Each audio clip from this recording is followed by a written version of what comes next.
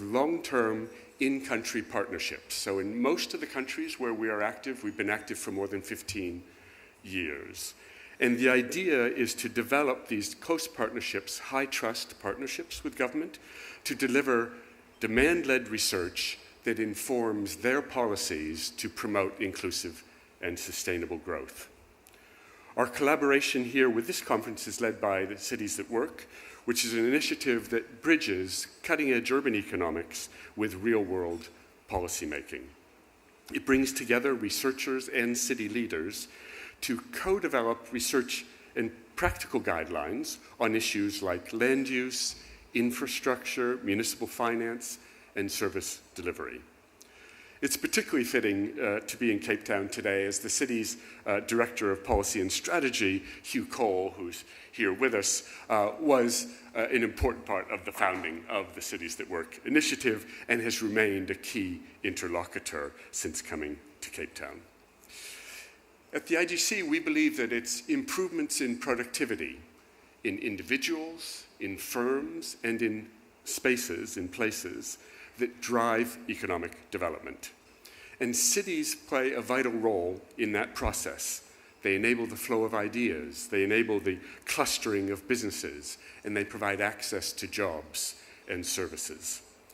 So that's why this year's theme, Urban Economics in Action, is so timely. Urban economics offers powerful tools to help African cities navigate challenges from mobility and housing to institutional reform and infrastructure. This year, we're placing a particular emphasis on infrastructure and service delivery, which are core functions that sit at the core of how cities grow and prosper. These are the things that people feel in their daily lives, whether water runs from the tap, whether their waste is collected, whether the electricity stays on, and whether public transport connects them to jobs and opportunities. Yet these are also areas where governments face tough trade-offs. Resources are limited, needs are often urgent, and the right delivery model, public, private, a mix of the two, is often very hard to get right. Urban economics can help cities navigate these choices. It helps to identify where infrastructure investments will have the biggest impact, how to design incentives for service delivery, and how to evaluate whether reforms are actually working on the ground. And one of the main reasons that evaluation is so important is that it is so difficult to get policies right in advance. So if we don't, as governments and people working with governments, give ourselves a chance to learn as policies are implemented, then we'll miss out on the opportunities to design truly effective policies. Let me give you 3 examples of collaborations in recent years. In Tanzania, the IGC supported research that evaluated a formal housing program and found that smaller plots were more efficient but undersupplied. The public services were often delayed. The Ministry of Lands in Tanzania embraced these findings and hosted a national dissemination workshop to guide future planning. In Lagos, Nick Sifanides, who's also here, worked with researchers from the bank and the state of Lagos to evaluate a major bus reform. The outcome was that access to public transport improved by 70% while increasing safety for women. These results shaped the Strategic Transport Master Plan and informed large-scale investments. Finally, in Kampala, IGC researchers collaborated with transport unions to co-design a new bus route for minibuses that is now being piloted, which shows how inclusive and evidence-based research can shape decisions even in highly informal settings. We're very pleased in these days here to be spotlighting the next generation of researchers. With support from the IGC and our partners, a group of early career urban economists have been here with us this week, and they will today be presenting cutting-edge work on African cities. They'll also be receiving feedback from senior scholars that helps them sharpen their ideas, improve their methods, and strengthen their policy engagement. Many of our young urban economists have gone on to publish in top journals, to take up teaching roles in major universities, and to win subsequent IGC funding to pursue their work further. This conference doesn't just showcase research, it also helps generate it. Last year's event directly inspired new projects in key areas of policymaker interest. In Accra, researchers partnered with the Greater Accra Regional Minister and a recycling firm to improve informal waste markets by linking collectors to formal recyclers. In Freetown, we worked with the Mayor's Office and are deploying flood sensors in informal settlements subject to coastal flooding to better understand climate risk and inform voluntary relocation policies.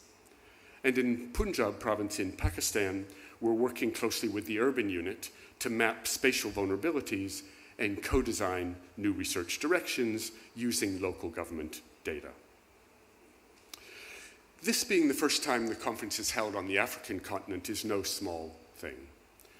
African countries, as we've heard, are urbanizing faster than any region in history, and they are doing so at lower levels of income. That brings enormous potential, but also new challenges. Cities can drive economic growth, innovation, and climate resilience, but cities in Africa must chart a new path. While global insights matter, effective solutions must be grounded in local realities. Urban economics has a vital role in helping African cities to make difficult political choices, allocate scarce resources, and build more livable, inclusive futures. That brings me to one final point. Urban policy is only as good as the data it is built on. Governments across Africa are data-rich, but insight-poor. Administrative data from transport, health, education, and tax systems is underused because of siloed systems, limited analytical capacity, and outdated tools. And that's before we even get to the fire hose of data from new sources. IGC is helping to change that by supporting government-led efforts to turn data into real-time actionable insights for policymakers. In Zambia, and I'm delighted we have the PS with us today, an IG-supported evidence lab in the Ministry of Finance has, for example, built an AI tool to automate survey coding, which is improving accuracy and will, we hope, save thousands of days of staff time once fully implemented. In Delhi, a machine learning model is helping to detect tax fraud with potential annual savings of $30 million. And here in Cape Town, we're building on a very strong foundation of data for decision-making, which Hugh Cole and Vicky Delbridge from the Cities at Work initiative have been instrumental in leading. The aim isn't just better access to data, of course, it's better, faster decisions that are owned by government. With that context, from the power of urban economics to inform these real decisions, to the importance of data, of young researchers, and of local partnerships, it's now my pleasure to introduce our distinguished panel. 4 leading voices who are shaping research, pushing the policy frontier, and bringing research and policy together to address the real-world challenges facing African cities. Geordin Hill-Lewis is, as you know, the mayor of Cape Town, where he has an impressive track record as an advocate for good governance, urban sustainability, and improved service delivery. He's also served on the oversight committees for public services and administration and for trade and industry, and most recently as the Shadow Minister of Finance. His policy priorities include improving infrastructure, releasing public land to housing, and improving the quality of life. As a leader, he has worked on fostering economic growth while addressing the needs of Cape Town's most vulnerable communities. Prudence, Kaoma, is the Permanent Secretary for Planning and Administration in the Zambia Ministry of Finance and National Planning. Building on more than 20 years of public service, she plays a central role in advancing Zambia's national development agenda. Her extensive experience has been instrumental in fostering data-driven decision-making and crafting sustainable economic policies.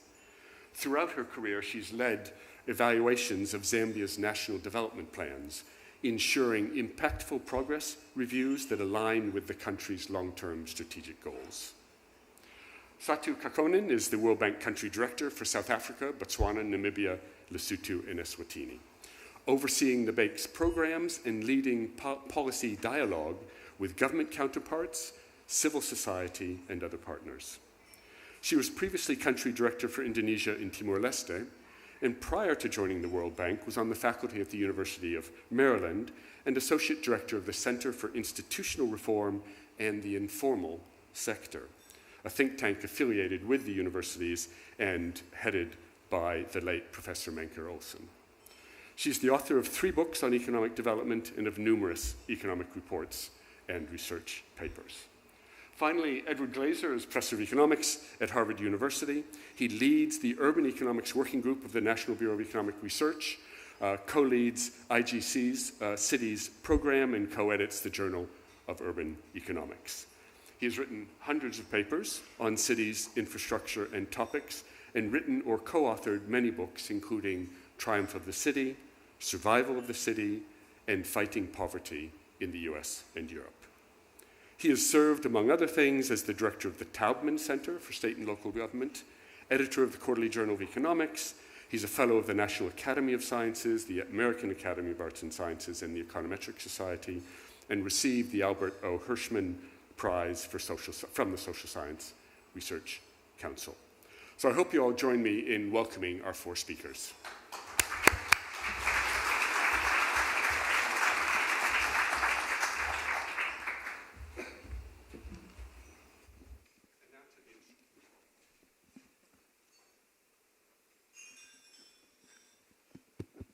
Okay, can you hear me? Yep. And now for the interesting bit.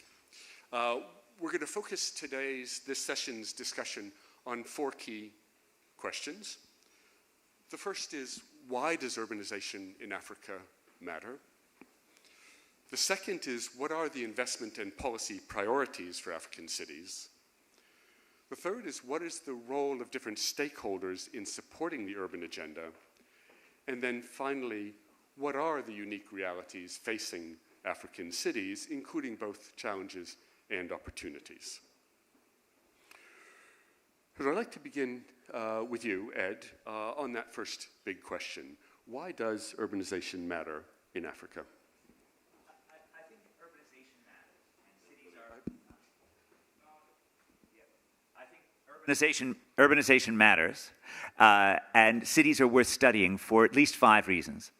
One of which is cities are capable of doing just absolutely amazing things. Those amazing things can be at a very high level. Think of the interactions between Joseph Black and James Watt that helped give us the separate condenser steam engine that powered the Industrial Revolution. Or they can be at a very ordinary level. Think about a welder coming to learn his craft in a township. They can shape the arts, the culture that sort of makes life worth living in some sense. Think of, for example, 15th century Florence and this amazing chain of ideas which created pictorial brilliance. Or it can shape politics. Think about the young Gandhi working in South Africa's cities, learning his talents of being a political change maker who would impact the entire century. But of course, cities can also do terrible things, right? An abundance of land hides many sins. And yet when we cram thousands, millions of people into a small amount of area, things can go wrong.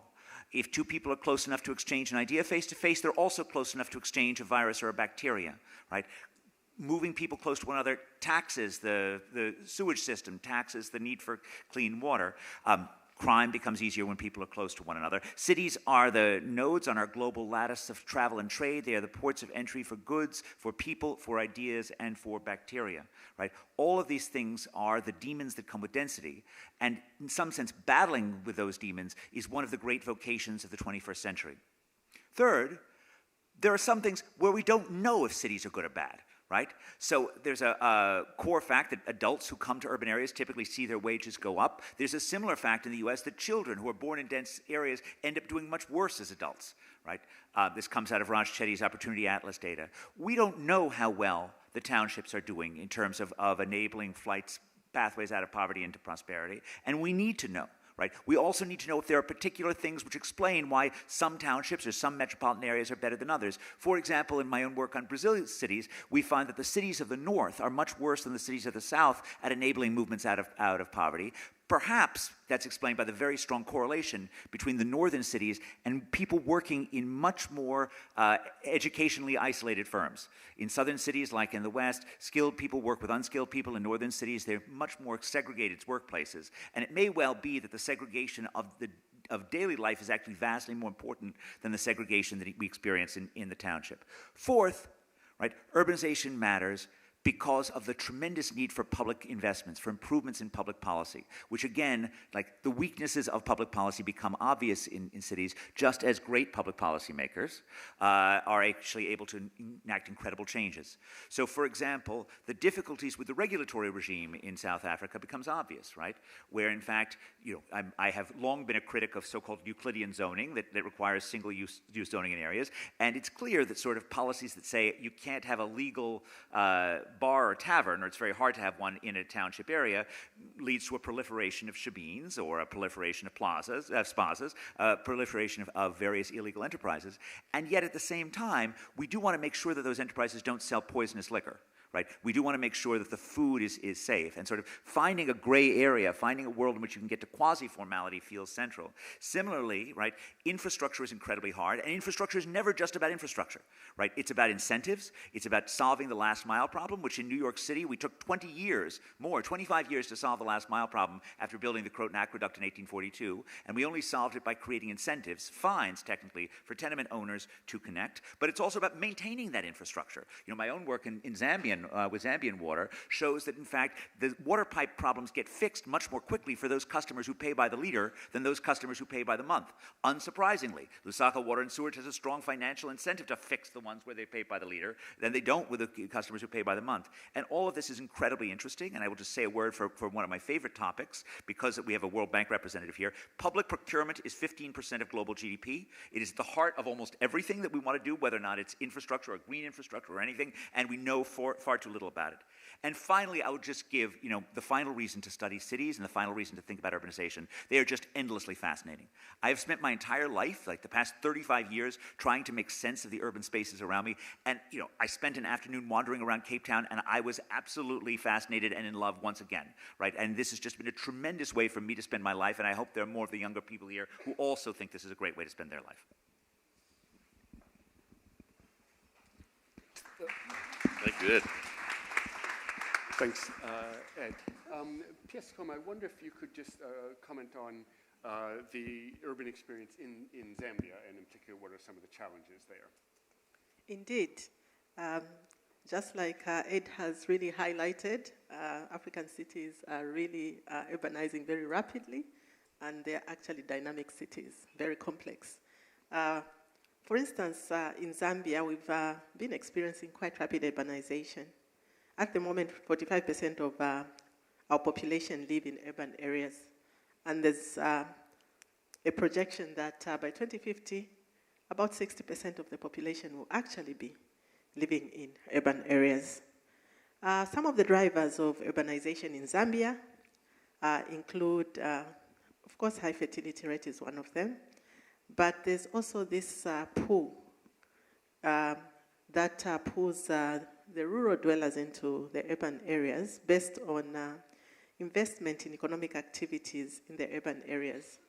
Zambia has been experiencing in the last decade rapid construction growth, as well as some investment in new mines.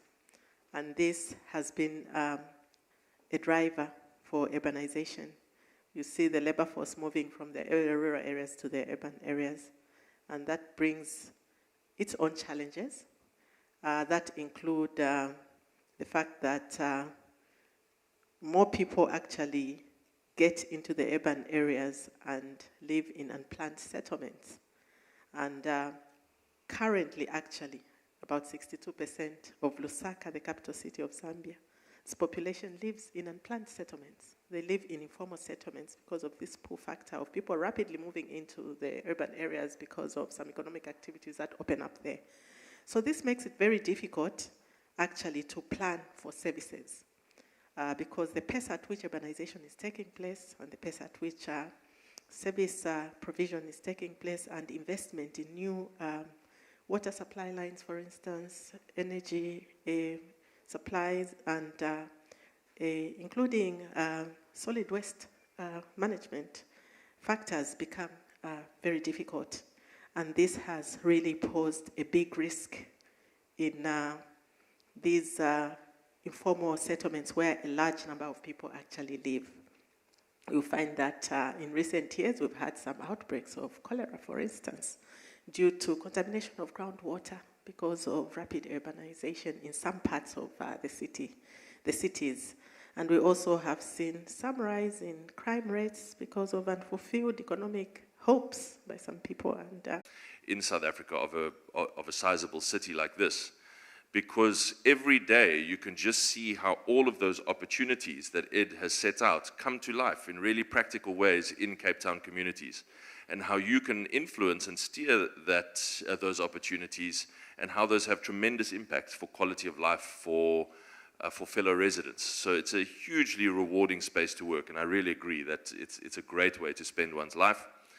I think one of the most rewarding things about it is that cities, if they focus on the core responsibilities of cities everywhere, whether they be in developed economies or developing ones, if they focus on doing what they are supposed to do, the basic core function of cities, doing them well, you can achieve huge upliftment of quality of life for people who are living in poverty. And in Cape Town, in South Africa, we have a huge number of people living in poverty. Nearly 40% of the country lives in some form of poverty below the international poverty line, or the upper bound poverty line, and many here in the city as well. So when you focus on things like basic service infrastructure, when you focus on things like delivering stormwater infrastructure for the very first time in a township, or informal settlement, what we called what did you call it? An unplanned settlement. That's a very nice euphemism for a township. So we call it a township in South Africa. When you do stormwater infrastructure for the first time, as our team does in Cape Town, you see the huge leap forward that it means for people's quality of life on a day-to-day basis, where previously you might live in a rain-soaked wetland throughout the winter months. You now live in a dry environment, settlement. That is an unbelievably rewarding thing for a city to be able to do.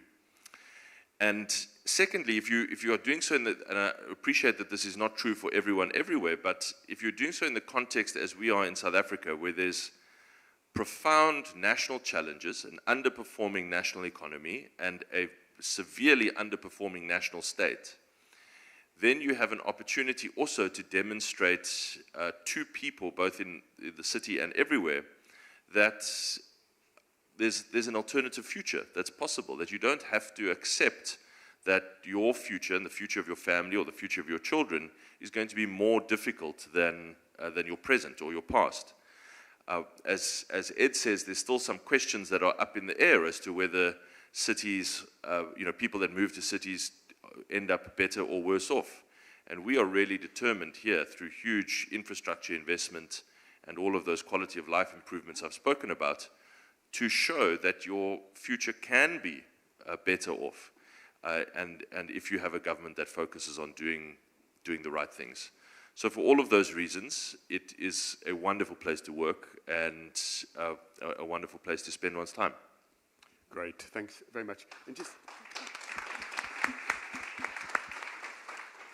And finally, and such, if I could ask briefly, because we want to move on to the next question, but I wonder, with your broader responsibilities across the neighboring countries as well as South Africa, if you could just say something quickly, briefly about the sort of heterogeneity in the different contexts of the different cities across the region.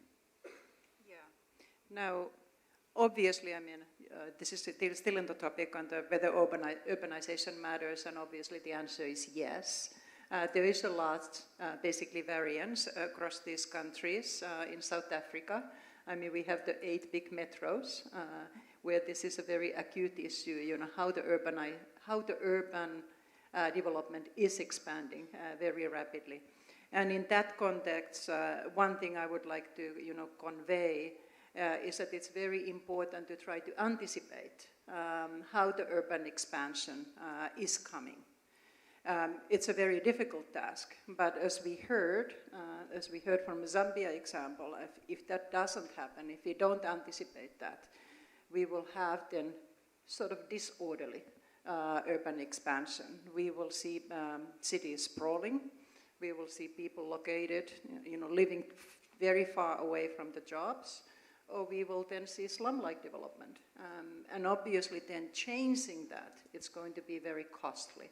So therefore advanced planning matters. Not easy, but you know, some urban experts are saying that, oh, you have to first start by planning the network of arterial roads and right-of-ways, and that would already help you, you know, getting some order there. Unfortunately, I mean, what we see in African countries, that this kind of anticipating urban planning is still in early stages. But I hope that as we now move forward, and given that urbanization in Africa is moving so rapidly, that more attention will be paid to this. Great. Thanks very much. Just a quick note, could I ask that we hold applause now until the end of the session so we have more time for the discussion? Now I want to change topics, and Mayor, come to you. What are the investment and policy priorities for African cities? I'm not sure I can speak for all African cities, but I can certainly speak for my own experience. I love the phrase that the demons of densification. The number one pressure that rapid urbanization places on the city is profound pressure on all of our network services. And so if you look at how cities are investing in infrastructure, it is probably the single biggest cause for the huge service delivery and quality of life problems that you see in South African cities. And I'm sure that this is true elsewhere. There is just a great paucity of adequate investment in essential basic services and infrastructure to cope with the pressure of urbanization. And there's no getting around that. There's only one way through it, and that is to do the hard work of mobilizing that investment. And if you can't pay for it all yourself, as we certainly cannot, then it's to mobilize international finance, as we are doing, working with the World Bank and other international partners. It's to mobilize private capital, to see that fixed capital formation, that fixed investment taking place at the necessary scale to cope with the pressure of urbanization. And I often use a slide which I call the most important number in South Africa. And you would ordinarily think that that's the unemployment number, but it actually isn't. It's a simple graph which shows that per capita fixed investment from the state has been declining for 15 years or more. And when you look across the urban environment in South Africa, you see the worsening living conditions, not improving living conditions, which is a absolutely scandalous indictment on city governments. That is the reason. That one graph is the fundamental reason for that. So we have been determined to turn around that trend. And Cape Town had been investing in infrastructure. It's not to say that there was no investment, but if you plot it on a simple graph with population growth and per capita investment, the investment graph was not keeping a track with the growth graph. And so we've really tried to bend that curve upwards so that they can eventually touch one another and ideally actually get ahead of the population growth curve so that you can, what seems like a distant luxury in South African cities, but we're determined to try and get there, have something called spare capacity, where you're actually ready for more growth, not just trying to constantly run to catch up. We're still very much in the run to catch up phase, and that's the overwhelming priority.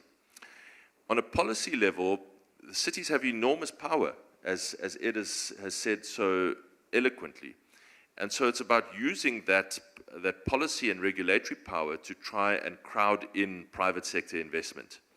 And for me, that was most telling in the housing space. In South Africa, we have this enormous government housing program, which attracts billions of rands of public money each year. But to be honest, if you look at its performance over the last 20 or 25 years, the waiting list for subsidized housing today is much longer than it was 25 years ago. So after all of those tens of billions of rands of investment, we've gone backwards. And that's simply because the state, using public funds, can never invest at the pace adequate to actually keep up with demand. And so we've kind of flipped that on its head in Cape Town and said, how do we crowd in private capital to deliver much more affordable accommodation much more quickly? And I really am very, very excited about the program that we are running, which we've given this terribly government name of small-scale rental units, SSRUs. But it's essentially unlocking the potential of micro-developers in the township who are small-scale entrepreneurs themselves, and helping them to become compliant and build safe structures, not for compliance sake. Obviously, it's important that buildings are safe and properly connected. But when they are compliant, you can all of a sudden unlock all this private capital that can only be attracted to a compliant, law-abiding business. And you get this rush in of private capital that's attracted to the very attractive returns available and yields available in affordable accommodation. And all of a sudden, almost literally overnight, you can go from delivering a couple of thousand units of affordable accommodation to many multiples of that each year, because you're using the regulatory and policy power of the city to unlock that investment. And so those are just two quick examples that I think can make a huge difference and are making a huge difference in Cape Town. Great, thanks very much. P.S. Kaoma, I wonder if you could add sort of one or two examples of what you see as the investment priorities for Zambian cities. Indeed. We have seen that, as I mentioned earlier, there's rapid urbanization and slow pace of infrastructure development. And the government has recognized that this is a big issue. So there's a big program that has been adopted with regard to fiscal and administrative decentralization.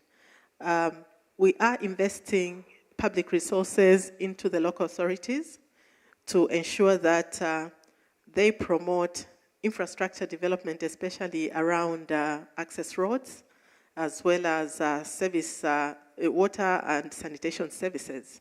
Those are being looked at as important elements of helping the cities to enhance quality of life for the citizens, as well as providing the basic services that are needed for the population. So we've seen investments in road and other services.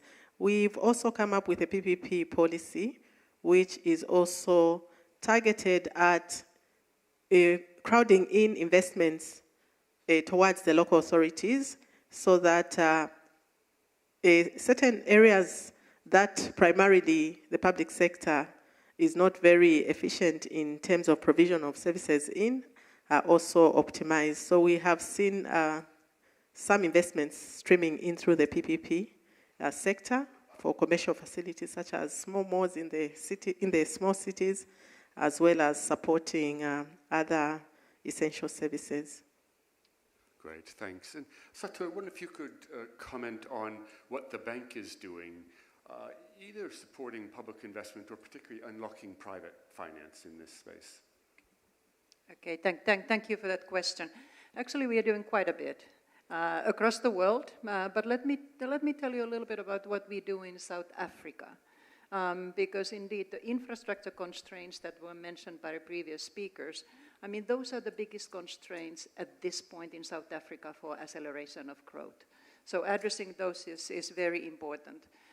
We are working, so we are first of all working with the public sector on that side, focusing specifically on energy, transport, and water. because those are the biggest issues affecting basically South African cities and South African people. In terms of getting the private investors in, we are in fact right now developing a blended finance risk-sharing facility for South Africa. Obviously, the state, city governments, even the multilateral banks don't have adequate resources to finance all the infrastructure needs in this country. We need to get the private sector in. We are providing through this platform risk-sharing mechanisms, or risk mitigation mechanisms to get the private investors in. And we are hopefully in a matter of months, we are launching a credit guarantee vehicle that will provide then risk mitigation against the off-taker repayment risk. And we hope that this will basically facilitate private investors to come more and more to the infrastructure space in South Africa. And we will, above all, we are going to work across the country, but hope to focus initially on energy transmission system upgrading and expansion, as well as water. Yes, we will cover water. Thank you. Great, thanks. And finally, Ed, just any quick thoughts about urban priorities in this space? So I have 4 relatively quick thoughts on sort of public sector priorities, public sector issues in really all cities. First, and I think the most important starting point is to know your limitations and be smart about them. And you heard the mayor talk about getting the basics right, and he's certainly right about this. But I'll just give you a couple of examples of this. So, one element of knowing your limitations is don't think that you're going to be able to micromanage every activity that goes on in every spot in the city, because you're not, right? No matter what crazy zoning thing you put on the books, it's not going to be administered.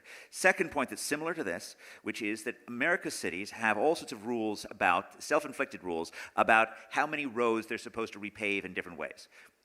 The majority of them don't get near 50% of the roads they're supposed to be repaved.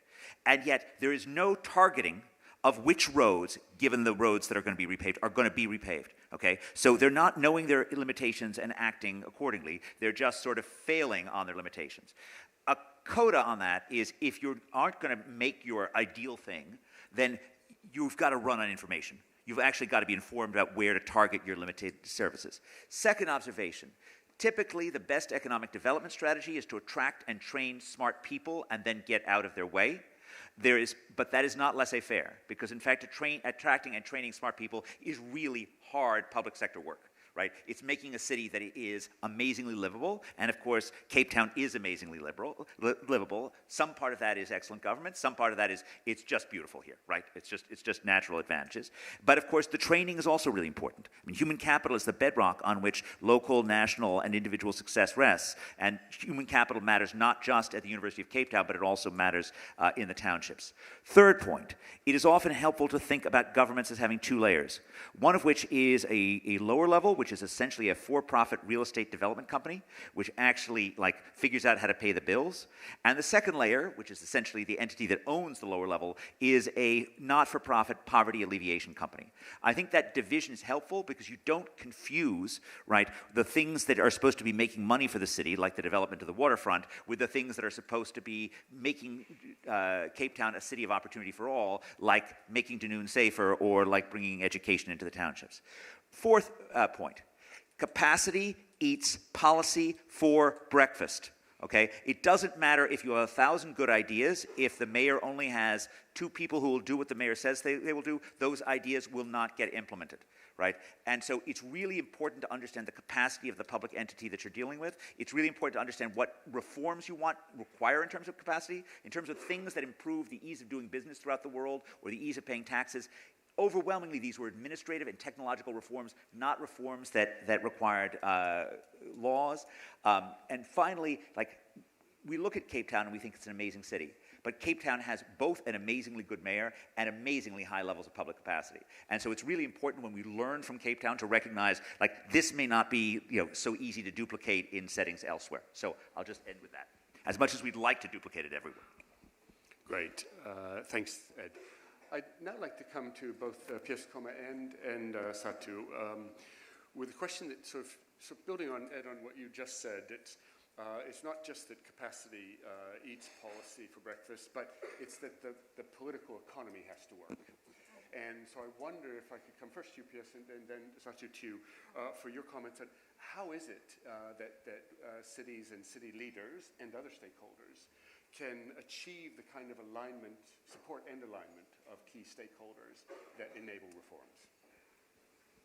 Indeed, I think what's needed is having in place a strong strategic planning and coordination mechanism and framework, because cities cannot really do it alone. They need the policy, effective policy support environment at national level, and this can come in the form of legal frameworks, development coordination frameworks, and other tools and institutional arrangements that can support the cities to effectively bring the stakeholders who would support effective urbanization. For Zambia, at national level, we have the policy framework of an effective vision, national vision, which is looking at achieving industrialized, diversified, and climate-smart cities. And from there, some of the policy and legal frameworks that are in place, we have the National Urbanization Policy, the National Housing Policy, the National Lands Policy, which have been revised recently to address the recent and emerging realities that cities are facing. We've also adopted a new decentralization policy that brings in various stakeholders to play a role in supporting development of cities. We are looking at private sector, we are looking at corporate bodies, we are looking at the role of government, we are also looking at the role of citizens themselves. So this policy framework and mechanism has been established and legislated by law, the Planning and Budgeting Act, which has really made it possible to bring to the table the various stakeholders that need to support effective urbanization. There are also other supporting policies around transport and logistics. These have been revised and reframed to ensure that roles and responsibilities of various players are explicitly outlined, including how we'll interact with our cooperating partners to support the development of cities. So governance and policy frameworks really have to be put in place, which are clear and bring into the picture all the identified and mapped players. This is what will help to, I think, create a good balance and an effective urbanization agenda. Thank you. Great, thank you.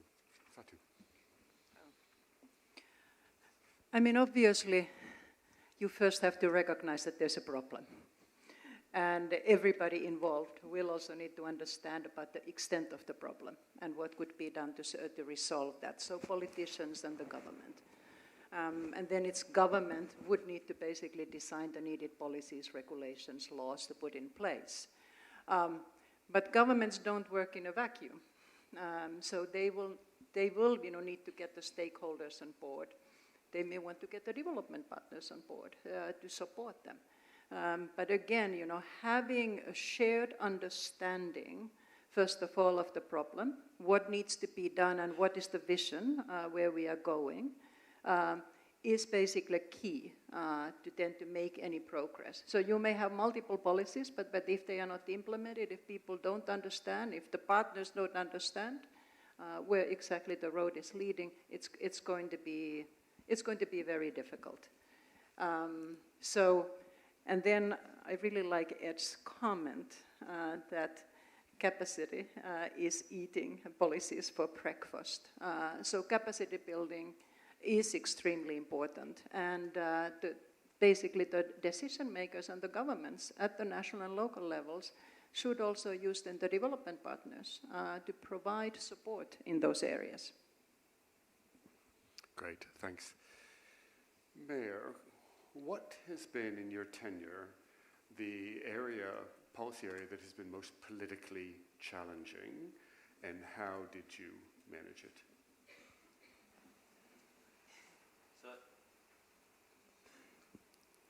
that on? Yep. I think without question, it's two main areas. It's how to pay for infrastructure, and it is planning rules. So on the first, we don't get an enormous amount of infrastructure funding from the national state.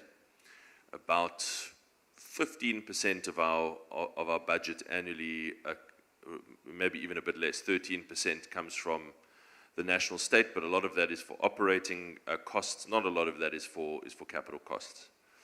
And so most of the infrastructure investment that we are undertaking has to be self-funded, which means that a great proportion of it must fall to the local taxpayer. And of course, South African cities, all cities in developing countries, I think, are in this kind of financial vice grip where you have a very small tax base, but a huge population that requires services. And the costs can be enormous. One major wastewater treatment works is a 5 billion rand, what's that, like $300 million project. Now, when you are spreading those costs over just 1 million local taxpayers, the costs are very tough to bear. So that makes the political argument around costs tough, because even while everyone agrees that more services are needed, better infrastructure is required, no one likes to have to pay for them. So that has been an interesting challenge or exercise in political and communications management, and some interesting lessons learned there. And then, of course, planning. The other part of this is as much as you explain or try to explain that one of the best ways to pay for that infrastructure and to make every marginal unit of that infrastructure cheaper is to densify the city, that is incredibly controversial. And we're all familiar with the phenomenon of NIMBYism around the world. The Economist magazine very kindly introduced me to a much better acronym, which I'd like to tell you about, which is called BANANA, which is build absolutely nothing anywhere near anything. And we have lots of those in Cape Town as well. And so you've got to try and build a coalition of support for densification around the urban core and around transit routes and so on. And that is very, very politically tough. And I used the anecdote at a conference that I spoke at recently where only 3 times, I think I'm quite lucky in this case, that only 3 times in my term of office so far has someone screamed at me in public. And the 3rd time happened this last December, when someone came up to me in the Ocean Basket restaurant where I was with my family and started poking me very aggressively in the chest and said to me, "You're trying to turn Constantia into Claremont." And South Africans in the room, or Cape Townians in the room, will understand why that's hilarious, because Claremont is actually an amazingly nice suburb that most of us would be very lucky to live in. But for someone living in Constantia, that's like absolute horror. So that you've got, it's a tough thing to try and build that political coalition that can get you adequate support. You're never going to have consensus, but adequate support to really drive density. Great, thanks. And Ed, maybe just one example internationally of mayors, city leaders who've been particularly successful in creating the political coalitions to drive significant reforms. Well, so I'll give an example from Boston on the building of the waterfront area, which is not that different than here. And I'll contrast that with New York, where both had two mayors who were really quite similar in many respects, Tom Menino in Boston and Mike Bloomberg in New York, both of whom favored densification, as the mayor just suggested. Menino was by and large, it's a smaller scale, but was much more successful. And I think the critical element was that as soon as Mike Bloomberg got on his plane to Bermuda, the ordinary voters thought that he was fundamentally doing this for rich people who would live in these towers. Whereas Tom Menino, who, as far as I know, never left his Boston neighborhood if he could possibly avoid it, right? Everyone understood that even if there were going to be tech companies that occupied these towers, right, they were tech companies that were meant to make ordinary Bostonians better off. And I think, for me, the critical element is sort of building the case that even if the towers themselves, or whatever it is you're building, aren't going to be making space for ordinary residents of Cape Town or Lusaka, but that the mayor still is fundamentally about building a city that is an inclusive place of opportunity for all. And I don't know how to do that thing in all cultures. I think it's very different in different cultural areas. I know that, to all appearances, this mayor appears to know how to do it here, which is fantastic, and I know that Mayor Menino was able to do it in Boston. But I believe it's fundamentally true that densification is actually of benefit for everyone, and I believe in many cases in the US, allowing more density in these attractive areas means you don't have pressure to gentrify lower income areas. And so that creates, in some sense, more space for everyone, and that the economic booms and the savings on the infrastructure also benefit everyone. But making that case can be hard. Great, thanks. Ed, let me come back to you to launch us on our fourth and final question, which is, what's different about Africa and the challenges that African cities face? So what are some of the unique challenges, but perhaps also the unique opportunities? Then I'll ask each of our panelists to share a few thoughts on that. Well, I think the first thing, which you mentioned earlier, is that, you know, if you go back to 1960 and you ask what share of countries with per capita incomes below $1,000 in modern dollars, what share of them were more than one-third urban? The answer is there were none of them that were more than one-third urban. Because in 1960, as had been true throughout essentially all of human history, right, to be poor was to be rural. And that has fundamentally changed. And everything that we see around us is in some sense a reflection of that. And so we are, you know, facing a challenge of urbanization in Africa, which is we're facing urbanization with far fewer resources than urbanization it had in other areas, and often, you know, with much more limited public capacity. Not here, but in many parts of Africa, public capacity is extraordinarily limited. But at the same time, the fact that you're urbanizing earlier in terms of income means that cities have even more scope to do miraculous things, right? There's even more scope for cities to you know, make democracy stronger, to make civic life stronger, to find pathways out of poverty earlier, to do transformative things. And that, in some sense, is the other side of it, that it both the challenges are larger, but the opportunities are even greater, which in some sense means that African cities are cities on steroids, right? There's some sense there's more city there than anywhere else in the world. Added to that, the incredible cultural richness of Africa, the incredible entrepreneurship, the incredible ingenuity of ordinary Africans, and to me, I think the next century of Africa's cities is going to be an amazing century, and I just look forward to being part of it for some of that. Great, thanks. Satu, maybe next to you, any thoughts? Okay.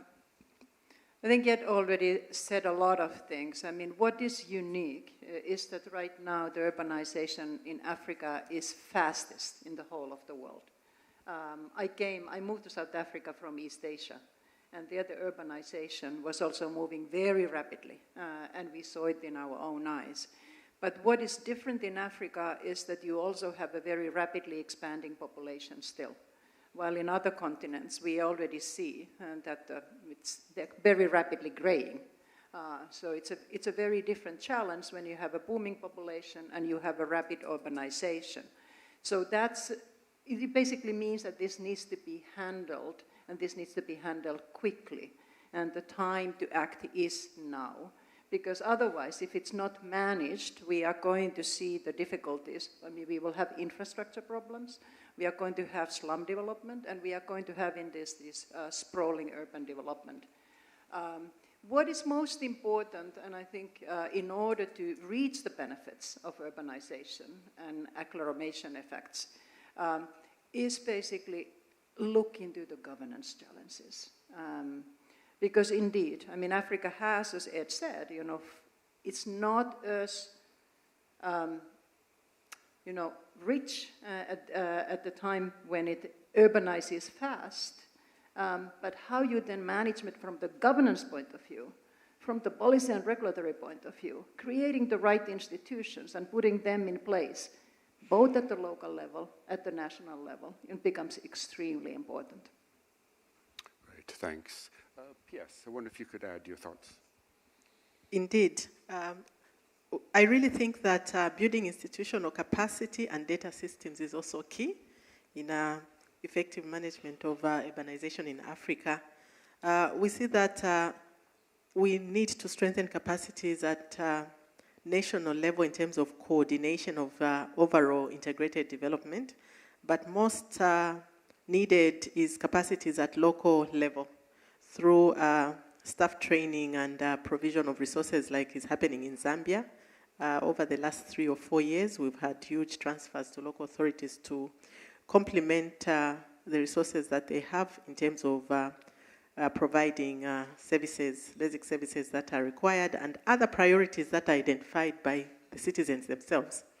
We have seen that the use of spatial data and GIS mapping of informal settlements has also worked for Zambia, because we have also seen rapid changes in terms of intra-city migration, and that needs to be understood and studied also, so that we see how effectively governance mechanisms and management of services can also be effectively done.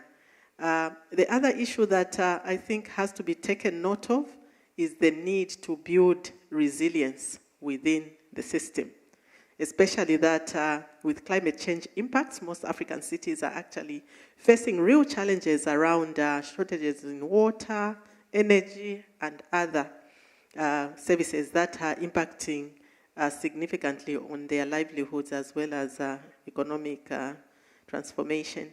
So we see that use of big data, GIS maps, and other services, including, I think, just investing in research and analysis. In Zambia, for instance, we are working with the IGC on what is called the Zambia Evidence Lab, which is undertaking a lot of analysis to help various entities, including the Ministry of Local Government, to effectively understand certain data and see how they can use that for integrated planning.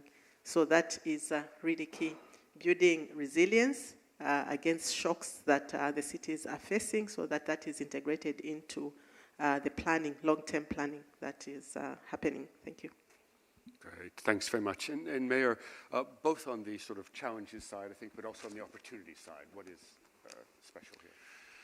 So I think a useful thought experiment is always to go into your mind's eye and imagine your town or city, wherever you're from, at double its present population. For Cape Town, that means a city of 10 million people. That sounds incredibly daunting and scary because there's only probably a couple dozen cities in the world that have got 10 million people or more. But then zoom back from that place in your mind's eye to today and realize that regardless of anything you do, that day is coming. And it's coming sooner than you think because urbanization is so rapid.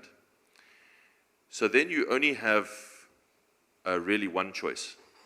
You can choose to either be a victim of that urbanization and densification happening in front of you and wake up one day when your city is double its current population and say, gee, well, this is so difficult. We never saw this coming.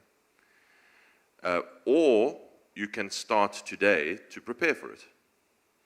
That is the only choice. It's only the political fringe on the far right, and actually, interestingly, on the far left as well, they always tend to agree with one another eventually, that says, that argues against, you must somehow stop urbanization, as if that's possible. But it's a totally fringe view. So the only choice that we face is how best to prepare for it, or to be a reactive kind of victim. And so I would just encourage you to think clearly through that scenario in your mind's eye. How are you, firstly, where are those people going to be? How are you going to collect the trash? How are you going to supply them with water? How are they going to move around the city? What does that mean for public transport? And start to think in detail about those problems today and start to do something about them. And through that process over time, not that we are anywhere near to that place here, but over time, you can actually get ahead of the challenges and start to exploit the opportunities rather than always be on the back foot. Great. Well, thanks very much. I was going to close by asking each of the panelists to offer any closing remarks they had, but I think the remarks we've just heard actually do that so very well from each of the four panelists, and then I think, Mayor, closing with your thoughts about imagining a city at twice the size as a very important guide to how we need to be thinking about city challenges. So I hope you'll join me all in thanking the panelists for this really very insightful conversation.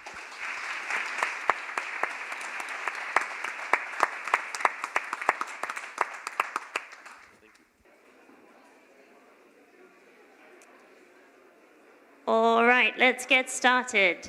So first, to esteemed mayors, the national government officials, distinguished guests, colleagues, and hopefully by the end of this conference, friends as well. It's an honor to welcome all of you to the next important discussion on our agenda, which is titled Solutions for Prosperous African Cities. We've heard a little bit this morning about why cities are so vital for economic growth, what we need to invest in, and the role that economics plays in guiding those decisions. We've also heard about the unique realities that African cities contend with, both good and bad, and the role that different stakeholders can play in pushing forward the urban agenda. But I want to be clear, our focus today is not simply on identifying the issues, many of which are very well known by now, but also on spotlighting solutions, strategies that are working, ideas that are scaling, and policies that are making a difference, because there really are many. This panel is a space to inspire and to learn from each other what is necessary to build cities that work for everyone. To set the stage on this vision for success, we are joined by an esteemed panel of urban policymakers who are all at the helm of designing and implementing these solutions.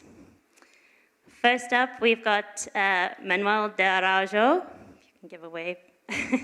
He is the mayor of Quelimane in Mozambique. Quelimane is the 5th largest city in Mozambique, a secondary city facing large migration and climate change challenges. Mayor Araujo is also vice president for Africa of ICLEI Local Governments for Sustainability. He received his doctorate in international development from the University of East Anglia and has lectured at various universities and institutes as well. Interesting fact, Mayor de Araujo was also elected Lusophone Personality of the Year in 2018, so we know he's going to have something interesting to say. Next up, we have Ogalaletseng Garekwe, who is the Deputy Director General for Intergovernmental Relations at the National Treasury of South Africa. Ms. Garekwe plays a key role in ensuring that financial resources are allocated effectively across the country's various levels of government. Their work includes overseeing fiscal policy, budgeting, and intergovernmental coordination, ensuring national, provincial, and local governments can work together to meet the country's development goals. Finally, we've already introduced him, but we've got Lungelo Mbandazayo, the city manager of the city of Cape Town, who leads the administration of South Africa's 2nd largest city. With extensive experience in public administration, Mr. Mbandazayo manages key municipal services, drives strategic policy initiatives, and is committed to improving the city's governance and service delivery. His focus is on transforming Cape Town into a more resilient and inclusive city by tackling issues like urban poverty, housing, infrastructure, and economic development. Finally, we are also very lucky to be joined by Professor Diana Mitlin as discussant. Diana is CEO of the African Cities Research Consortium and Professor of Global Urbanism at the University of Manchester. Her research involves studying how cities in Africa can leverage their urbanization process to create more equitable, inclusive, and sustainable urban futures, and we'll be reflecting on these case studies of success from a research perspective. There will also be opportunity for you all to ask your own questions at the end of this session, so please do make note of them as we go, and we'll come to you in the Q&A. With that, I would love to hand over to Mayor Manuel to take us through his story of success in Quelimane. Well, thank you very much, Vic, for inviting me to this very important gathering. Well, I was puzzled when I was invited to be here, and so I have been struggling to give a title to my presentation. And finally, I decided to call it Unconventional Public Policy Agency in the Making, Fostering Catalytic Change in City Cycling Infrastructure, the case of Quelimane. I don't know if it means something to the listeners, but what really I intend to talk about is to share with you the experience that we had in Quelimane, and actually it's still going on, with a challenge that we faced, which was transport, by that sense, urban transport, in a poor and very badly planned city, and informal settlement, as someone said before. It was said in the opening remarks that Africa is one of the fastest urban continents. It's a fact. But what was not said, if I was listening correctly, is that one of the main characteristics of this fastest urban growing is its youthness. The youth are the most important part or characteristics of this urban trend. And some even say that by 2050, we will have in Africa 1.4 billion people, which actually it can be seen on one sense as a positive trend, because you have a fast urbanizing continent on one hand, on the other you have the youthness of that trend. But it could also be a watch bomb if it's not well planned, because having this growth of young people flocking into the cities without proper planning infrastructure, without employment opportunities, it can really derail the whole process as it happens, and we witness it, what happened in Nairobi, in Kenya, over the last 2 years. And actually, I could even cite my own country, Mozambique, which witnessed after the last year's elections 3 months of civil unrest, where people could not work. If you left your house in the morning, you wouldn't be sure that you will come back, because the youth got into the streets to protest, though the main reason was the election process, but the underlying fuel was unemployment, because we have got a very huge supply of young people in urban areas, and most of them are in the informal sector. Their only means of income and of survival is by buying and selling in the informal sector. I decided to share the example of cycling because of the unpredictable nature of how things came together. When I ran for the mayorship position in 2011, cycling in Quelimane was seen as a poor mode of transport. There was a stigma for those who were cycling. So if you own a cycle, you'll be seen, well, you are cycling because you cannot afford a motorbike or because you cannot afford a car. But when I decided to run, the first question I asked to my team was, please draft a budget of how much it will cost for us to run a campaign. And when I looked at the draft budget, the highest item was fuel. And I tried to understand why fuel. And the response was very simple.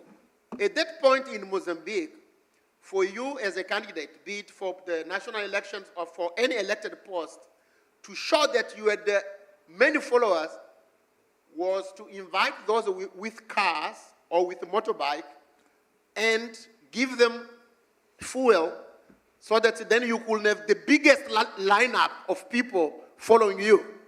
That was like, the standard mean of doing campaign.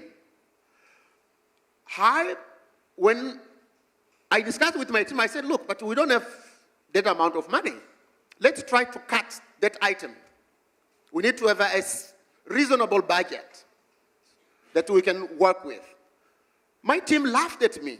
They said, how can we expect to win without cars, without a motorbike? We cannot align with the poorest. Otherwise, what's the point? We need to show that we are strong, that we have resources, that, we can deliver. So the discussion went on. And of course, at the end, I said, well, that item is off. We need to find a way of campaigning without using cars and without using motorbike, and therefore without having to give fuel or to sustain that expense.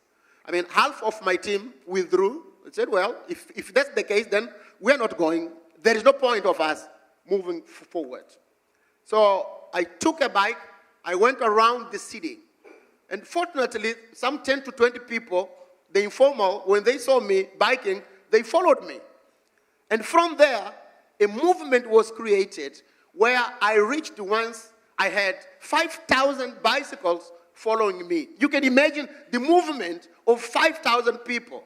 And actually, there was another advantage. And the advantage was that if you are cycling, the probability of touching people or talking to people is higher than when you are in a car. And actually, most of those cars would have only one person. So the potential for reaching more people was actually higher than the previous method. So we changed the political landscape and the way campaigns were doing.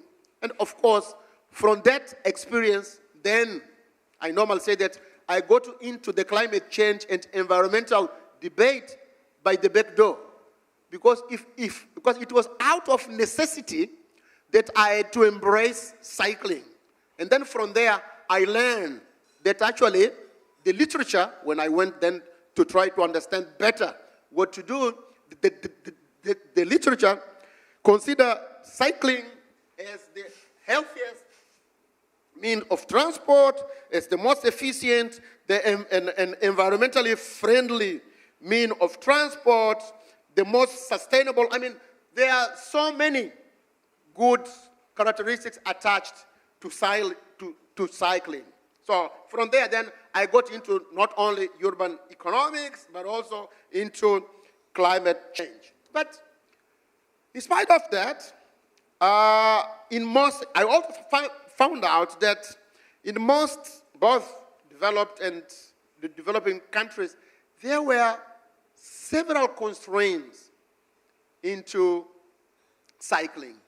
And after winning the election, then I had a dilemma. A question came. How can I pay back to those who supported my campaign?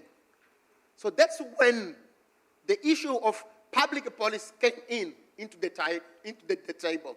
So we decided to prioritize that mode of transport, and also we decided to build infrastructure, be traffic lights, zebra crossing, but more important, we built the first cycle line in Mozambique, which today it's a trend. Other cities are coming to Kilimani to learn how to plan, how to have a transport mobility plan, and how to improve the ways people move without endangering the environment. At the beginning, because we didn't have really resources for it, we applied for the Portuguese Environmental Agency for the first seed money that we used to build the first infrastructure in terms of traffic lights, but more important, as I said, from the cycle line. So the idea, and then we found out that more youth from the 18 to 35 years were cycling, actually, and very few women and children were engaging in this activity. And the reason was the safety. So that was another reason why we embraced, not only to pay back to those who supported us during the campaign, but also to create the necessary conditions so that more children and more women could actually engage in this very considered as one of the best ways of transport. Of course, then we faced challenges from those, for the car owners, because the standard view in most African cities, but not only in Africa, is that roads were built for cars. So we were seen as intruders. And actually, there was a movement of car owners which came about and collected signatures in my city in order to prevent the cycle lines being implemented. Of course, because those were powerful people, they made a lot of noise. You know, they were in all the newspapers, they were on the TV station saying, and their main message was, if you want to build your, or the mayor's cycle lanes, build new roads, build your own roads, because these roads were built for cars and for car owners. So it became a very heated political debate in my city. And we had really to come up with strategies to implement what we had already decided, but also to see if we could convince other groups of stakeholders about the importance, like doctors, like teachers, and those who could not actually indeed afford cars. So it became a political contested area where we needed to promote our policy, but also we had to come up with strategies to convince those who were against this policy. Because the idea was, and my motto was, let's democratize the roads. Meaning, how could we make sure that the roads were divided according to the modes of use and the modes of transport? So we carried out a study in my city where we found out that 40% of the modes of transport were cycling, and then 35 walking. And actually, last year, we not only won an infrastructure prize at the Velocity event in Ghent, Belgium, but also an article published by The Economist named the city of Kilimani as the #1 walkable and cycling city in the world. Actually leaving Utrecht in the Netherlands as the 3rd walkable city in the world. But of course, as I said, you find challenges. You need to bring in allies. You need to have a forward strategy. But of course, you need to be able of leading by example. Because I am known as the cycling mayor because I cycle most of the time from home to office, but also from office to home. So the lesson I want to bring here is that if you want to implement change, you need to do what you preach.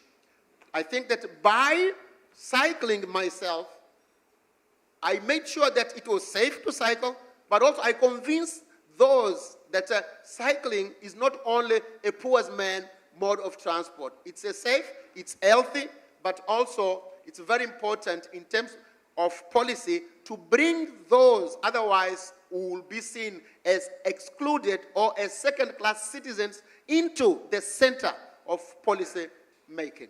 Thank you very much. Wonderful. Thank you, Mayor Manuel. I think a really important reminder that we need to think about our secondary cities in Africa as well, and that those cities can also lead the way in terms of change and making solutions for prosperous cities. Mayor Manuel, I remember you saying in a previous talk, when talking about the political economy challenges, that mangroves don't vote. And it's been a statement I've held with me in a lot of discussions. I think it's really important to think about how you navigate some of these issues when it's coming against some of these political economy bottlenecks. We'll hopefully come back to that in the questions. We heard earlier that urbanization is too important to be left to cities alone. So I'd like to hand over now to DDD Kharekwe to tell us about the work of South Africa's National Treasury with municipalities across the country.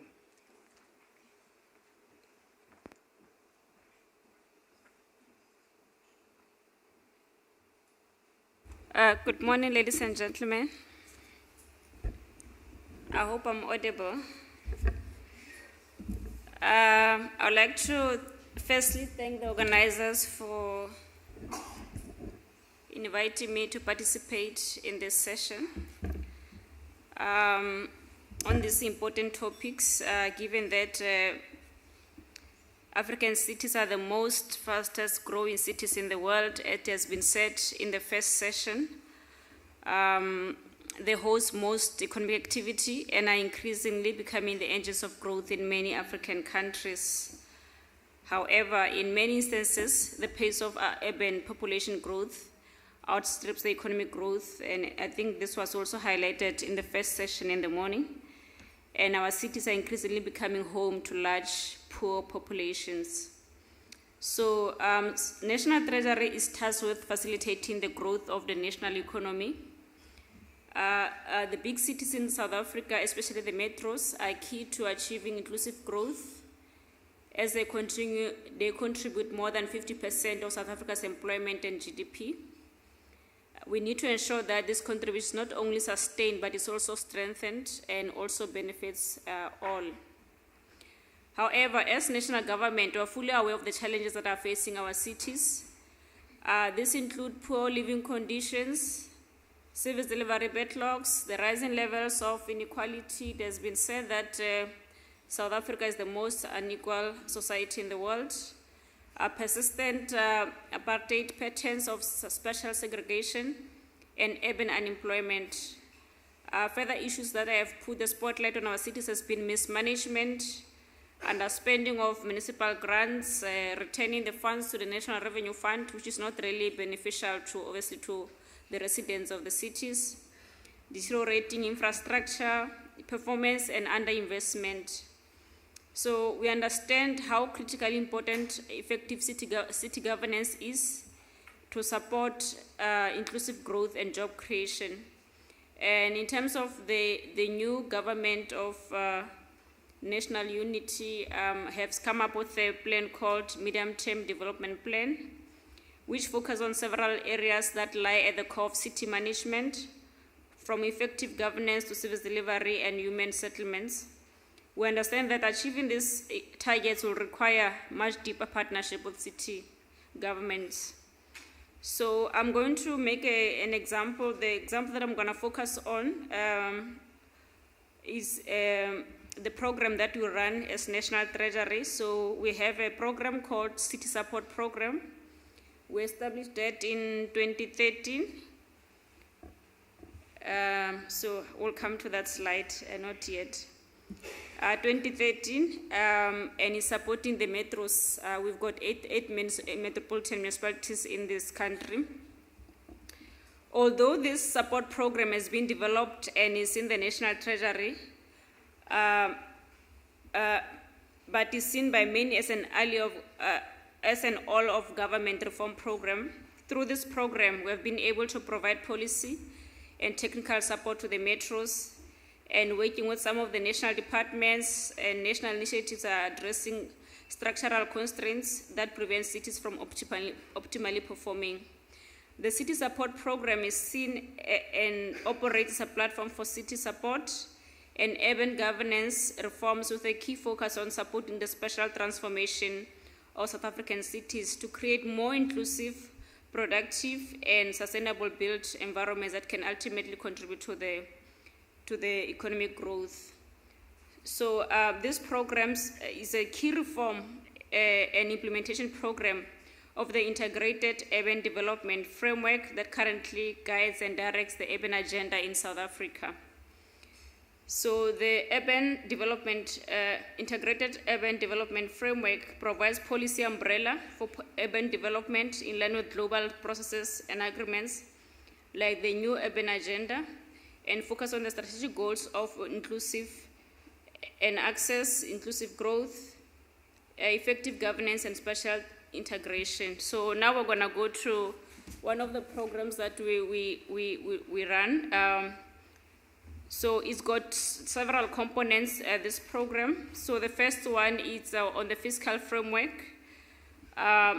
So a CSP, or the City Support Program, operates according to the assumption that to support cities reach their full developmental potential, 3 areas of work are required. They include helping to provide a strong local government fiscal framework, to ensure that public resources are managed efficiently and allocated strategically through the introduction of greater performance incentive into the system of intergovernmental grants.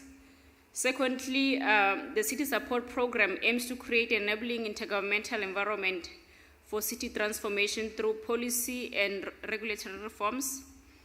And finally, under this area of fiscal framework, the City Support Program provides the integrated program for city implementation support, which includes technical assistance and peer learning opportunities such as community of practice.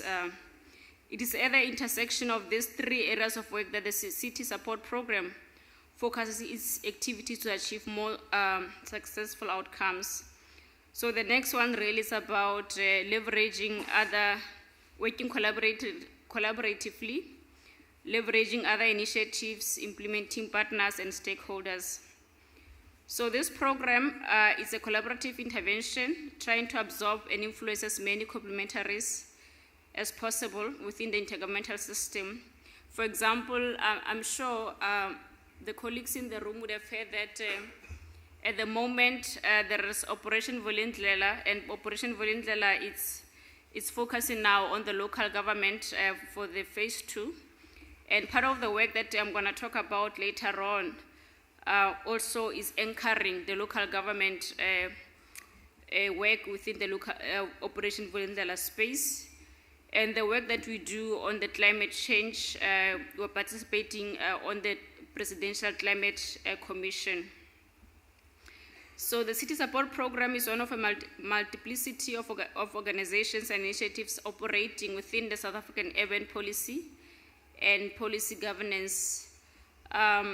So forging partnership, especially on technical support, has allowed City Support Program with limited organizational structures and support system of its own to mobilize resources, deploy support more effectively and seamlessly would otherwise have been possible. So the other next one is, if you can go to the next slide, it's really about the leadership.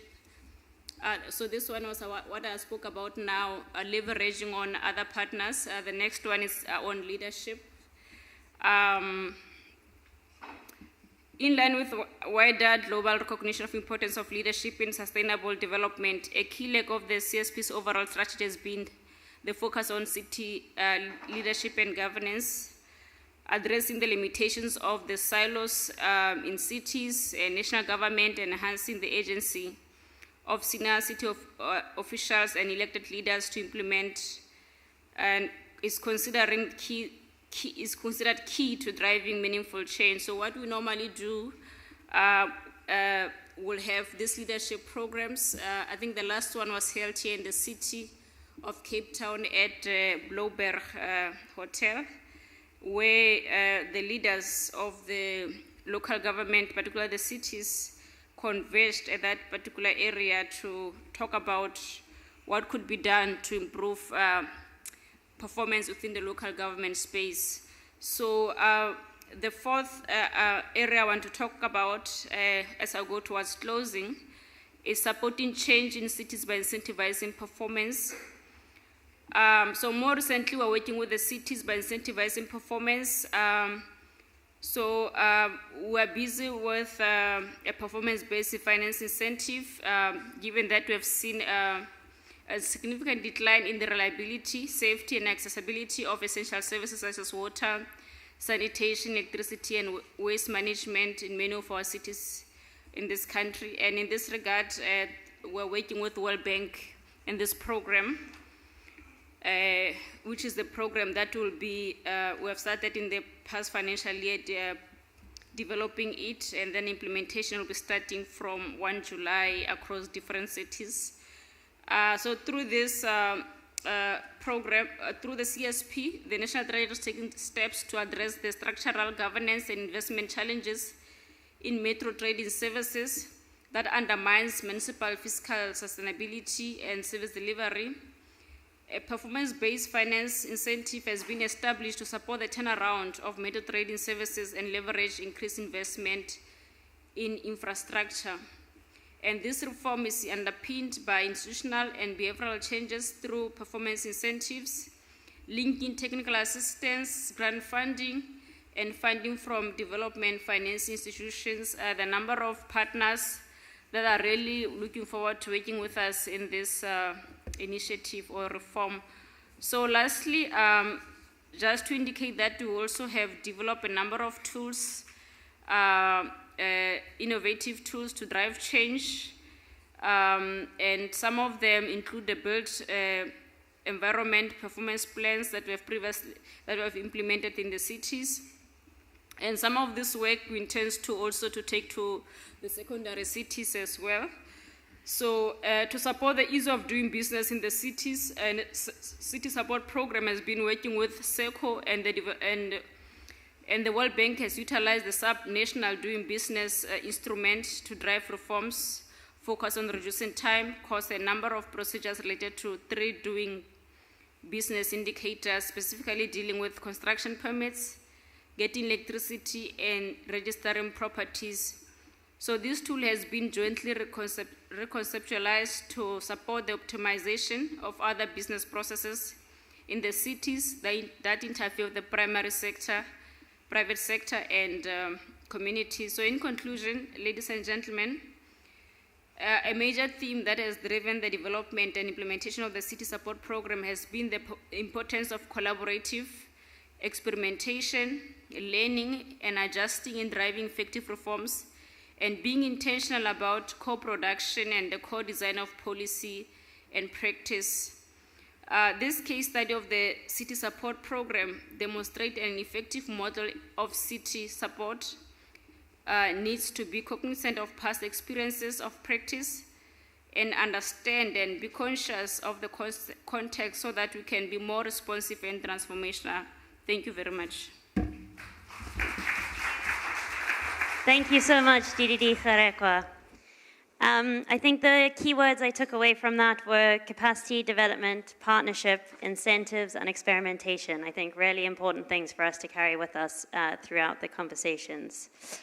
Next up, we know the City of Cape Town has a very ambitious agenda, and I'd like to hand over to City Manager Mbandazayo to tell us a little bit about the reforms in Cape Town.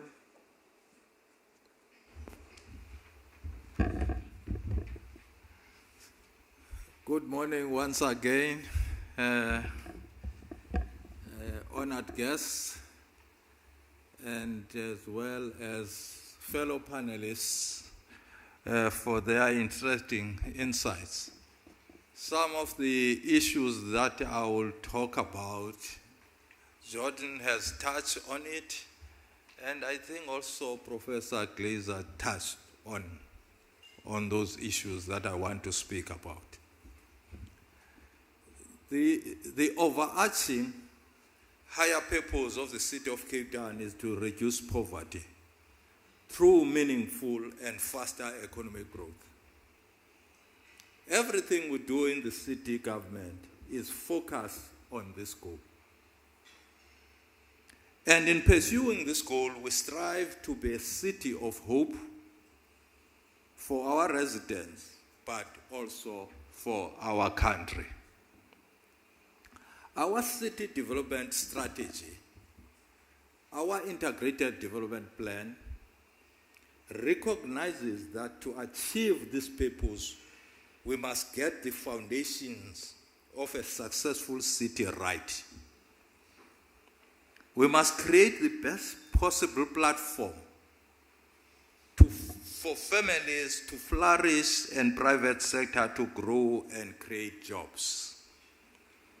This means being focused on quality basic services, safety, transport, housing, and quality amenities and public spaces. I could talk to you about our 120 billion rand infrastructure portfolio for the next decade, or about our significant new bus rapid transit project to connect poor part of our country or our city with economic hubs. Or I could talk about investment in sanitation infrastructure and our new approach to enabling affordable housing through micro developers, which I think Geordin spoke about it, SSRUs. And I could talk to you about ease of doing business program, focus on built environment, or our water infrastructure project to make us more resilient to climate change. And I hope I will have some chat with the World Bank about the ease of doing business, because they started it and they no longer supporting it. We took over as a city for our own purpose. I'm hoping that the World Bank will be able to fund us to continue with that. Even last night, the Cape Chamber of Commerce gave us a prize for that part of ease of doing business, because they can see the results of it, of what we are doing in the city. So I'm hoping the World Bank, towards the end of this month, I will have some engagement, serious engagement about it, and see what the World Bank can do us. I could even talk about a systematic approach to tackling the construction mafia, a form of organized crime that impacts the construction sector across our country. And all these things are important for building a prosperous city. But I want instead to focus on the foundations that makes all these programs and investments possible. A capable city government.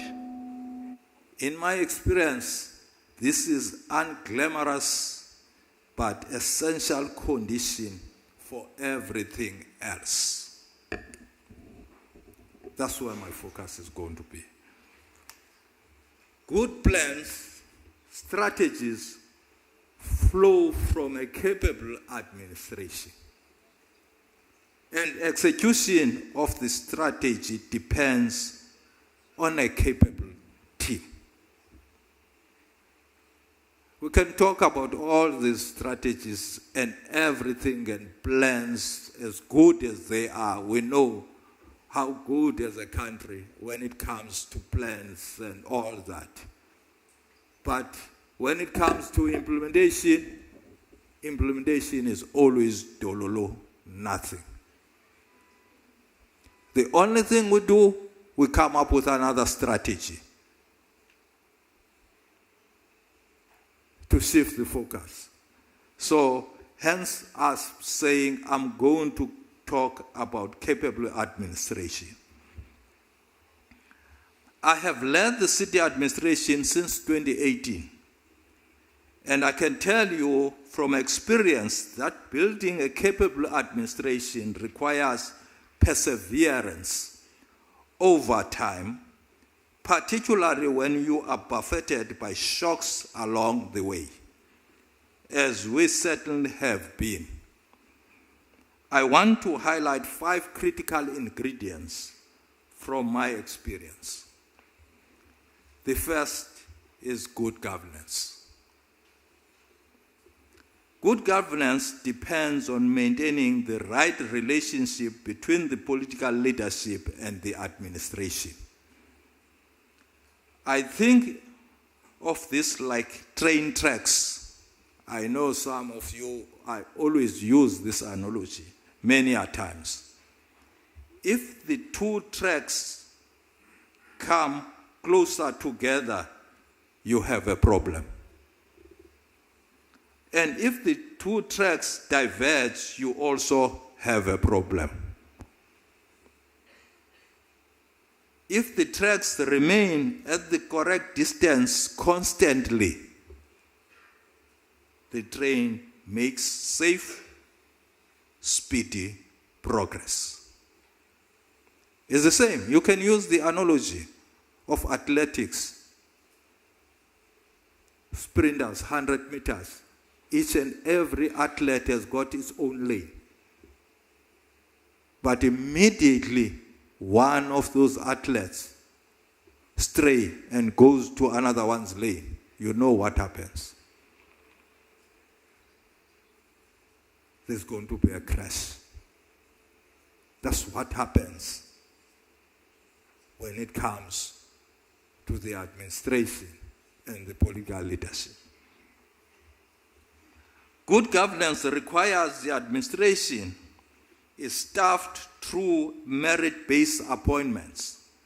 This is essential to maintain the parallel tracks, but also to get in the best possible skills. Corruption is a common challenge internationally. In my experience, building an administration with zero tolerance for corruption starts with the value system of the administration leadership. We need to build a culture that supports officials who refuse to bend to pressure from the corrupt. I want to repeat, we need to build a culture that supports officials who refuse to bend pressure from the corrupt. And the last point I want to make on good governance is that there does not need to be a trade-off between compliance and service delivery. In South Africa, some people diminish the value of a clean audit by saying, you cannot eat a clean audit. In Cape Town, we implement good governance and financial compliance thoroughly. The Auditor General will hear about any irregular expenditure from us first. They don't discover it themselves. We tell them about it. And we will do this whilst being focused on delivering excellent services. Whilst people will tell you that you don't eat clean audit, but I have never seen a single government or local government or municipality telling me we have 100% service delivery, but we had zero compliance. None. You will never get it. Instead, it's the direct opposite. So, clean audits are important for service delivery because these go together. The second critical ingredient of building a capable team, it is through recruiting and retaining talented officials that who have built the systems to plan an ambitious infrastructure pipeline, to prepare projects properly and to drive delivery of those projects. And it is through a capable team that we have built a structured approach to policy and planning, which is a significant enabler for me in leading the city. I set down what is needed and then rely on the smart people around me to build the systems and capabilities. And I feel immense pride when I see Team Cape Town embracing change over time. Like when I introduce a system to address the under-expenditure on capital programs, which developed the unfortunate nickname of the brick wall. I know now today, smart people call it gate reviews. So they changed that name. Arising from this initial focus of avoiding unspent capital budget, we have now built a system that connects strategy, planning with infrastructure delivery. Some features of this capability include sector plans for all our key sectors that set out a 10-year portfolio of projects, ensuring that all sectors are planning using the same population projection and land use model with credible demand projections. A digital portfolio management system that captures every single capital project and investment in the city. Prioritization of project portfolio within sectors and between sectors. A robust project preparation process modeled on the UK government 5-case method. A screening for project readiness that ensures only execution-ready projects go on the budget, and a robust digitized contract management system that ensures delivery and compliance.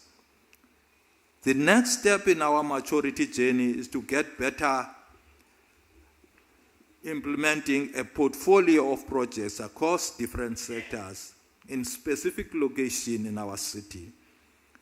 This coordinated infrastructure delivery will be critical for our growing and densifying city.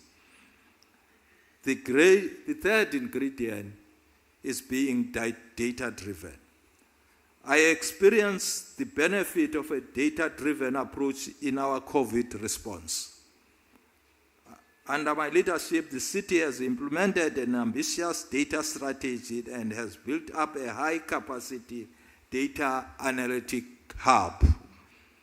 We are building a culture where data are valued and where the leadership expect every proposal or decision to be backed by credible analysis. Our partnership with IGC and the World Bank and our hosting of this conference is illustration of our commitment to using data and evidence.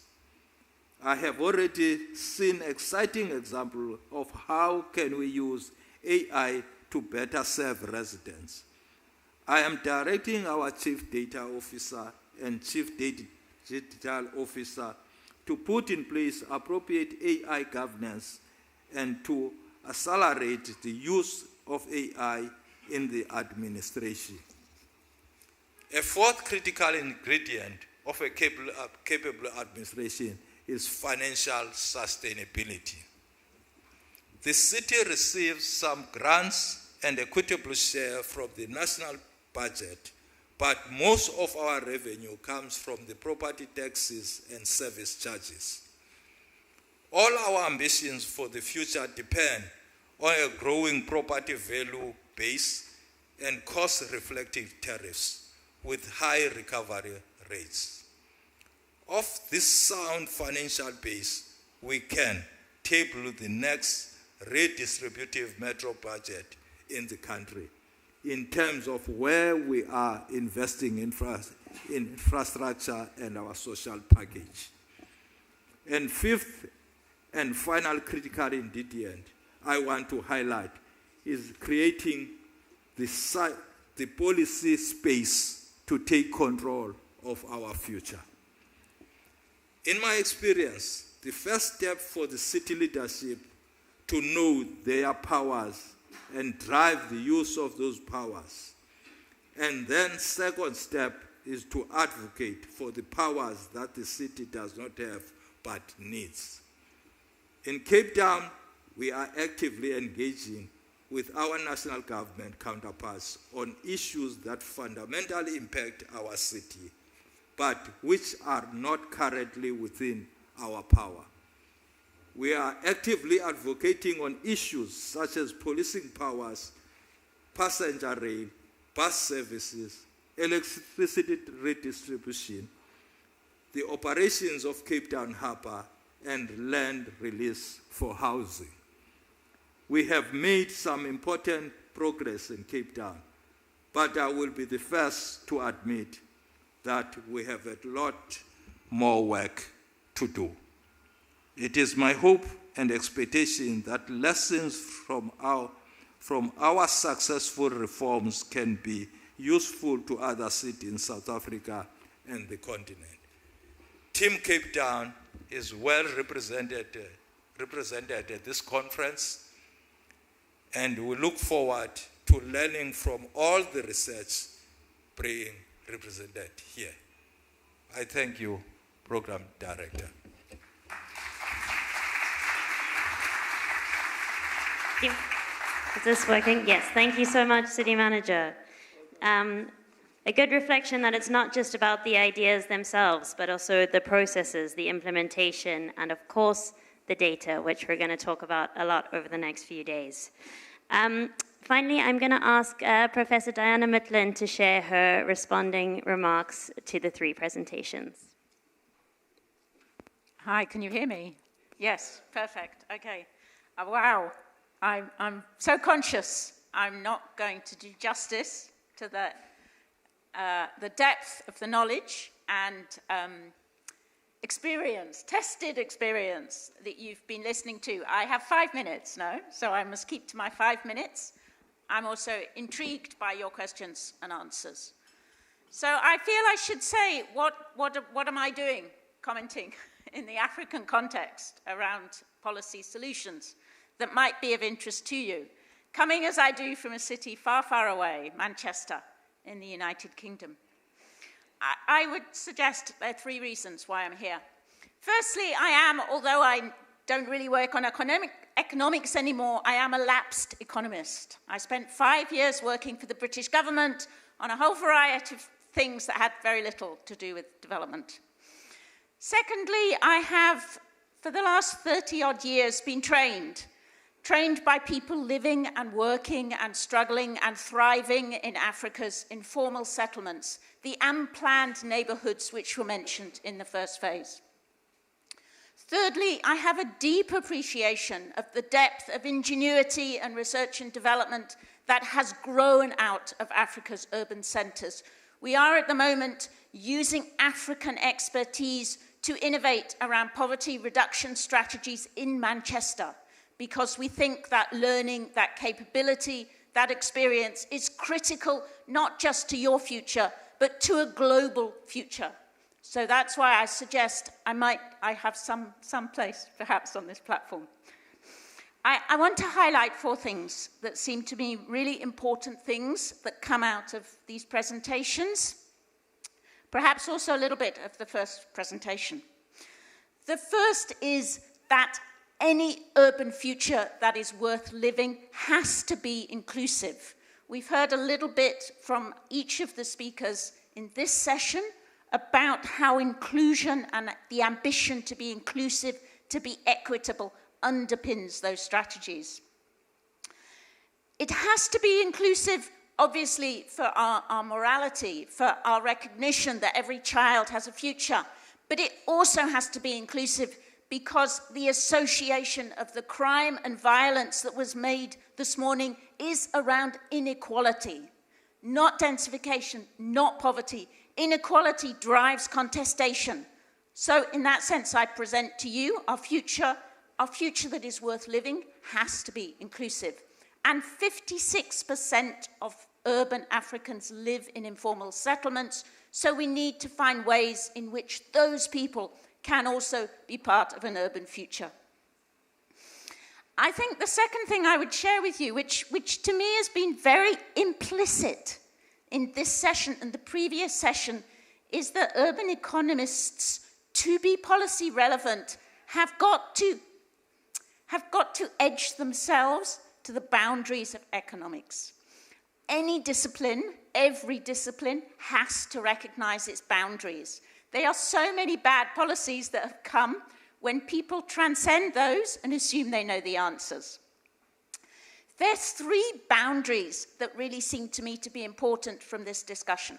The first boundary is the political boundary, that policy-relevant economics is going to move into the territory of political economy. It's going to go back, in some sense, to the fascination of Adam Smith, David Ricardo, to the world they saw transforming around them in Manchester and more widely.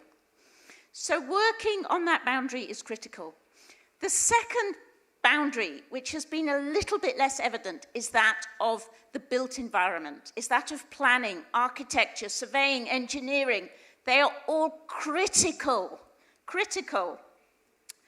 skills, capabilities, experiences that economists have to learn to work with. So we heard a little bit about, for example, the densification story, the importance of small plots. In about 2007, people living in Harari's informal settlements were negotiating with the city authorities to settle at double the density because the plot size was crazy big. I won't go into that, but this experiences are critical. And the third boundary is really ways of working with people themselves, people who are developing solutions that demonstrate their commitment to their future. Again, a long history, but right at the beginning of the housing program design in South Africa, a Sri Lankan, Lalith Lankateleke, who'd been very involved in the Million Houses program in Sri Lanka in the 1980s, suggested to the South African policy and program designers that housing policy was going the wrong way, that it was a top-down delivery process that would not use money to greatest effect. That policy has developed homes for millions of people, and I don't want to diminish it. But if we are to rise to the challenge, we have to find ways to work with the finance that people are putting into their own futures. And that requires a strong collaboration with organizations of people living and working in informal settlements and living and working more generally informally. I wanted to just take a couple of minutes more of your time, I think, to elaborate on the cycling example. The city manager from Cape Town also highlighted the importance of quality basic services. But to me, the cycling is a really interesting example that has in it so many strands that are critical to inclusive urban development and so many things that economists should be so excited about. Firstly, it leverages people's own money. So you improve the cycle paths, and people invest in their own bicycles. So you've already got a shared financial basis. Secondly, it really, in addition to mobility, it promotes health. One of the most important trigger shifting poor families to chronically poor families is poor health. Anything that can be done to maintain health is likely to help inclusion. Thirdly, it's low-cost mobility. So in a city like Cape Town, people earn a little bit more, the distances are huge, absolutely buses are critical. But if you break down household expenditure of people living on the periphery of larger urban centers, they are spending 10 to 15% of their income moving into better located areas for jobs, if they have those jobs. 10 to 15% of their income. This is insane. That money could be buying education, buying good food, investing in their companies. So strategies that reduce expenditure on things that can be secured more cheaply are a really important component of more prosperous cities. Thirdly, obviously, it gives mobility to jobs. Let me say no more about that. But fifthly, it also helps people who are working in informal settlements to get supplies and to get customers. We were doing some work also in a small town in Accra, in Ghana. I'll say a little bit more, in Teshiman. And one of the entrepreneurs we had there was making their living on a tricycle, transporting construction goods. So very affordable entry into jobs. So I think for me, it gives a little bit of the flavor of how economics has to really drill down into the ways in which people are creating and making their lives, understand that, and think about ways to add value to it. I just wanted to close on my fourth point, which is we've heard a lot about the importance of local government and national government structures to support that process. Both are clearly critical. And strong, well-designed interventions strengthen that relationship between citizens, individually and organized, and the state authorities. It was actually very exciting to me to hear the enthusiasm of the Cape Town administration towards their program to support the development of rental units in informal neighborhoods and formalizing neighborhoods. That is an R&D that has emerged from the civil society sector. The Development Action Group have been really critical, supported by local academic institutions. It is an illustration of how citizens, academics, NGOs, private sector agencies, and state authorities can work together to find a new and more prosperous route to urban development. For too long, the discipline of economics has been outside of that. And one of the really exciting things about being here, about learning more about the work of all of you, is I think that separation can now end. And the discipline of economics will greatly strengthen the ways in which people are thinking and working and contributing to Africa's urban future. Thank you.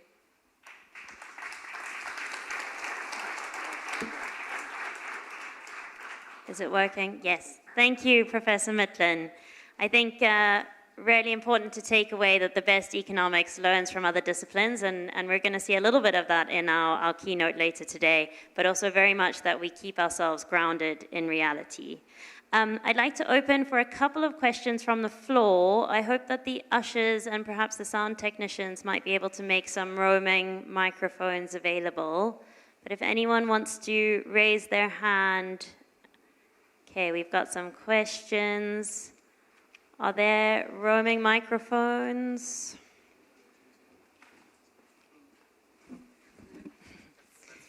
We have Cities That Work innovation here. Thank you, Oliver.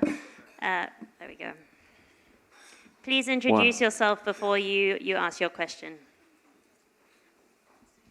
Thank you. Good day. My name is Makhanse Mereki from the University of South Africa. I agree with the proposal that the cycling could work as well, contribute to the congestion.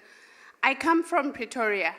I see that it's working in Cape Town, that people cycle to work, and even in Sandton, the city has been developed. It's in Gauteng, it's been developed. However, the challenge that we have in South Africa is crime.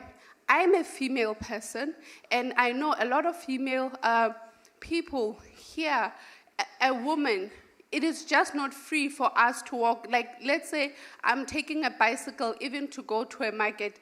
In Gauteng, the crime rate is high. So maybe if we could have those measures put in place, that as you put these bicycles, put the measures, because women are kidnapped everywhere, so put the measures of crime rate, and as well as I see in the city of Cape Town, there are a lot of rubbish bins, recycle bins. If that as well could be implemented all around the metro cities and the small municipalities. Thank you. Thank you. Any other questions? This is your one chance, everyone.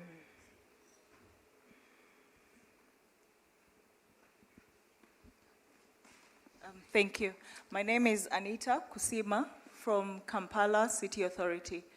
As part of some of the solutions to housing, especially for informal areas, we're wondering, we're still battling between the security of tenure options, between shelter and rental units.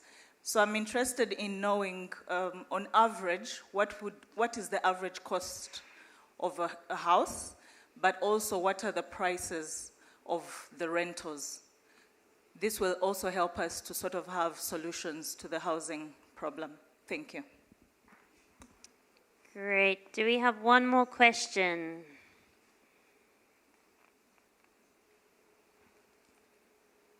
There we go. Ollie, to your right. Hello, thank you. I'm Dion Bikai from the University of Montpellier in France. I have a question about what the mayor said, favors, us cycling, which is really environmentally friendly and it favors good health. But I think, as you mentioned, in Africa, roads are most of the time viewed are something that belong to car drivers, and even if favoring, program that puts bicycle in front. It's a good thing for the environmental and for people, for their health.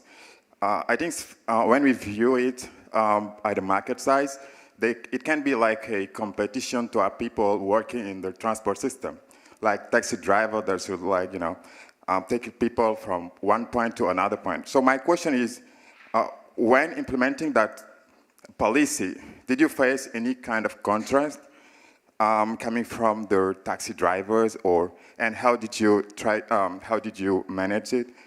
Were they part of the project? Did you talk to them, or what was the solution to involve all the actors? Thank you. Thank you very much. I think we'll take those three for now. So we've got a question on cycling and crime, cycling and competition with taxis, recycling bins, and the cost of rental units. I think let's start with Mayor Manuel. Well, for the question on cycling and crime, well, I think that this is a very important question. As I mentioned at my presentation, we made a study to understand the constraints that different segments of the population in my city were facing to cycling. And one of them was security. And that's why we decided, after talking to them, after listening to most of the stakeholders, we came up with a project to build traffic lights, other called it robots, but also zebra crossing and cycle lines, because those were the issues that were raised as preventing women and children from cycling. Fortunately, crime was not an issue in my city, because my city actually is one of the safest cities in Mozambique. But I see the danger. If people don't feel safe, I think that's the conclusion, then they will not cycle. So we need to understand what are the challenges that they face. And for the case of Gauteng and Tshwane and so on, what I can say is that this week I will be with the mayor of Tshwane. I will convey your challenge. But for the time being, what I can say is that each city needs to identify what are those constraints and address them. And security, if people don't feel safe, they will not cycle. That's basic. I think the other issue that was raised here was competition. Yes, I mean, every public policy is a contested area because it benefits some people and also it may prejudice others. So as a policymaker, one of the issues that you need to have in mind is who are the winners and who are the losers of any policy that you are going to implement. And you need to work with both, with the winners so that you get allies, but also you need to work with the losers to find ways either to adapt or to mitigate the negative impacts of the policy. I'm convinced that there is no policy, there are a few of them, but most of the policies will have winners and losers. And you need to be able of navigating that spectrum and deal with both sides using different strategies. Some by bringing them as your partners, and others in a way to mitigate. Therefore, as I said in my presentation, we faced the challenge of car owners in general. And actually, they created their own association to protect the roads for themselves so that we wouldn't be able of diminishing, in their view, the extent of the roads that they are using. But we needed to say that, well, we are in a democratic society, and one of the ways to democratize the roads is to give or to divide the roads according to the proportion of users. Of course, that was not easy to sell, but we needed data. Data is very important. We were able of showing them that actually in our city, we had more bicycles than cars.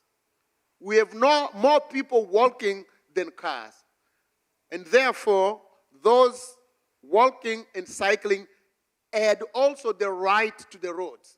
So if we want to use one criteria, the mode of transport, the percentage of mode will be a compelling example to convince them that, but their argument was not going in our direction.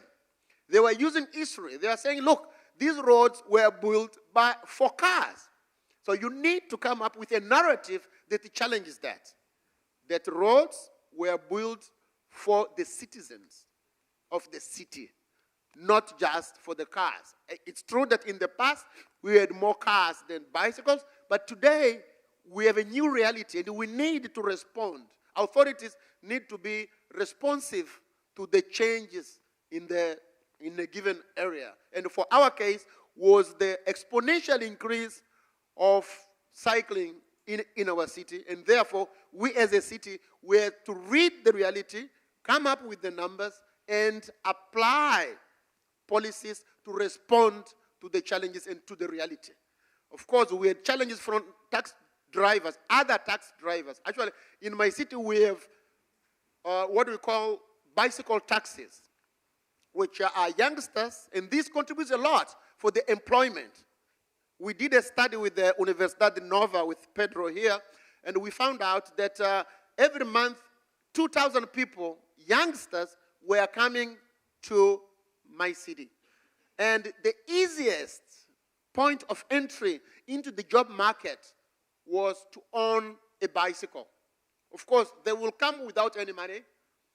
The first job they will get will be to be like cleaning, housing mates, and so on. And actually, they will ask the first employer, say, look, please don't pay us any wage. You keep my wage until I reach a point where I can buy a bicycle. And after 6 to 8 months, they will be able of getting that money.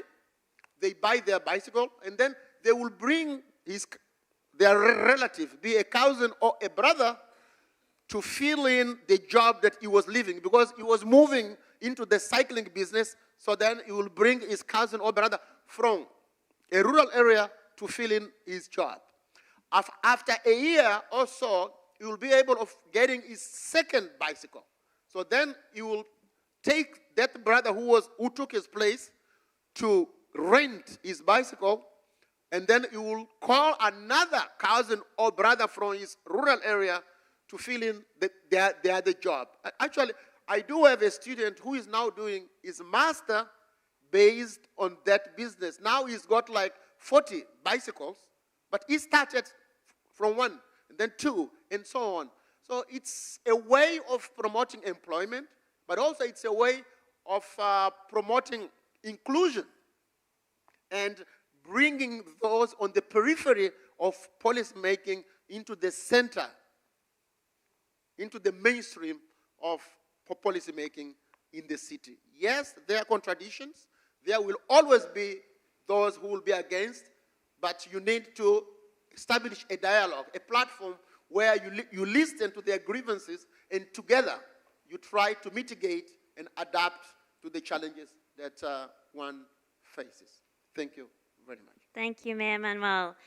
City Manager, do you want to respond to the question about housing and maybe a comment on cycling and taxis as well?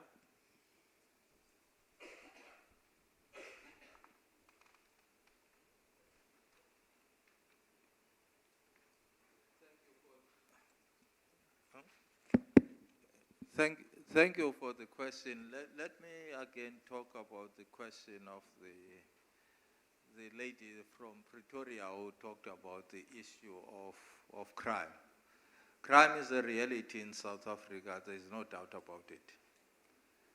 And it's affecting various parts of our lives.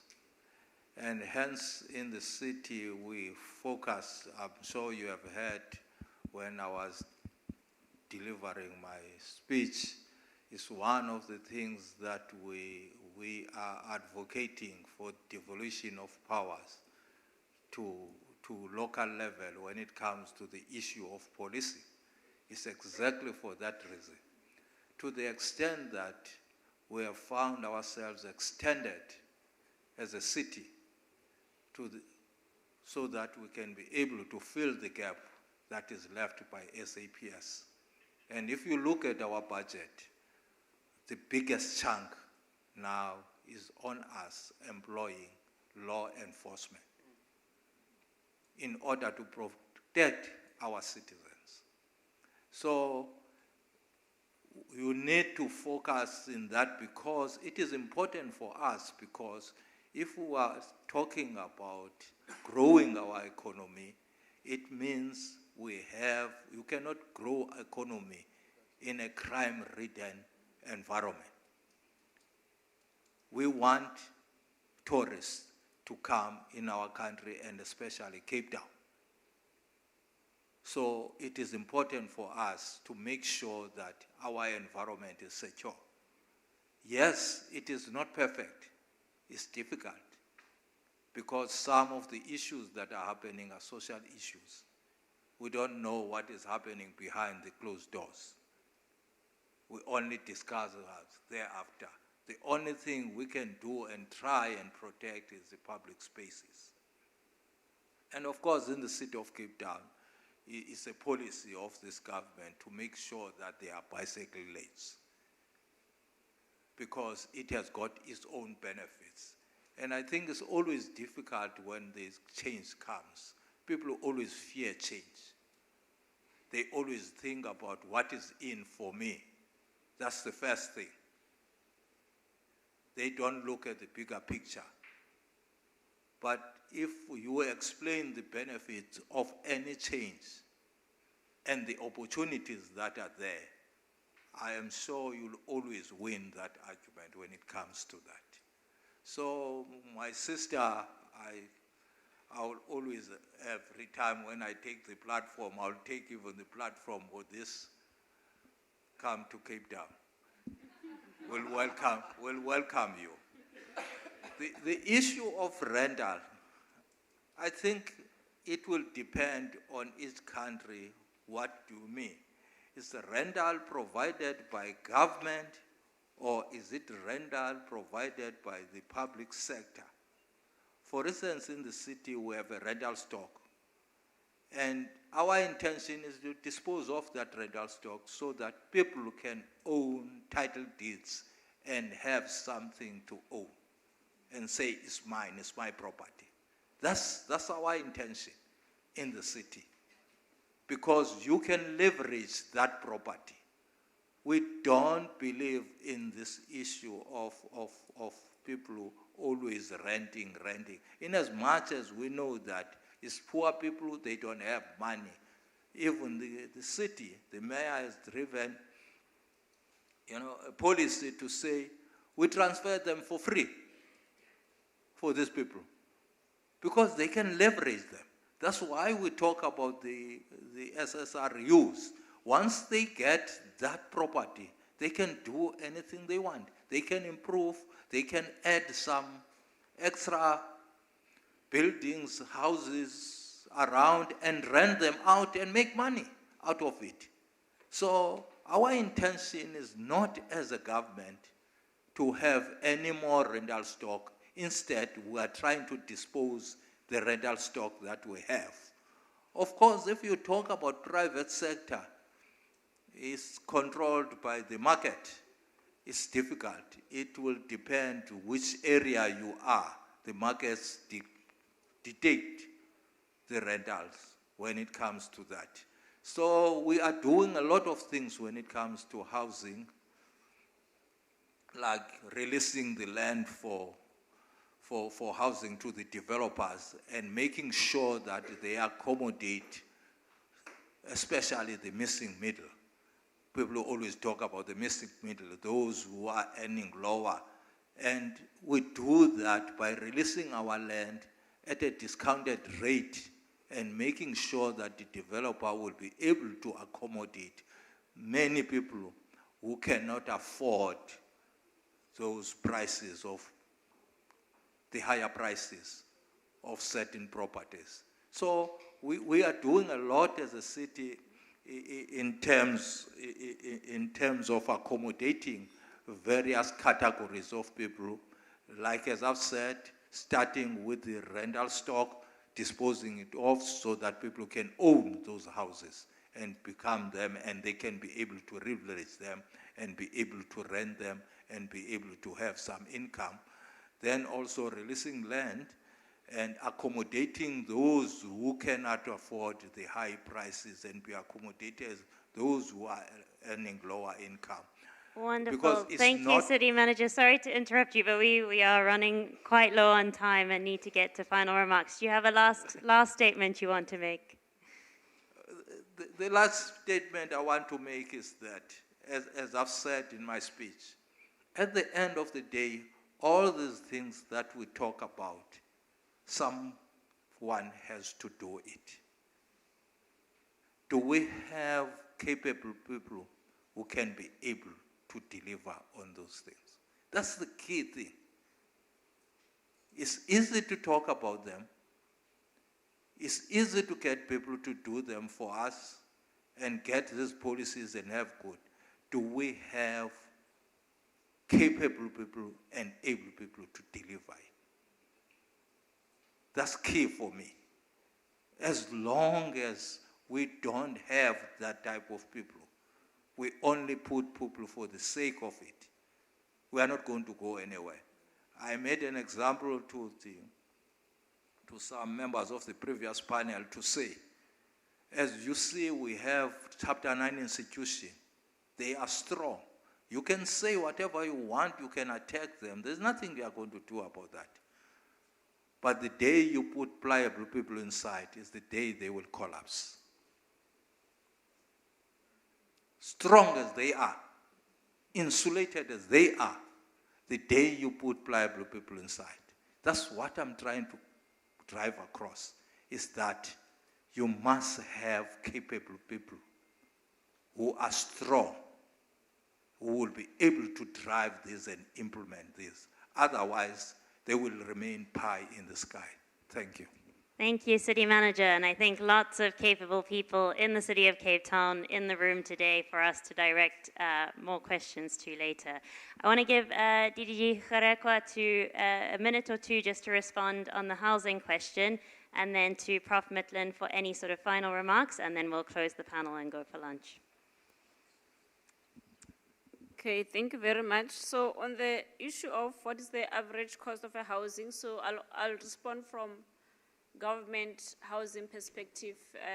I would not know from the private sector, but as you know that in South Africa, we provide free housing, which Prof said they advise South African government or is it the Asian people?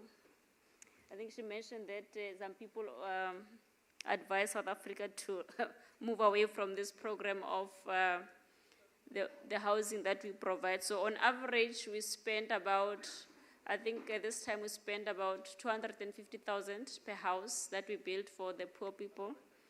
But I think the challenge has been that the issue of the title deeds, to increase the security of tenure, as there's been spoken about, has been a challenge that the title deeds were not transferred to all the owners of these houses.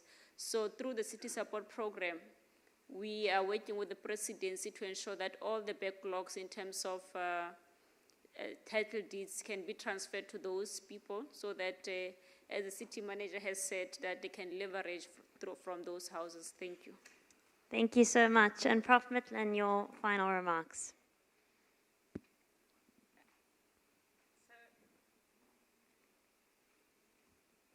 think, yeah, this works. So let me say one thing. I think great questions, really demonstrating your desire to interrogate the experiences on the platform. I would just add to the specificity here that the key thing I would say from my experience is that if you are designing policy solutions, policy programming and practicing reforms, what appears to be key is that there is a strong learning structure around your program, practice, policy design and implementation. The ones that succeed are not those that have brilliant ideas in the beginning, because these big reforms have to really draw in a lot of people. They have to draw in city officials at a senior level, at a mid-ranking, at the street-level bureaucrats. They have to draw in people. They have to draw in the private sector. They have to draw in utilities, a mass of different interventions. And of course, it is virtually impossible to design the perfect program. What characterizes success is learning, is jumping on experiences, is analyzing those experiences, is developing solutions to the problems that you observe and trying again. This is hard work, but I think we see, if we look across a multitude of interventions, that the ones that have leaders, that are really committed to learning, they move towards success. So this is a fantastic platform to begin to think about that. And I'm sure there are lots of opportunities in your cities and your research institutions that you will see to advance that process. Thank you. Thank you very much, Prof. Mitlin, and please join me in thanking the entire panel for this wonderful discussion.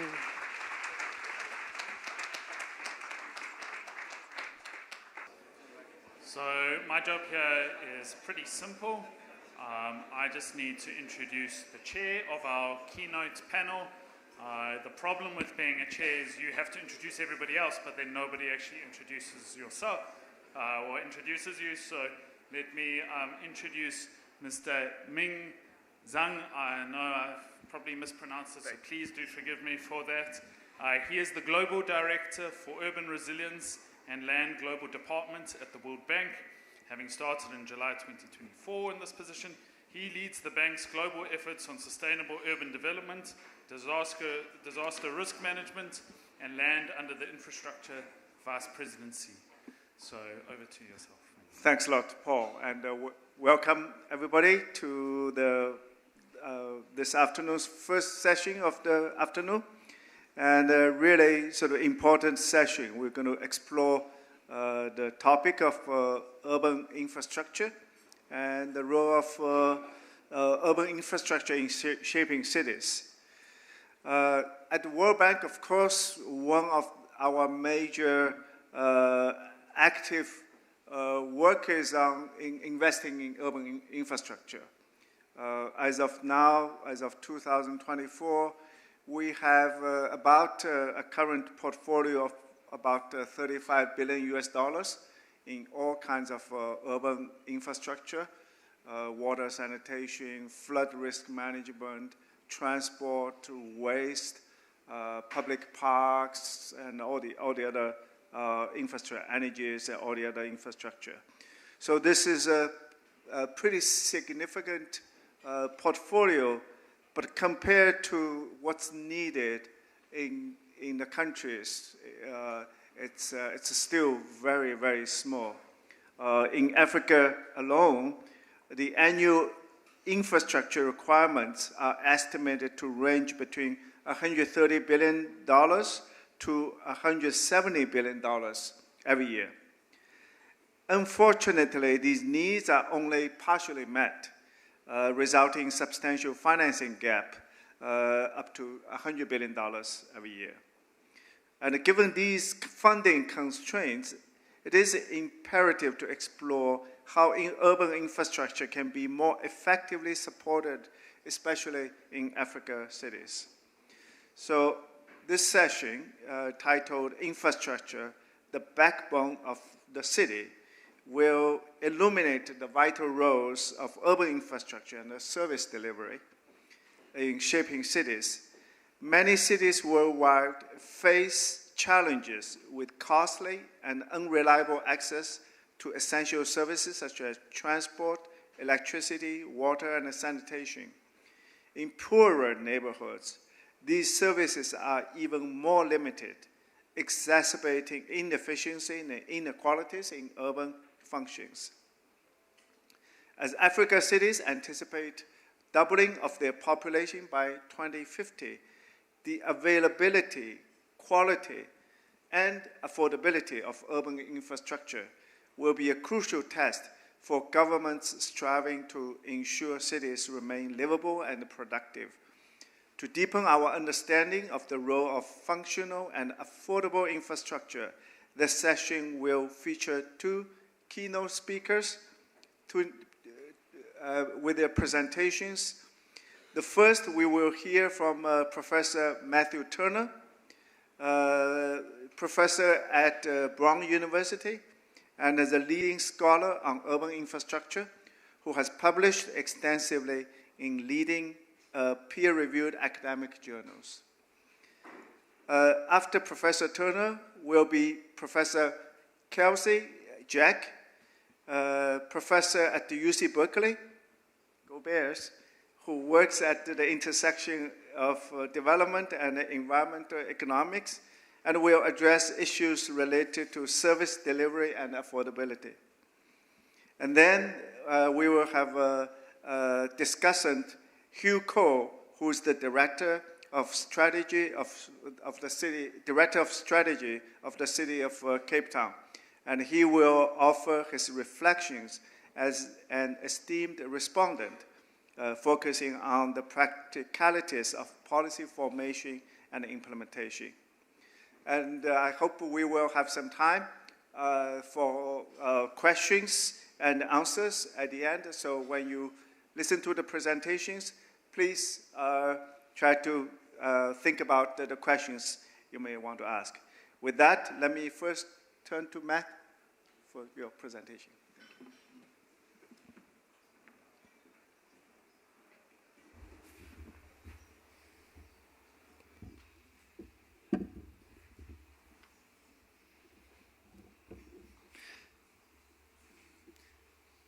Thank you. If you can hear me in the back row, could you put up your hand, please? Beautiful, thank you. All right, so thank you for the kind invitation to talk here and for the generous introduction. I want to talk about density and infrastructure. All right, so let me start with two slides. I want to start with density and infrastructure and ultimately trade-offs. So this slide shows, on the y-axis, it shows the ratio of urban to rural income, and on the x-axis, country income. And so if you see a number there that's 2, that says someone living in the countryside makes makes half as much money as someone living in the city, all right? And so what that tells us is that among the residents of poor countries, on average, if you move from the countryside to the city, you're going to expect your income, on average, you expect your income to go up by 50% or 100%, right? And as best we can tell, that's causal, right? It's not that the people who are moving to cities are different than the people who are staying in the countryside. It's that people's activities change and their standards of living go up dramatically.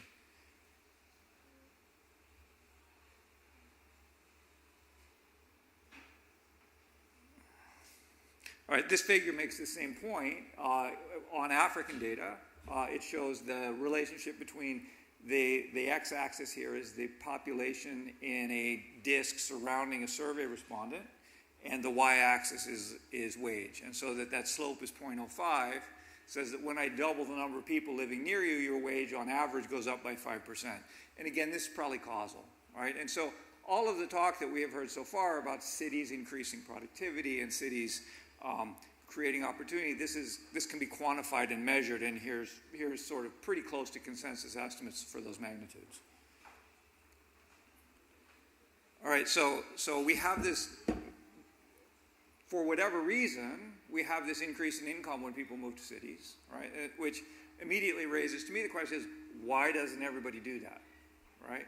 Why are there only 40 or 45% of the people in Africa living in cities when there's this giant income premium? And the answer has to be that it's because the cities are pretty crowded and unpleasant, right? And the tension that we face is that we want to work at these high densities so that we're productive, but at the same time, we don't want to live at those densities, right? And I think this room's a really nice example of that. We are all packed in here somewhat uncomfortably, because we're very productive at transmitting information that way. But if you were all in my backyard or were still in my house, that would not be good at all, right? And so we have this tension, and cities are the way we organize ourselves to resolve that tension, right? Which is we pack ourselves into cities so we can work at high densities and live at low densities. As soon as you state the problem in that way, right, then you immediately think of the problem of commuting, and much of urban economics is organized around thinking about the implications of transportation costs, commuting in particular, for how cities are laid out. Right? Having stated the problem in this way, we want to work at high densities but live at low densities, right? Then it's immediately clear there's this other thing that's super important to thinking about how cities are organized, which is our willingness to tolerate density, right? And that's not something that we know very much about. In particular, we don't know a lot about how infrastructure affects that. Right? That's the thing I want to talk about. Right? And I'm going to do that in two steps, right? The first is, and I'm going to focus on, there's lots of different things you could think about as affecting our willingness to tolerate density. I'm going to focus on sewers because, that's the project I just finished, right? And it's what we know about, right? So I'm going to talk about what we know about how sewage infrastructure and water infrastructure affects the way cities are organized. Right? And it's going to be in 3 steps, well, 2 steps. The first is to talk about what we know about the way public health affects the way cities are organized. And then the second is to talk about what we know about how infrastructure affects public health. So you put those 2 things together, you have a syllogism, infrastructure affects the way cities are organized, right? And then I will talk a little bit about what we know about if you just do that link directly, right? And then I'm going to do something really risky, is I'm going to try to say something practical, all right? And I'm going to try to show how to use these things, how to use these kinds of numbers to evaluate a policy. I'll do it in 1 slide. It's going to be quick and dirty to sketch ideas, right? But we have lots of good things we can build. We can't build them all, and so the idea is to start to think about how to trade them off against each other. Numbers like the ones I'm going to provide you with today, I think give you a pathway to do that, and I want to make sure to illustrate that. All right, so here's a list of other things. I made this list up thinking about all of the most important things that my city government does for me. So I would say sewer service. I made it up after I finished the project, unfortunately. Sewer service was 3rd on my list. There's things that are obviously missing here. But all this stuff that I'm going to talk about around sewers, one could equally have more or less the same analysis around any of these things. And hopefully, in not too very long, we'll have a research foundation to do the same sort of analysis about all of these things. All right, water availability in sewer. So this is from a WHO. WHO has sort of a worldwide inventory of water access, and this is the scale that they use. This is sewer access. They do it for water too.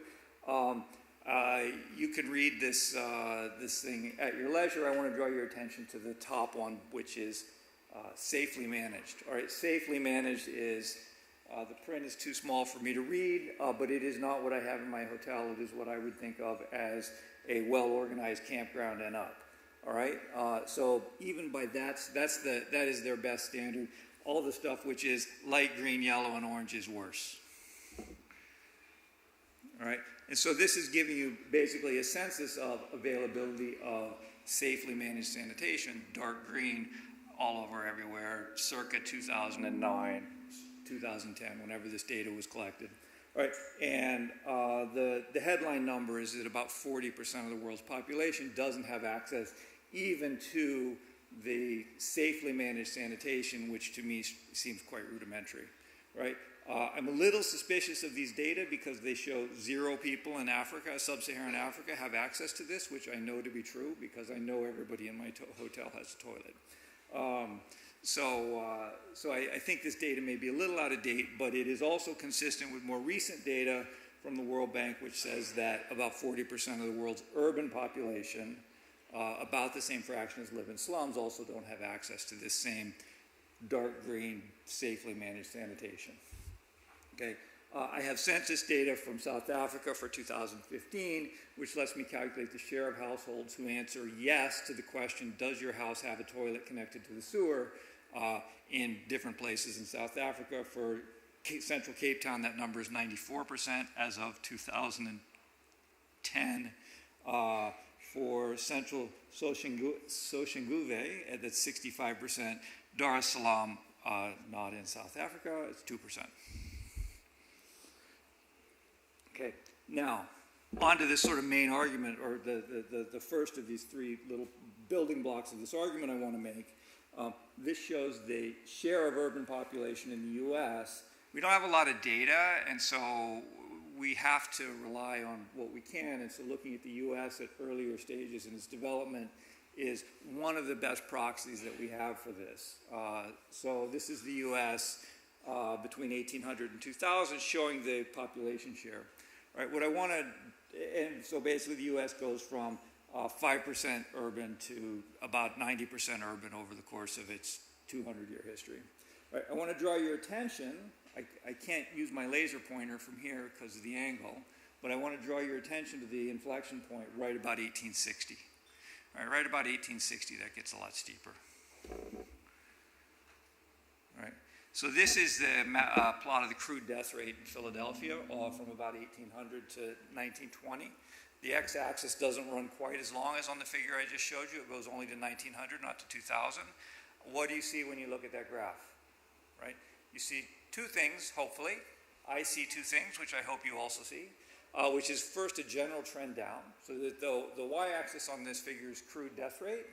So if you have 1,000 people in your city on January 1st and you have 900 the following December 31st, then your crude death rate is 100.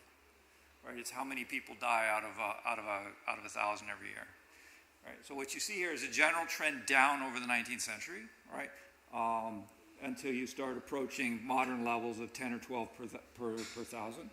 The other thing you see is this big decrease in variance. Right? So Philadelphia in the early 19th century was famous for yellow fever epidemics. Everybody left town in the summer. It was so bad. Right? So over the course of the 19th century, we learned to manage that. Right? So cities became much less dangerous. Right? So for reference, New England, so if you look at the magnitude of those spikes, they are 10, 15, right? For reference, New England, where I live, which was heavily hit by COVID, the increment to the crude death rate was 2, maybe 3. All right, so the fearfulness of these epidemics is not something for which I at least have not something which I have any experience at all. All right, so the other thing to notice is right about 1860 is when everything got better, right? Which just maps into when we saw that inflection point in the last graph I showed you, right? And so that gets us the foundation for the common understanding of what drove the urbanization process in the U.S., right? Which is there was a tension between higher wages, and urban wages have consistently been about 30% higher in the U.S. in cities than the countryside.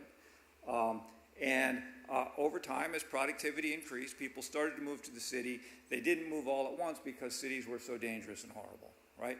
And over the course of the 19th century, we learned, we got germ theory of disease, we got trash collection, we got food safety laws, we got sewers, we got piped water, and all of those health problems were ameliorated, and we saw the U.S. become the urban nation that it is today.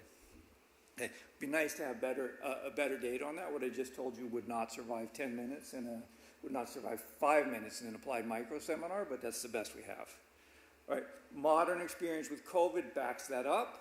All right. In the U.S., you can see very clearly that people fled the cities because of COVID, just as they fled 19th century Philadelphia because of yellow fever. All right. So this is what we know about the way public health impacts the organization of cities, right? Is it looks like it's really important, right? We have even less data about contemporary Africa, right? And what we have is does not obviously fit this same story, right? And so on the left here, let's ignore the left plot because I will surely run out of time. Let's look at the right plot. The right plot is like the wage plot I showed you at the beginning. The x-axis is the count of people who live near you. Right? So as you move left to right, you're living in progressively denser places. The y-axis is the share of women who responded yes to the question, has your child had diarrhea in the last 2 weeks? Right? And so what we see is a very slight increase. Right? This is from the Development Health Survey, which asks just a battery of nosy questions about health of the women who respond to it. And it is not obvious looking at those questions that there is anything that compares to the mortality rates that we saw in U.S. cities in the 19th century. We have this, which is children are slightly more likely to be sick as they live in denser places, but the magnitudes don't seem to match up with what we saw for U.S. cities in the 19th century. So it's not, we can't reject that the same process is at work sort of governing the migration of people into cities in Africa and the developing world as we think was operating in the U.S., but at the same time, we can't be too confident of it either. All right. That's the first thing. That's what we know about public health in the evolution of cities and the process of urbanization. Now, the second link, what do we know about infrastructure and public health? Here we can do better. Right? We have two, I'll just talk about the first two papers on this slide. The first looks at what happened to infant mortality in Massachusetts between 1880 and 1920, right? And the intervention here was the installation in a municipality of water systems of pipe water and sewer, together with other stuff that kept water and sewage, drinking water and sewage separate. Right? So what we see is that during this time when we saw the germ theory of disease and so on, right, the infant mortality rate in Boston fell from about 150 per thousand, 1 in 7, right, to about 40, right? By comparing municipalities before and after the installation of this water sewer innovation, the econometrics in this paper attribute about a quarter of that decrease to water and sewer, right? Which would be a quarter of 150 minus 40, which is 30.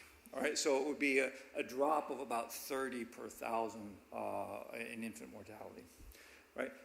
In a related paper, looks in a sample of 25 U.S. cities in about the same time period, and looks at what happens before and after several different public health innovations: treatment of sewage, treatment of water, moving sewer outlets downstream from water intakes, and so on. Right, and they find quite different results. They find a much smaller impact on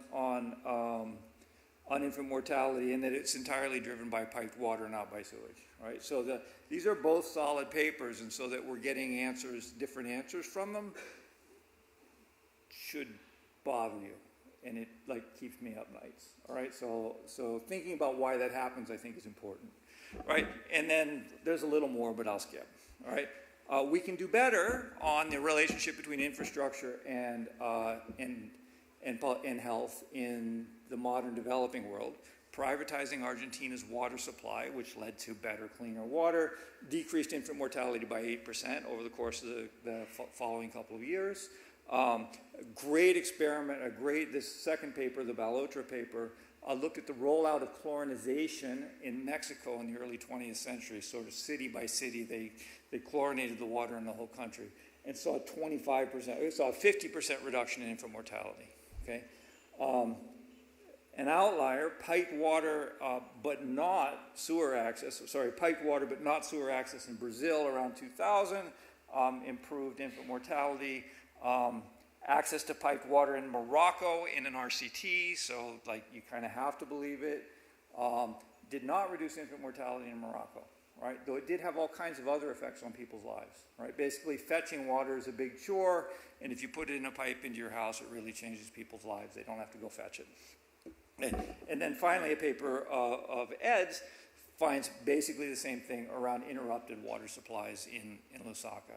Right? So what do we take away from this is that interventions that improve safe water access look like they have big impacts on health, all right? Mostly. Right? Not always, but they seem to always have an impact. Sometimes it's big. Okay? The evidence for the effects of sewers on health is mixed. They seem not to be as important for health, except sometimes they are. All right? And so we have these sort of heterogeneous, like in the jargon, this is heterogeneous treatment effects, or else the papers, or one of these papers is wrong. I think what's going on is that we need to actually talk to real doctors. And I think sometimes it is important for economists to acknowledge they don't know everything and talk to experts on other things. And I think this is one of those cases. I think that in the event that there is a big disease burden, right, and sewers are going to separate sewage from drinking water, then sewers will help. And if piped water is sufficient to get clean water into people's bodies, then you don't need the sewers. And I think that these studies have not adequately separated out those two cases, and that's what explains the different results that we're getting. Okay, so now the final thing. So I've showed you some suggestive evidence that public health affects the way cities are organized. Right, I have showed you some, I think, hopefully compelling evidence that infrastructure affects public health, water in particular, clean water in particular. Put those two things together, infrastructure should affect the organization of cities, right? And we want to check that, right? There's very little on that, right? There is the same paper that looked at sewers in Boston, Allison and Golden, has at one of the robustness checks at the end when everybody is tired and a referee made them put it in, looks at density and demographic composition as a function of sewers and find imprecisely estimated zeros. Right? The other bits of information on that, the other two studies we have on that are both mine. All right, one exploits a natural experiment, a policy discontinuity in 19th century Chicago to look at what happens to land prices when parcels get sewer access, right? And they doubled or tripled. All right, so getting access to the sewer network in Chicago circa 1880 basically doubled or tripled the value of land. Right, so what do we know about how people respond to high prices? They substitute away from expensive things. So if land prices triple, we think density should go up, right? In the paper that I've just finished, that IGC very generously supported, we look at that question directly, all right? We're looking at the way that, and we find, because I'm out of time, we find that density increases by 6% when you add 1% to the number of households getting sewer connections. So we find this enormous effect. That effect is really big compared to the effects of roads, right? So when you look at those two things together, sewer infrastructure has this huge impact on population density. You can use your imagination as to why, all right? Last slide and I'll quit. I want to now try to do something practical in 1 minute, all right? Soshinguve near Pretoria had 65% of households within 2 kilometers of the center had sewer access. This is circa 2010. There's probably more now, I don't know. Okay? If we completely sewer those 35% of unsewered households, what does that number tell us? In 1% gives me 6% more people, right? Multiplying, that increases the number of people who live near the center by 200%, right? What's the value of that, right? Well, I can think about the value of that from the first two slides that I showed you. Any of those new people who moved in from the countryside, well, their income doubled, right? And all of the incumbent residents, they are experiencing this 5% increase that comes from a doubling of density, right? And so I can use those numbers I showed you on the first two slides together with this 6% to think about the increment to aggregate income that occurs as a consequence of building the sewer network, okay? In addition, I can think about the health benefits, right? And to think about the health benefits, I rely on all of the other papers that I showed you, and I guess at the effect that that sewers will have on infant mortality, on the incidence of typhoid, on the incidence of cholera, and I can add those things up with value of statistical life, and that gives me a basis for valuing this particular intervention, which I can compare to other interventions. And I am 2 minutes over. Thank you very much for your attention.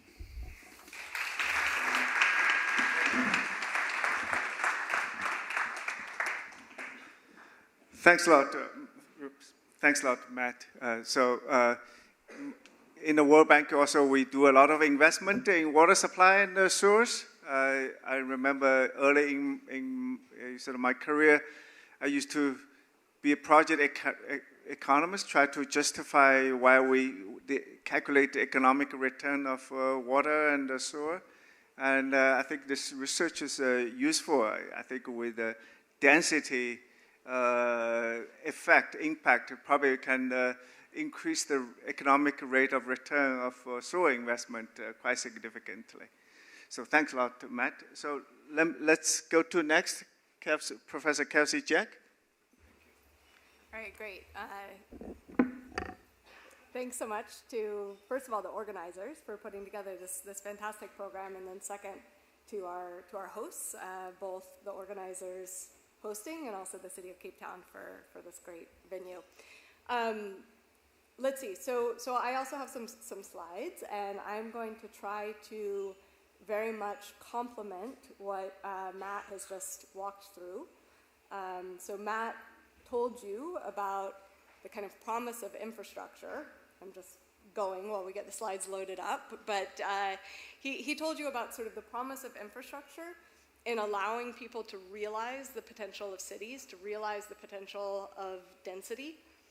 And what I want to talk to you about is that infrastructure not only needs to be built, but it also needs to be utilized. And what are some of the challenges to successfully utilizing infrastructure? Let's see, okay, so it's showing up here.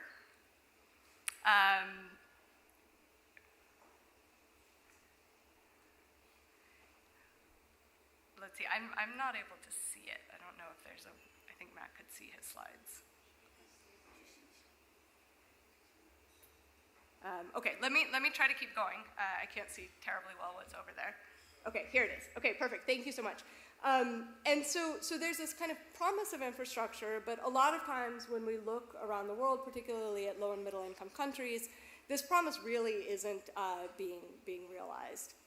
So what I want to spend a few minutes thinking with you about are what are the main challenges for service delivery in low and middle income cities, and also when can policy help, and what are some of the ways that policy sometimes actually hurts. I'm going to focus, again, to complement Matt, on water, an important precursor to sewers. And so I want to sort of lay out basically 3 core challenges for thinking about the delivery of effective, safe, equitable water. The first is that a city, a municipal government, often a municipal water utility, is interested in providing quality service, but also has to pay for that service. So it needs to balance both the benefits and the costs of that service delivery. And at the same time, in an urban setting, often serving a very heterogeneous population, high-income and low-income individuals, while at the same time, increasingly, and especially when we're thinking about water, facing serious swings in both the supply and the demand for that water. So I'll talk at the end a little bit about climate change. I'm going to tell you some, similar to what Matt did, about what the economics literature currently has to say about the first two of these challenges. And then hopefully I'll have time to bring kind of all of this together and bring in the third piece to tell a story of some research that I've done in collaboration with people in the city of Cape Town and some others. Another way to think about what is the scope of this challenge is to give you some statistics about, around the world, what are some of the challenges for water supply. This is one version of it, of thinking about reliability, of thinking about water scarcity. Estimates suggest that around 1 billion people are currently facing urban water scarcity, and this is a number that's only going to grow over time with the urbanization that we've been talking about, with population growth, but also with climate change, both lowering average supply, at least in some settings, but importantly, making it less reliable, increasing the variability of that supply. This is a municipal service delivery challenge, right? Water is almost always provided by municipalities. All right, so now to go back to these kind of 3 challenges that I laid out. So what do we know about this? If we think about this first challenge of kind of efficiency, of costs and benefits of water supply, let's put in our heads what is the typical way in which households or businesses receive water in a city. Typically, there's a single water utility that supplies water. This is true of sanitation, this is true of energy, this is true of any number of municipal services, provides water to that consumer. That consumer consumes some water, and then after their consumption decisions, they receive a bill. They may pay that bill, sometimes they may not pay that bill, we're going to talk about that. But the bill is determined by prices, by that consumption, but also by prices. And prices often are set in such a way that they're trying to cover both the fixed cost of providing the service and also the cost of the consumption that the individual has consumed. And we'll talk about that as well.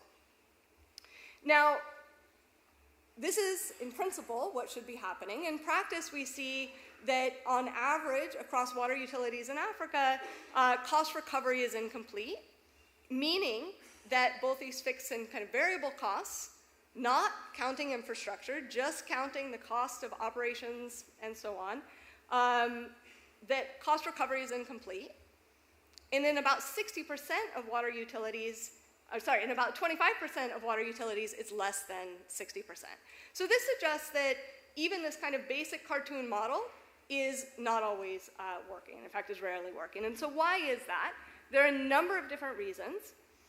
A first important one is that a lot of bills that both businesses and households receive go unpaid. Okay, so this is going to be a big part of why those costs are not actually being recovered. But there are also other important concerns. So for example, pricing often doesn't reflect the structure of the costs that the utility is incurring. And so this can include thinking about trying to shove those fixed costs of supply into the price per liter, into the price per kiloliter, which is going to drive up those variable costs that the consumer is trying to pay. This is going to look like subsidies too. We're going to talk about subsidies. But this also may just be that those fixed costs are expanding, that you're trying to increase access to the water supply. It may be that there are investments in improving quality of the infrastructure that have to be ongoing. And then, of course, there can be politics, right? Politics is always there in the background. All right, so let me start by focusing on this non-payment of bills problem. So you may be thinking, okay, so a household is not paying their bills. Well, maybe that's okay. This is just a transfer from the utility company to the household. This is just some leniency on the part of the utility that actually helps the household. And on some level, that's true, but this is a transfer that has externalities, all right? It has externalities in a few different ways. So first, some customer doesn't pay their bill in full. That means that the utility is getting less complete cost recovery from that individual who has chosen not to pay their bill in full. And then the utility has two choices. One, they can either try to increase revenue from the remaining customers by increasing tariffs to make up for the fact that there's some kind of leakage in the system from this non-paying customer, or they can try to lower costs by decreasing their investment in things like infrastructure quality, maintenance, and so on. Either of these creates an externality to all the other customers who may in fact be paying their bills perfectly well. Now, an underlying question that you may be thinking is, well, why is it that customers are not paying their bills? Is this because it's actually a problem with enforcement, or is it not that enforcement has to be, coming after people with a stick all the time, but rather just building a culture of payment, building a sense that the utility is providing me something, I should be paying my bills on time. So some researchers, including a team from the World Bank, set out to test which of these two stories is actually the one that's driving it. They collaborated with the water utility in Nairobi, Kenya, and they ran an experiment. And in this experiment, they had 2 treatment arms. In one treatment arm, they tried to kind of boost this culture of payment by increasing communications, by increasing engagement from the water utility. In the second one, they just cracked down on enforcement. They said, if you do not pay your bill, we are going to disconnect you, okay? And what they found, and perhaps this is not surprising, what they found is that the engagement intervention that they did, this doesn't tell us engagement never works, but the engagement intervention that they did effectively had no impact, while increasing enforcement had a relatively large effect on bill payment. The fact that customers could start to pay their bills when the threat of enforcement went up also is somewhat informative of the fact that these households probably could pay, at least to some extent. If they were truly unable to pay, it's unlikely that they would have been as responsive in terms of bill payment. But of course, I said that equity is an additional concern, so affordability is always on the minds of policymakers, at least, hopefully, always on the minds of policymakers. And so, another thing that we might want to know is maybe on average, households were able to start paying their bills more, but maybe this differed across types of households, right? And so in this study that I'm citing here, Elizabeth Fink worked with a water utility in Livingstone, Zambia, in a similar type of an intervention that increased enforcement of unpaid water bills, but she was able to split the response between higher income households and lower income households.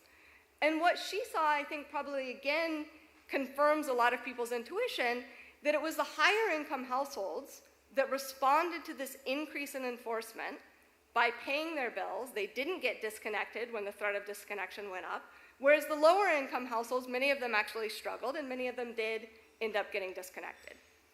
So this raises this, this bit of a concern of maybe there needs to be some additional targeting, maybe there needs to be some subtlety in how these kinds of interventions are applied. And this takes us to the second challenge, which is thinking about affordability and equity.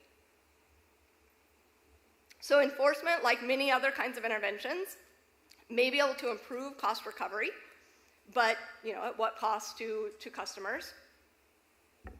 And so in a context where both expanding who has access to urban services, where not everybody has piped water in their homes, maybe not everybody is connected to the sewer system, some of Matt's statistics, thinking about how to allow people access, and then second, even conditional on having the access in making sure this is something that people can potentially afford. So a very common solution that we see across a lot of different utility companies is some form of subsidy.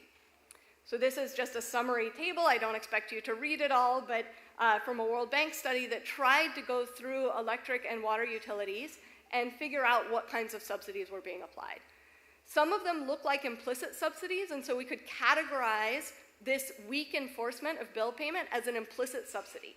That's implicitly allowing people to get a cheaper price on their water because they don't have to pay for every unit that they consume. This is potentially very badly targeted in the sense that people are choosing whether they are going to get that kind of a subsidy, right?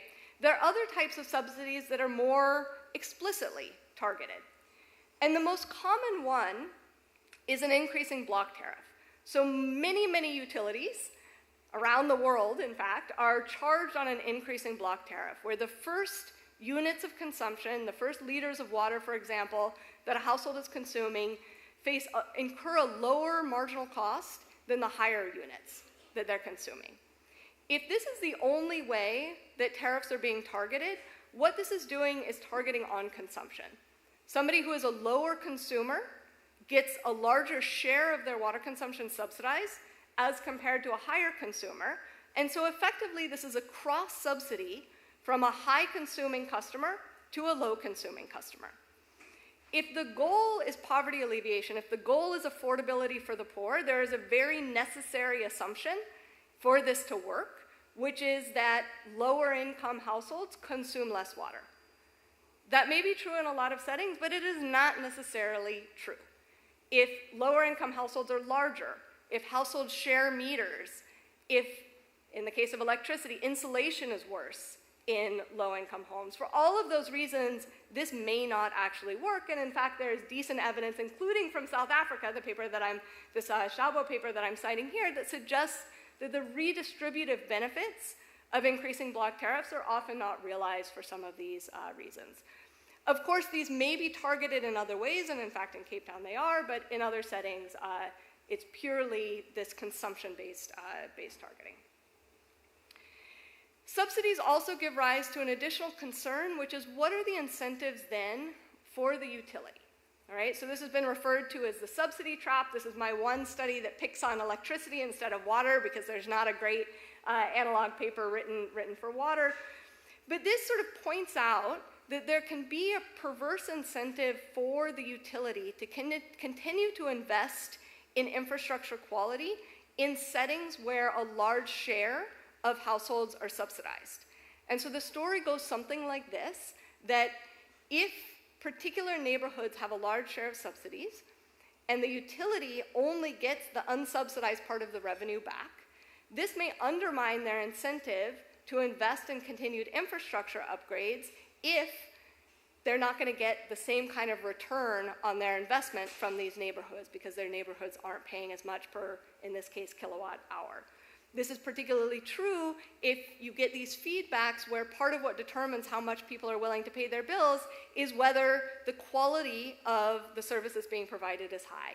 So what McRae documented in Colombia is that when subsidies are in place, what this means is that there's less investment in infrastructure. This begets less payment, less complete payment of people's bills, which in turn furthers the problem, and you get even less investment in infrastructure. So you get this kind of reinforcement of pockets of low-quality service provision. Okay, so with the remaining, 5 minutes that I have, let me try to kind of pull some of these pieces together and talk about where we're sitting right now, which is Cape Town, South Africa. Talk about a project that we've just completed. This was with Cassandra Cole, who's sitting here. She's a PhD student, and she's going to tell you about some of her work in this afternoon session, and several other collaborators, including Martine Visser, who's at University of Cape Town. Now, this picture is chosen intentionally to sort of point out this additional challenge here of inequality and service provision in an unequal setting. What we're really interested in, though, is trying to understand in climate crises, how do all of these challenges that I've just been walking you through, how are they kind of exacerbated, and what is the potential role for policy to step in? So what are the efficiency and equity consequences when water supply is seriously constrained and there's this need to balance both equity and efficiency? And the one kind of way to think about this is we're increasingly hearing about the importance of climate adaptation. Now, for a water utility and for the customers of a water utility, when a climate shock hits and supply is very seriously constrained, who has to adapt to that? Well, it's actually the utility that has to adapt to that. And then the consumers, the customers, the households, the businesses, their adaptation is moderated by whatever policies were put in place by that utility. And so in this kind of environment, and I talked to you a little bit about kind of the externalities across customers, where in a utility context, what one individual is doing has repercussions for everybody else, this becomes particularly important when supply is actively constrained, like in a drought. So the individual demand responses to people on the water network are creating externalities for others. In this paper, we focus on one of the kind of core channels of behavior change. It is not the only one by any means that took place during the drought, but which was the adoption of substitutes, namely groundwater. So Cape Town's water supply is particularly climate exposed. Prior to this kind of drought that I'm going to be talking about, dams, surface water, were supplying 98% of Cape Town's water supply to the municipal area.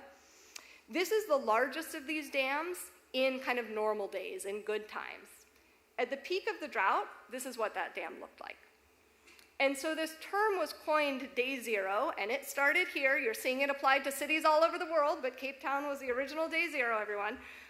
So there was a point, 13.5%, below which the dam's capacity would fall, and it's just no longer viable to get water out of this dam below 13.5%. This one actually fell to 11%.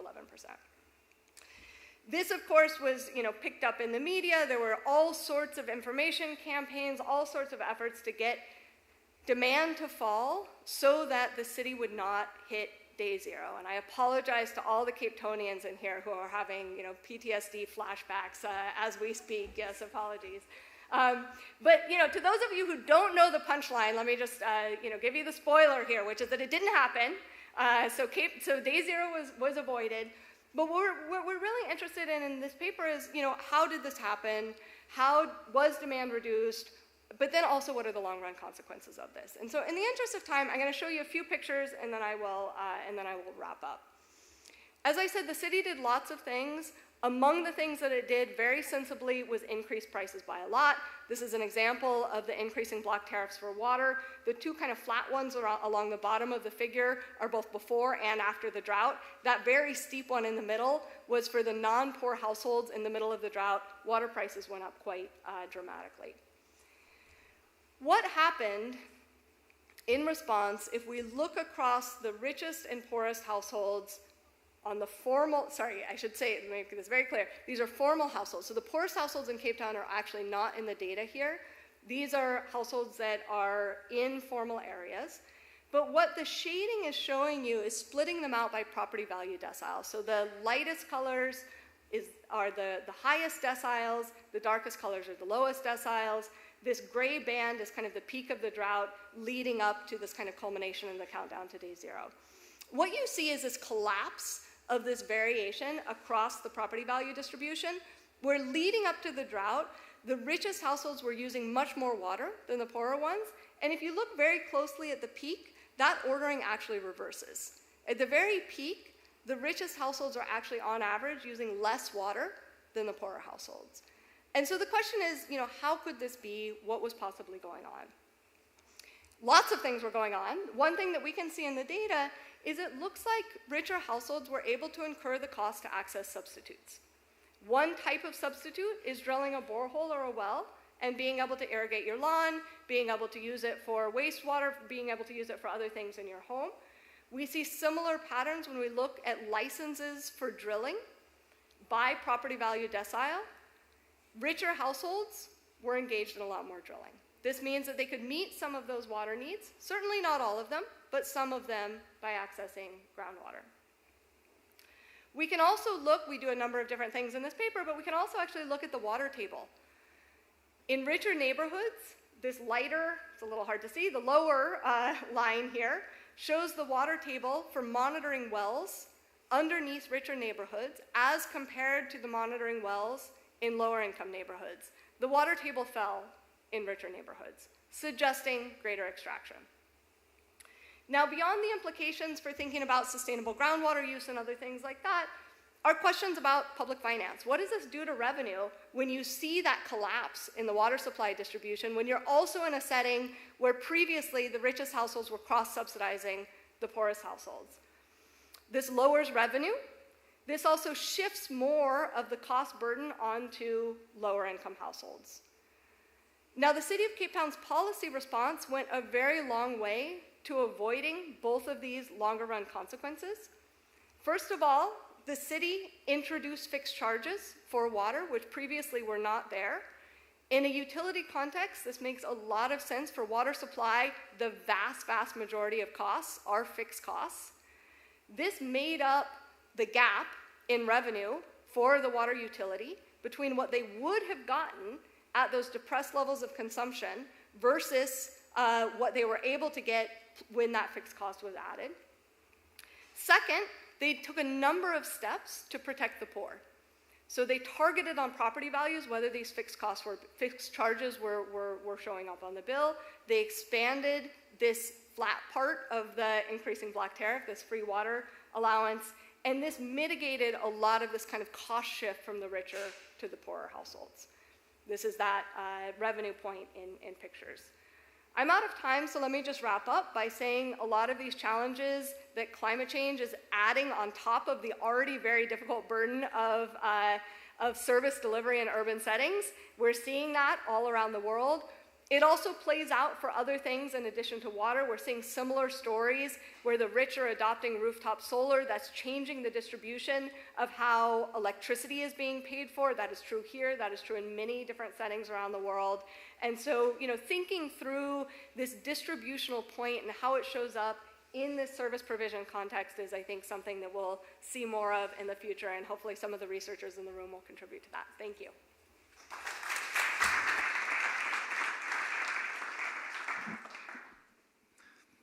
Thanks a lot, Kelsey. Let me turn to Hugh. Yeah, please. Particularly talk about Cape Town. Great. Thank you so much for the opportunity, and thank you to Professor Turner and Professor Jack for this very thought-provoking and accessible keynote. I'll call you Matt and Kelsey from this point on. I've been asked to link the two presentations and give some practical examples of, the implications of this. I think for me, the presentations link quite neatly together. One is about, the provisioning of the infrastructure, and the next is, the questions about how we pay for it and how it's used. I want to start by setting out 3 points of why I appreciate the focus of this keynote at this edition of the conference. The first is that I think that we have a challenge too often, certainly in South Africa, and I think it's true in many other developing countries. When you talk about economics in cities, you end up having a conversation about firms and often about informal traders. And actually, while those topics are really important, urban economics is applicable to a much bigger set of urban problems.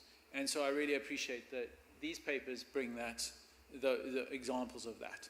I really also appreciate the emphasis on utility services for building cities, because in my practical experience serving the city government, this is an absolutely top priority issue. And then I think I really appreciate, to use a phrase that was used earlier, I think, by Satu about anticipatory planning. I really appreciate what these papers show about how we can use urban economics to complement engineering and spatial planning for planning cities. So the population of our city is growing at about 3% a year, and it's expected to grow to from 5 million residents now to at least 7.7 million by 2050. To meet that growth in demand, we have to invest in a very substantial infrastructure pipeline, which I think both the mayor and the city manager have referred to. But just to go in one sector, in water and sanitation alone, we have a pipeline of projects worth 16 billion over the next 3 years and over 80 billion over the next decade. So we have to make sure that we build that infrastructure in the right place at the right time and in the right way that meets the needs of the growing population and in a way that's affordable and delivers quality services. So I think that these papers are a valuable contribution to helping us think about the tools we can use for that challenge. I want to highlight two quick things that I appreciate about these papers in particular, and the papers that underpin these presentations by Kelsey and Matt. So the first is creativity. And I think maybe economics and creativity are not words you hear often in the same sentence, but when you look at the papers that were done, and for example, the paper that was at the end that Matt spoke about, that gives us a sense of the impact of sewers on density, the strategy that was used to really make that analysis work was very, very smart and very creative. And likewise for Kelsey's use of administrative data from the city of Cape Town for her work, amongst others. So I just want to appreciate that. And then the second thing I want to say is how much I appreciate this as a showcase of the importance of good quality administrative data. The Cape Town paper is made possible by water consumption, billing, and valuations data sets. And that data required a lot of hard work from Kelsey, from our finance colleagues, from water colleagues, from the data science team to make that data workable and usable for the analysis. But the point was it was there, and we were able to extract it and use it. We need to do much more to leverage our administrative data in the city of Cape Town, and I think many other cities do as well. We need to make it programmatically accessible, analytics ready. We need to be able to link administrative data with data from outside the city government, non-administrative data in an anonymized way. And we need to get much better data on the informal parts of our city and the residents who don't have a formal billing relationship with the city. That is an ongoing challenge for us. So are the findings of this research useful? Beyond the academic frontier, are they useful to practitioners? Don't we know already that basic services, including sewers, are important?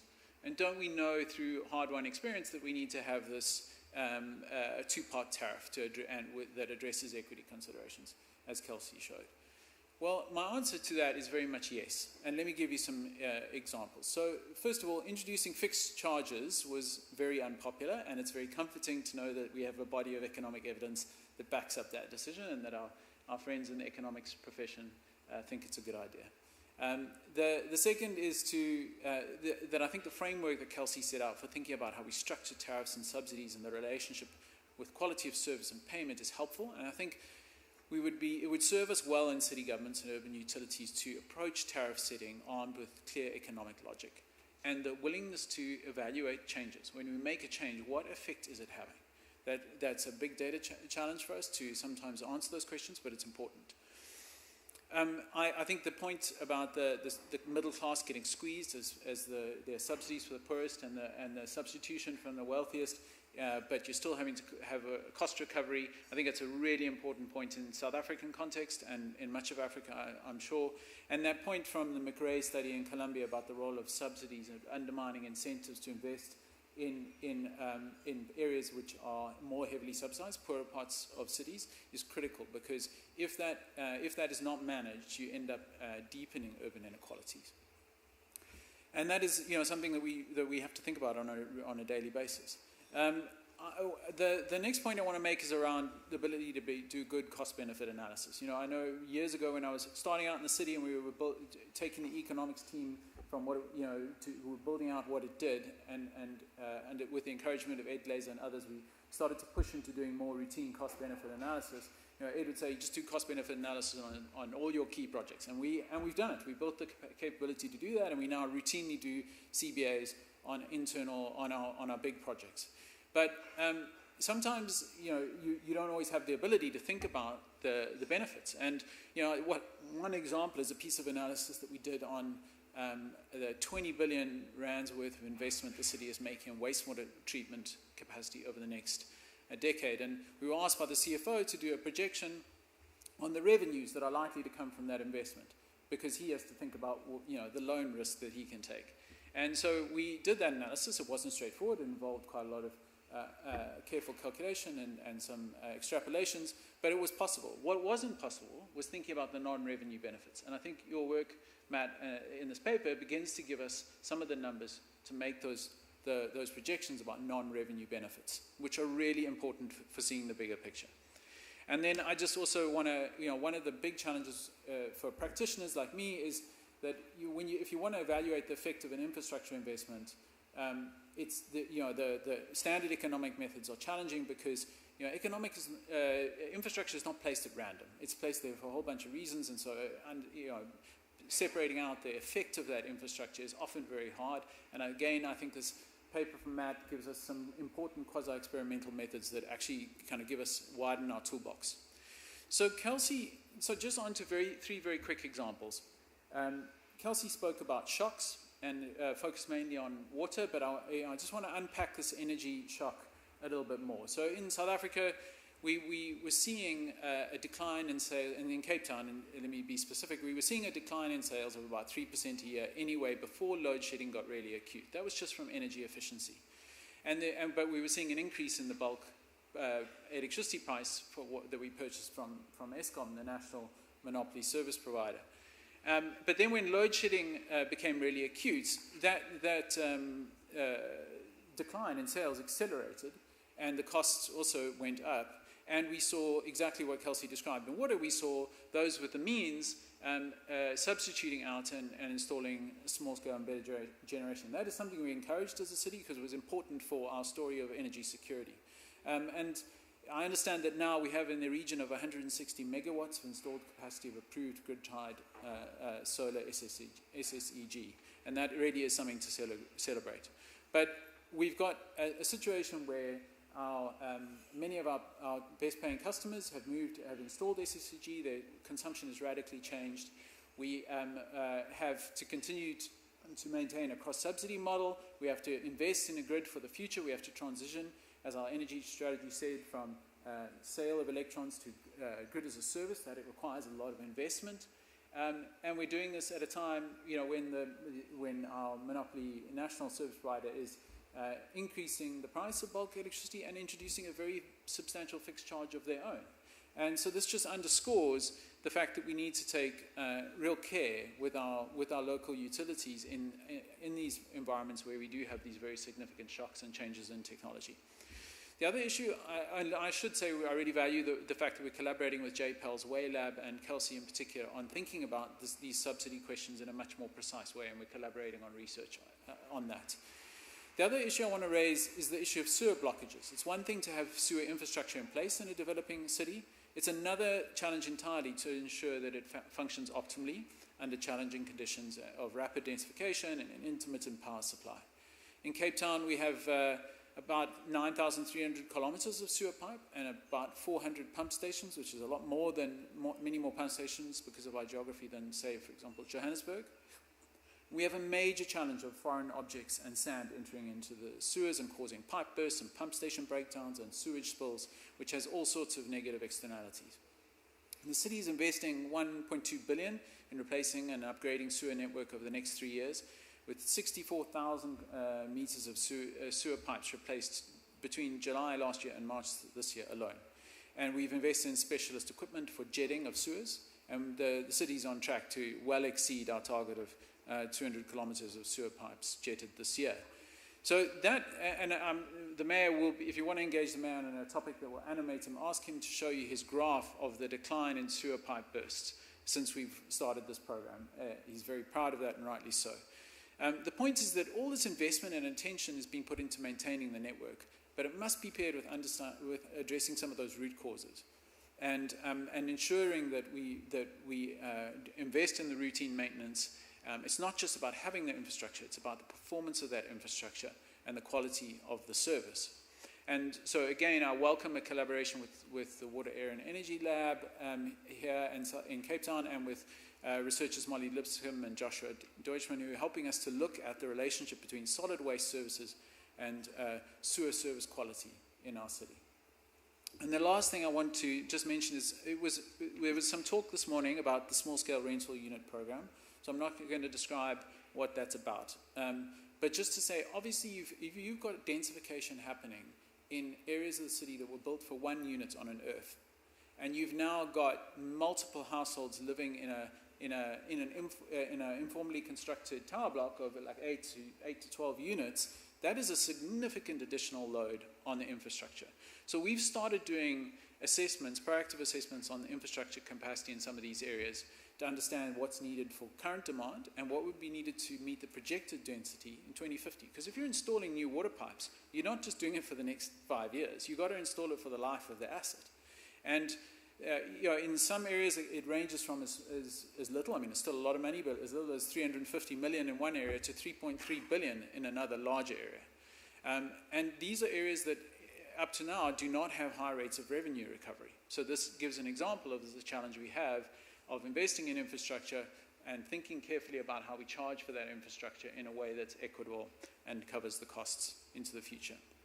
So enabling these densifying areas of the city, which helps these areas, this phenomenon is helping us solve our housing challenge and prepare for a city of the future. But making these areas livable is critical to that strategy. So I want to I want to close by just saying that the city manager really emphasized the fact that we're open to, we encourage evidence-based decision making, and part of that is our collaboration with the research community. And so I just want to close with an invitation to the research community here to please talk to me and to colleagues in my team about any research interests that get sparked, because we'd love to collaborate with you. Thank you.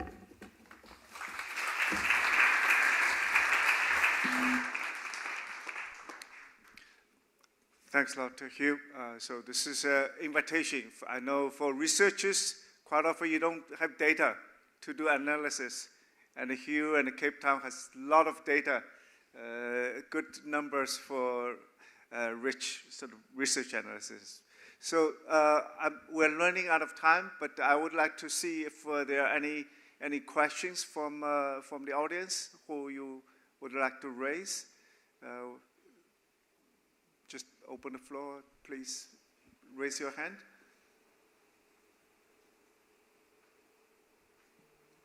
Okay, there's.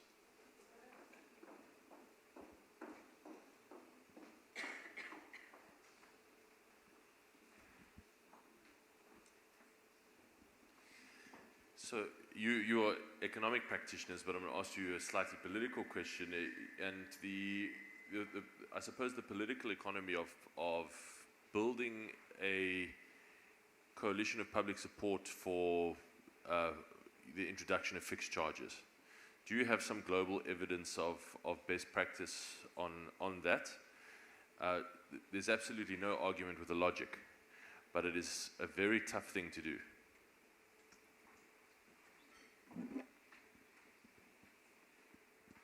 Let's see, is this working? Yeah. No, it's a great question. So I think there are. I think there's evidence that it is hard in other places as well. So California, where I live, has also just gone through a process of trying to introduce fixed charges into electricity. And they tried to do something similar to what Cape Town had done in the past of targeting those fixed charges by income, with exactly the idea that if you introduce a fixed charge without that kind of additional targeting, it will be regressive because everybody pays the same fixed charge, and lower income households, it will be large relative to their consumption charges. So this was intended to be a way of making this potentially more palatable in a place like California. It got a lot of pushback though, precisely because the people who end up paying a higher fixed charge say, you know, no, I don't want to cross-subsidize. It makes the cross-subsidy extremely explicit. Whereas when it's kind of shrouded by consumption, it sort of feels like, well, maybe this is fair. The people who are consuming more water, consuming more electricity, you know, they're paying a larger share of these fixed costs. So I think that there are a couple of things. So I think one is that there's inertia and path dependence on everything. And so, you know, it potentially would be equally hard if you had a fixed charge in place to get rid of it and put it all into the volumetric. So, you know, I think people don't like change. The second piece is I think tariffs are almost universally confusing. You know, I think you ask like anybody in this room who is potentially quite well informed, they would have probably a quite hard time telling you what is their marginal price for the services that they consume. Right? And so I think there's a communications piece to it as well that can be extremely important to try to think about how is it that people currently understand their price, and to the extent that what you hear when you hear we are adding a fixed charge is we are adding a charge. And I know that there was, you know, an attempt to do kind of careful communication here to say that it wasn't just adding a charge, it was lowering also some of the variable costs and so on. But I think that there's a big piece of any time there's a new piece to a bill, it feels like it's additive instead of a substitute. So, you know, my guess is that the communications piece is a big part of things. And then I think the last piece is just this, I called it, what do I call it? Anyway, the sort of the kind of implicit relationship. How much do you trust that your water provider, that your electricity provider is not trying to make money off of you, right? And the more that there's kind of trust, which I think is very rare, the easier it is, I think, to have that clear explanation go over in a way that people are willing to listen, right? Because it's not only that the information has to be clear, it's that people are willing to hear it. And if there's fundamental distrust, you can say whatever you want to say, and people may just not hear the message. They may not be willing to trust the message, and so on. And so I think those three things that I said, probably it's actually the reverse order of importance, that you need the trust first, the clear information second, and then thinking clearly about what is the optimal design of it third. That's like the order of operation, not order of operations, that's the order of importance on some way. I don't know of a place, maybe others in the room do, of where fixed charges have been introduced without pushback have gone over well, etc. But I think the places that do have fixed charges are able to do better in terms of cost recovery overall. And so the question, of course, is how to go through that transition, how to get there. I think once it's there, it works. We know from economic theory, no question it works. It's just a matter of how do you get this to hit. Yeah, so I sympathize completely, although fortunately I'm not the one who has to deal with it. There's another hand at the back, and some here.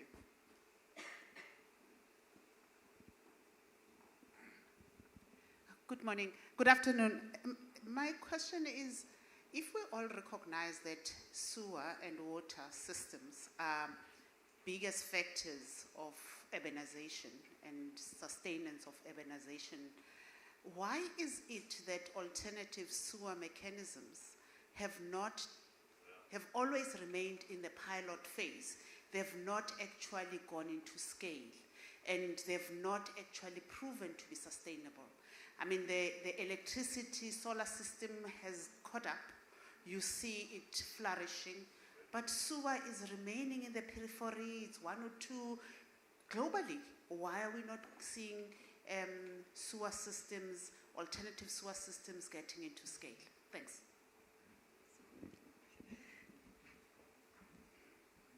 Everybody hear me? So I think I am now the sewer guy. It hadn't occurred to me when I started this agenda. I think if you look, you will find that in the World Bank and different aid agencies, there is a wealth of expertise at building different kinds of networks. I think in particular, Brazil has been really good at building low-cost networks. I think this stuff's out there, and I think that it is just kind of waiting for people to go and find it. So, like, I have a bookshelf full of books that describe all that kind of stuff, and I can give you some of the titles later if you want.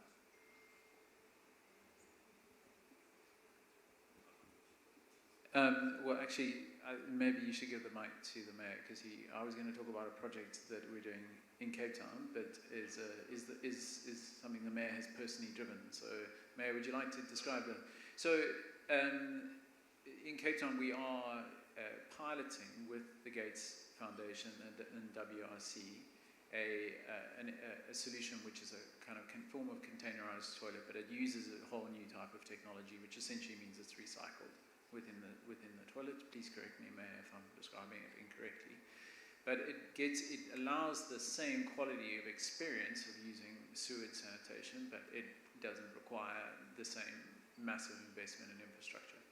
So it is a pilot. So Simongile I know I use the word pilot, and that is your point. So, but the question is, can it go to scale? Well, we're having a go, and we're going to see how well this works. And Mayor, please, I don't know if you want to add, but that's I agree with the challenge. I do think part of it is going to be acceptance, because there were conversations that happened along these lines in the drought, when obviously there were concerns about sufficient water going down into the sewer system to keep it flowing, because demand was reduced so radically. And so people started having conversations about, why don't we all just use compost toilets, etc. But I think the behavioural change and the public acceptance challenge of trying to change to something like that would be formidable. Let's take one more question from here.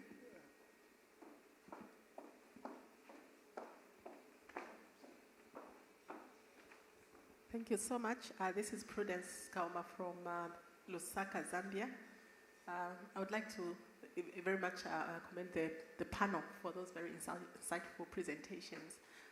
Just sharing some reflections around the issues around water supply and compliance by communities. I once worked for a project that was trying to supply water to peri-urban communities, and using the kiosk system, the mass water supply system, on certain points where the communities would go and pay for water and access that potable water. And the experience there was that for that kind of approach, the communities were actually ready and willing to pay for the water, because apparently I think the government had put in some subsidy to put up the infrastructure, and the cost sharing was around the communities just ensuring that the water was treated and they would pay for it. We had very low levels of non-compliance. When it comes to compliance towards payment for services, some of the issues that I think people don't think about are how easy is it for you to actually pay for that service. People sometimes feel that they don't have the time to go and line up at a company to pay, just pay for a bill. They have survival issues and they want to do other economic activities, and therefore it's very difficult for them to actually pay for water.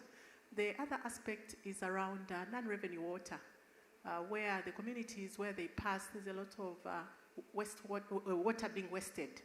And in the end, they get very erratic water supply, and therefore but they get the bills coming, even if they don't have water for a week or 2 weeks, but they get the bills coming, and then the water utilities don't deal with the system maintenance issues that they should deal with. So therefore, the quality of supply is low, and people just feel that it's not worth paying for.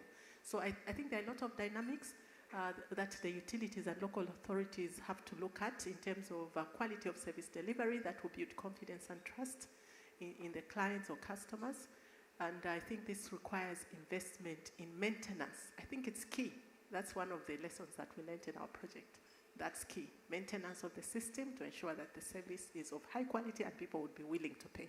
And in other areas where prepaid meters were put in place, we find that people were willing to pay for that water using the prepaid system. It was easy for them to pay rather than the postpaid system. So I think there are a lot of dynamics around this area, but the issue of non-revenue water being high and maintenance not being done, people just don't feel that it's worth paying for. Thank you. Thanks. Can I make just a couple of small points on that? So thanks. Those are all excellent points. And I think, one thing we've seen a big shift in electricity versus water in Africa has been the extensive use of prepaid electricity meters that has meant that households that are otherwise kind of not creditworthy enough to receive a bill and otherwise might not be allowed onto the network, if it's a prepaid meter, the kind of assurance to the utility that the kilowatt hours will be paid for make it much easier to think about access to even marginalized households. Whereas I think for water, for the most part, there's still this reliance either to go with a kiosk system where it's not piped water into the home, but you can be assured that that water is actually going to be paid for, or some small experiments with prepaid water meters. One of the challenges with prepaid water meters is they, unlike an electricity meter where you just have to interrupt the current, the prepaid water meter technology, you have to actually literally interrupt the flow, and so they break. And that makes it much harder to think about this being something long-term solution. I think the points you brought up about non-revenue water are tremendously important, and to the extent that the utility company is actually billing the household for leaks that happen before the meter, I think that's actually somewhat less common. That results in unreliable supply, which may lower people's willingness to pay. Leaks after the meter show up on the meter. And so this is a challenge of who's kind of responsible for those. Are people aware of them? What is the potential there? I know the city of Cape Town is seeking to embark on a big scale up of smart water meters that will help mitigate some of those kinds of concerns, but that's expensive infrastructure, right? To be worth it, you have to be in a setting where people are consuming a lot, where this is sort of first order for revenue. There was one study in Ghana that I thought was quite informative about this kind of a dynamic, where they were looking at load shedding and in a setting where people had postpaid electricity meters and people's bill payment rates following load shedding episodes where they could look, feeder by feeder, and they saw that when the quality of supply goes down, people's bill payments go down, right? So there's this kind of reciprocity in terms of if you feel like that utility is providing you a quality service, you are more likely to be willing to pay for that service. And that's a version of that kind of subsidy trap that I was describing of, bad quality service begets low payment rates, begets bad quality service. But you're right, this is a complicated story. I don't know if anybody else wants to add. Okay, great, thank you. Very good. So we are running out of time, but I think this is really a very good discussion. I think we touched quite a number of issues on water supply, sewage, in terms of financing, both for capital investment, but also operating and maintenance. And that touches really related to the cost recovery and the tariff issues. And with cost recovery with tariff, you touches on the equity issue and the inclusiveness and the politics of charging, who's going to benefit and who's going to pay for it. Then also the issue about the resilience of the system with the climate change, with all the others, the drought we experience. We need to build a system to be more resilient, especially in the context of climate change. A lot of interesting issues, really important for the urban issues. I'm very glad to see we're looking at the urban infrastructure on the water, sanitation, sewage side, beyond the traditionally being urban infrastructure study, more focused on transport, but water, sanitation, sewage, really important infrastructure. So I would like to thank Matt, Kelsey, and Hugh for a great panel discussion. Let's give an applause. Thank you.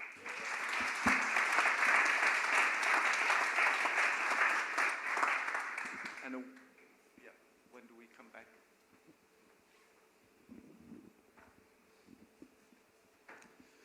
Many thanks to our keynote speakers, our respondents, and of course to the chair as well. I think I promised right at the beginning of the day that we would have graphs and we would have equations and we would have many opinions, informed opinions. Hopefully your appetite is whetted because there's still a lot of that to come. So I just do have a few logistical announcements to make because now things are going to start getting interesting because we're going to be splitting into a few different venues. So please do bear with me. We have a very short tea break. If you haven't had enough tea or coffee by now, there will be a little bit more. I have been told to tell you to please drink the tea and coffee in this venue. Don't take it through with you. You're welcome to take a little snack for the other venues as well. But we've got two sessions after the break. The one is the Young Urban Economists, and the other is Infrastructure is Modeling for Economic Infrastructure. That's a session that I'll be involved in here. The latter of those two will be taking place in this venue, in the banqueting hall, and then the Young Urban Economists will be taking place in Meeting Room 2. Now, you might not know where Meeting Room 2 is, but we will have a range of ushers dressed in black, so don't worry, just tap on their shoulder. They'll more than likely help you and guide you in the right way. If you happen to tap somebody who's not an usher who's dressed in black, I'm sure they'll forgive you and show you the right way anyway. So they will be waiting for you at the back. You can grab, or you can have a quick drink, grab a bite to eat, and head on to Meeting Room 2 if you are going to the Young Urban Economist session. I have also been told that we will not be checking birth dates on IDs, so by Young Urban Economists, those will largely be the presenters. It's open to everyone. So let me just clarify that. It's open to everyone, but I'm sure you by now know which sessions you want to attend, so let me leave it at that. One further announcement, if you do need to leave the venue for any reason, so as in leave the actual building, please do just speak to someone at the back who can run you through the access control points, etc., and can make it a little bit more seamless. All right, I will probably engage with you in a few minutes just to give you an update, but feel free to have a bite to eat, have a drink, and we'll see you in the next session. Cheers.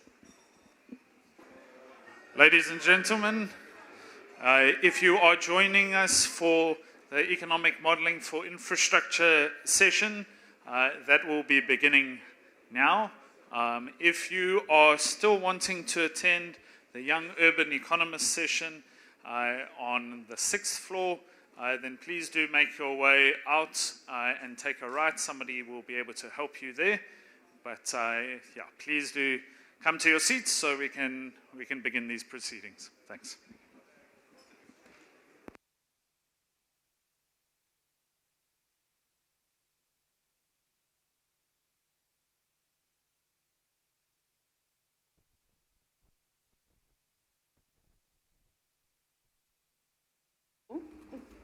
Is this working? Yes. Okay.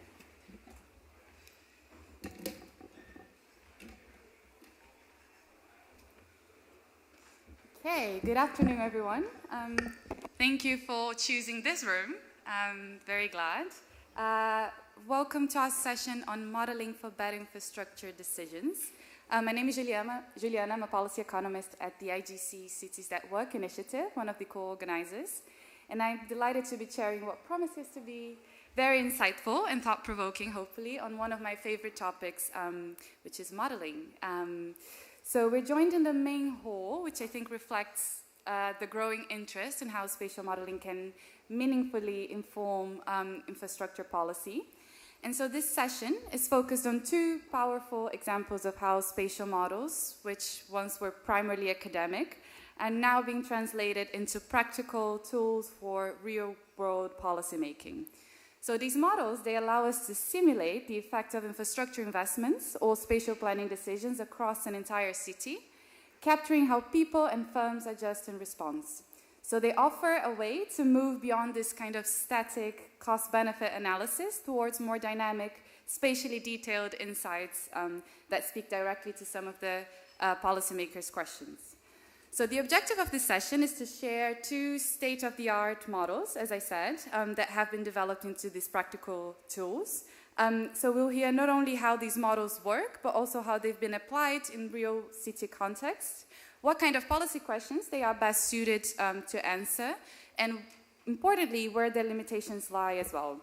So to help us navigate this, we'll begin with some framing remarks from Paul Court, manager at the Economic Analysis, Policy and Strategy Department at the City of Cape Town. So Paul will speak to the city's motivation in supporting the development of these models and how they've been used in decision-making in Cape Town. And then we hear from two presentations. So first from Professor Nick Souvenidis, assistant professor at UC Berkeley, and most importantly, co-director of the IGC Cities Research Program. So Nick will be talking about the IGC City Spatial Model, which I highly encourage you to have a look at our website and learn more about it. But hopefully Nick will give you a very good intro about the model. And how this quantitative spatial model is currently being applied primarily now related to urban transport investment decisions, although certainly there are many other use cases for a model. And then second, we'll hear from Thomas Monnier, a PhD candidate at Crest, who will present the NEDU model, which is an urban land use simulation model that incorporates climate risk scenarios and urban spatial planning as well. So as I said, each model has different strengths and assumptions, and we hope today's session will illuminate how they complement one another, particularly in the context of Cape Town, where infrastructure and land use challenges intersect with rapid urban growth and environmental risks, but also more broadly across cities throughout the world. So after both presentations, we'll open the floor for a Q&A, which I'll moderate, and I highly encourage questions not just about the model's technical designs, but importantly about the practical relevance, usability, and adaptability as well to the different policy questions that you may have. Okay, with that, I'll hand over to Paul to kick us off with some reflections from the City of Cape Town's perspective.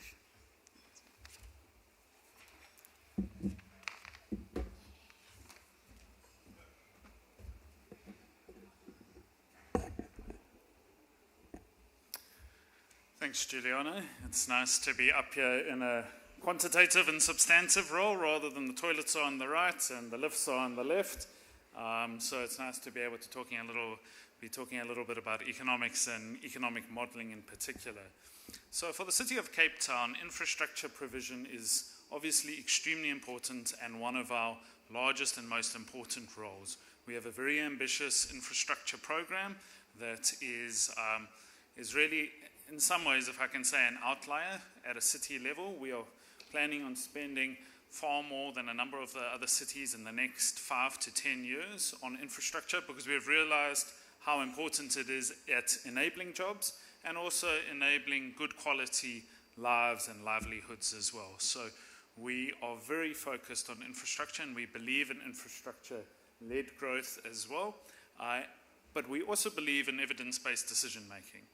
And these two things collide because we don't want to just be building infrastructure or refurbishing infrastructure, because that's what we've always done.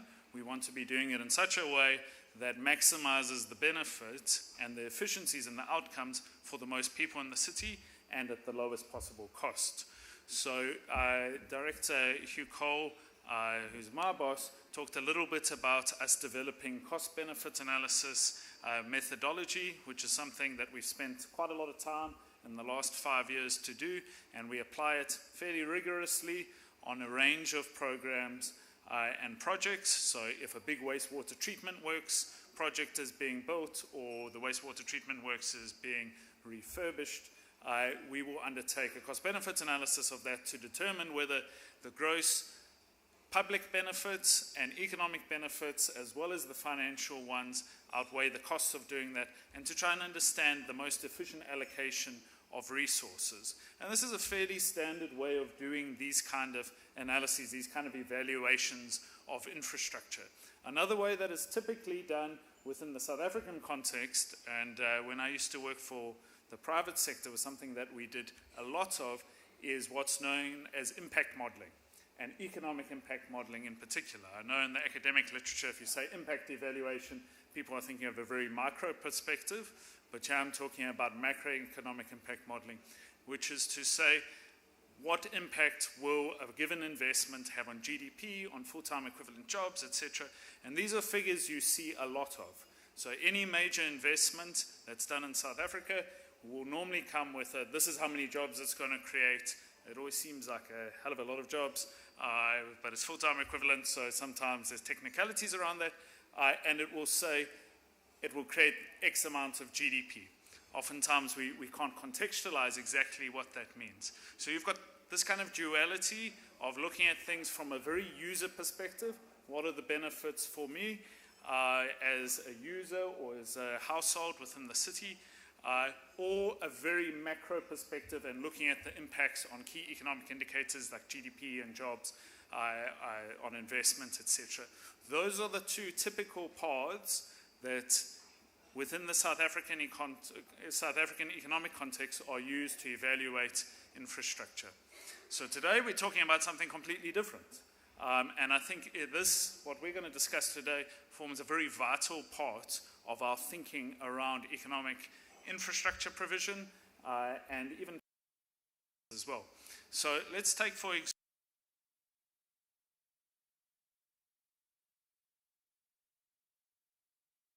something of the sort, and we find out that in a certain outlying area, we have low income and significant need for public transport to connect people to jobs. So we have that, we diagnose that problem. Let's say we assume, hopefully rigorously, that a BRT system is needed. How do we go about evaluating whether that is a good and strong investment? How do we go about evaluating whether that route is a good route, whether it has the impact on people that we'd like it to have? And so typically we take these two approaches that I was mentioning here, the one looking very much at a user level. So what are the benefits to a user? So spending less time in a car, less vehicle costs, less accidents perhaps, etc., etc. And then you multiply that across users, and that gets pulled into your kind of cost-benefit analysis. Alternatively, you look very much at a macro level and you say, well, what's the impact of the spending on GDP? Both of those have limitations. They are tools to use in specific situations, but they both have limitations. And the limitation, firstly, is that they tend to be entirely spatially agnostic. They are not taking into account the fact that these investments take place in systems, in geographies that are inherently very, very linked. And these geographies are populated with people who are actors, who decide where to work, decide where to live, and developers who will decide where to develop and at what rates to make land available, and firms who will also decide who to hire, what wages to offer. And so there's this interlinking system, which in economics one, when it comes right, or when it all matches, is referred to as equilibrium, that is important to understand, because there are a whole range of effects that take place that we need to understand that ripple throughout the geography, ripple throughout the spatial being of the city. So, for example, if you build a bus rapid transport system in X area, while it may be of benefit for those people, what does it do to property prices there? And if property prices go up in that particular region, does that mean people eventually move away from that region? And if people can get to jobs more easily in a certain location, does that mean there's now an influx of workers in that location? And does that influx of workers reduce the average wage, because now obviously there's an oversupply of labor? So these are the kind of things that our more traditional models don't actually tackle. They don't tackle these ramifications that take place in space and across actors.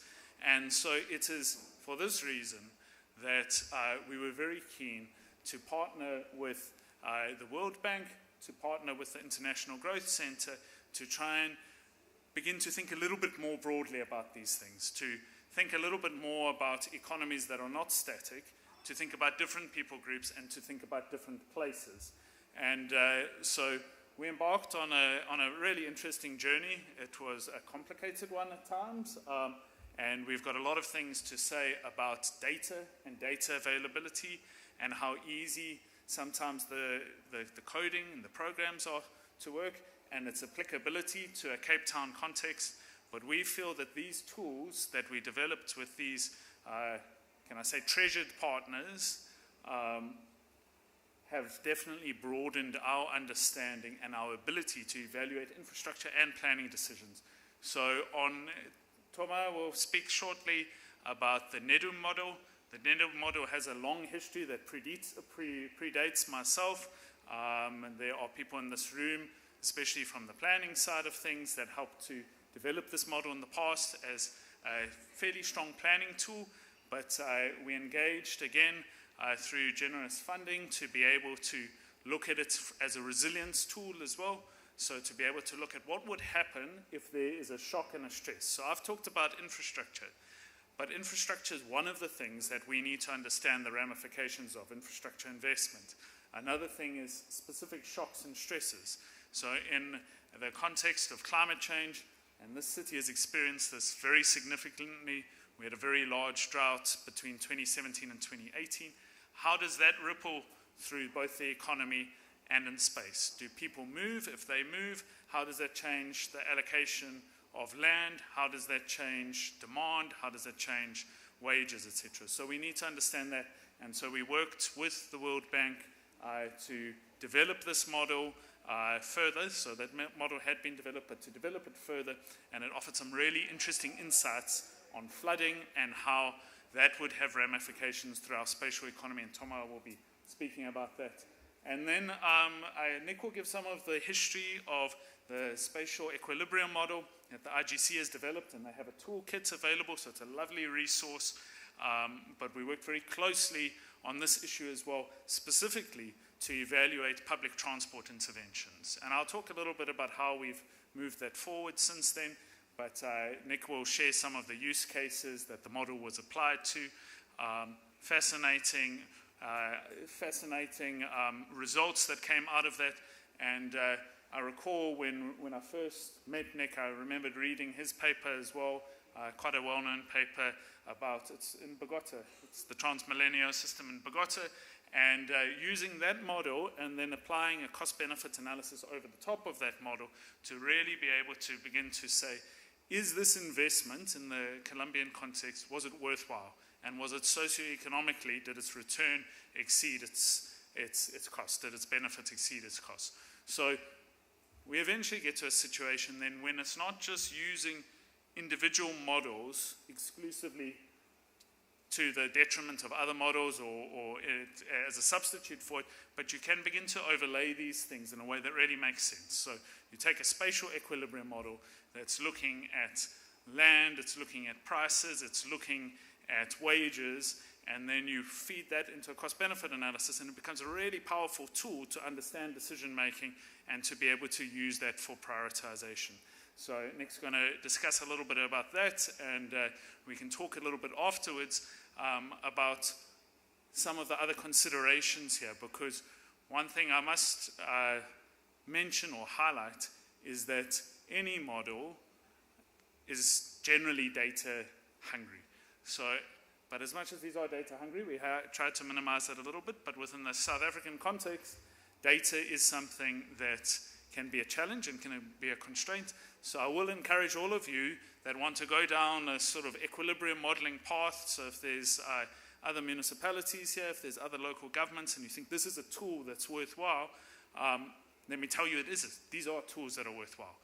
Add this to your suite of tools for evaluating projects, for appraising projects, but also be able to think out of the box when it comes to data, because you're going to have to think of innovative ways sometimes to extract the data, innovative ways to think about what data can potentially substitute other types of data that just might not be there in the South African context. So I think I've probably said enough, and I think a lot more will come out in the details of both of these presentations. They have told me they've minimized the equations a little bit. We often joke that one of the presentations I saw on this when we were developing this had reams and reams of modeling equations. I think that you're not going to get that today. You're going to get a more precise, policy-relevant presentation. But yeah, do be willing to engage with it. I'm looking forward to questions, and thank you very much. Is this working? Yes. Okay, let's dive in. Nitty-gritty of those models, Nick. Thank you, Paul, for the introduction. And I can guarantee you all, after years of experience of teaching MBA students, I'm very aware of the dangers of throwing equations up on the board, so there's not one in the presentation today. So I'm really happy to be here in Cape Town at this conference, presenting this product, can I call it? So this is something that really is a child of this conference. As a bit of backstory, at the 6th edition of this conference in 2019 in DC, I had lunch with Ed Glaeser and Hugh Cole, and Hugh was kind of telling us about some of the issues that Paul was mentioning. This desire to bring in economic cost-benefit analysis that didn't just look within the narrow confines, for example, in the context of travel, how much travel time is saved when new infrastructure is built, but they were really seeking a kind of deeper toolkit to allow them to assess the broader economic impacts of new infrastructure. And so this is something that we've worked on together, and we've co-generated as researchers, myself and Roman Zarate at the World Bank, but also a much larger team. So led by Hugh Cole in the city of Cape Town, but also Paul and many others within their team, as well as Vicky Delbridge from the IGC, and researchers now who are PhD students, Maria Del Mar and Daniel. So it really is a true co-generated product between all of the institutions behind the conference. Okay, so I think we're all here because we agree that cities provide a huge amount of opportunity. Okay, so they're engines of economic growth. They provide opportunities for firms and workers to become more productive as they cluster in space, and they provide opportunity to lift people out of poverty and drive more shared prosperity between different groups within society. But of course, with those opportunities come challenges. What Ed this morning discussed as the demons of density. So as people and firms crowd, as well as these benefits of higher productivity, they also, of course, create congestion. There's issues with unplanned development, so informal housing and inefficient land use. Okay? And in response to these challenges, many cities around the world think about policy responses. Some of them can involve a lot of spending, so it can be transport infrastructure as they try to move from kind of crowded roads and lots of private transport, either cars or minibuses, towards a world where there's more publicly provided transportation, such as BRT. But it can also be other non-spending forms of policy. Okay, so you can think about changes in zoning reform or housing policy that can have huge impacts on the built environment of a city without necessarily involving huge amounts of spending. And so there's a desire to try to understand how resources that are allocated to these kind of policies can be done so effectively. But as you think about how policy really gets made within cities, this economic kind of perspective either is lacking from the table or it's just one of the many voices who are there in the decision-making process. Right? So if you're considering building a transport infrastructure like BRT or subway, it's not just going to be economists who come in and try to persuade the mayor or the decision maker over which route to build. There's going to be architects, there's going to be engineers, there's going to be urban planners. And some of this desire at the inception of the project from the city of Cape Town was to give economic analysis more of a seat at the table. Okay, so how can we as academics allow these kind of frameworks that we have to think about some of the broader impacts of things like transport infrastructure? How can we take that away from academic journals and, which sit on dusty library shelves and get read by 10 people? How do we bring that into the real world and make it actually something that can be used by practitioners and ultimately to inform policy? Okay, and so why would we even want this sort of toolkit? Well, I think it's primarily because policy decisions involve trade-offs, right? So let's think one example kind of question. Where should you build a BRT? Let's suppose you're considering two options. Option one might be to build a BRT route in somewhere that's very costly. Okay, so imagine building it in a CBD or a very built-up area. It's going to be very hard and very costly to acquire the land, acquire the permission to actually build it there, right? So that's going to be a high-cost option, but potentially a high-benefit option, because the demand is high for travel in that congested and built-up area. That's why it's congested and built up in the first place. We can compare that with option two here. Maybe that's in a more peripheral region. It's somewhere where, is lower demand, so we might worry that the benefits of that sort of placement are going to be lower, but of course it's going to be a lot cheaper to build, right? There's sparse development there. It's going to be very easy to acquire land, to build a nice gold standard system that the architects and the engineers are very happy with.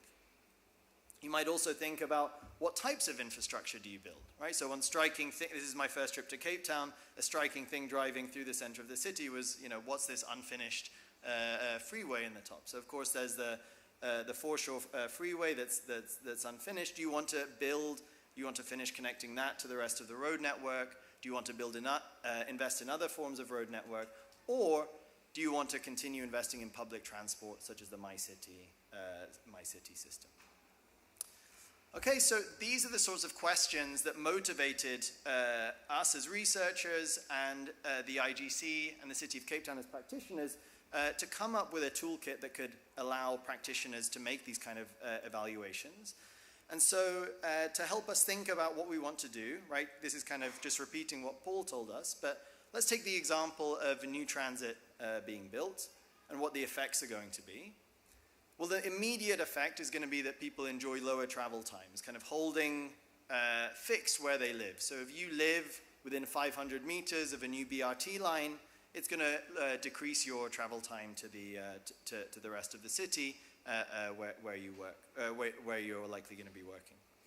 And this is the kind of focus, the emphasis that's placed in traditional kind of value of travel time saved approaches. But as Paul was saying, there's going to be much larger, broader economic impacts. As you build new infrastructure, people would change where they choose to live and work. Firms may choose where they change where they want to enter or set up shop.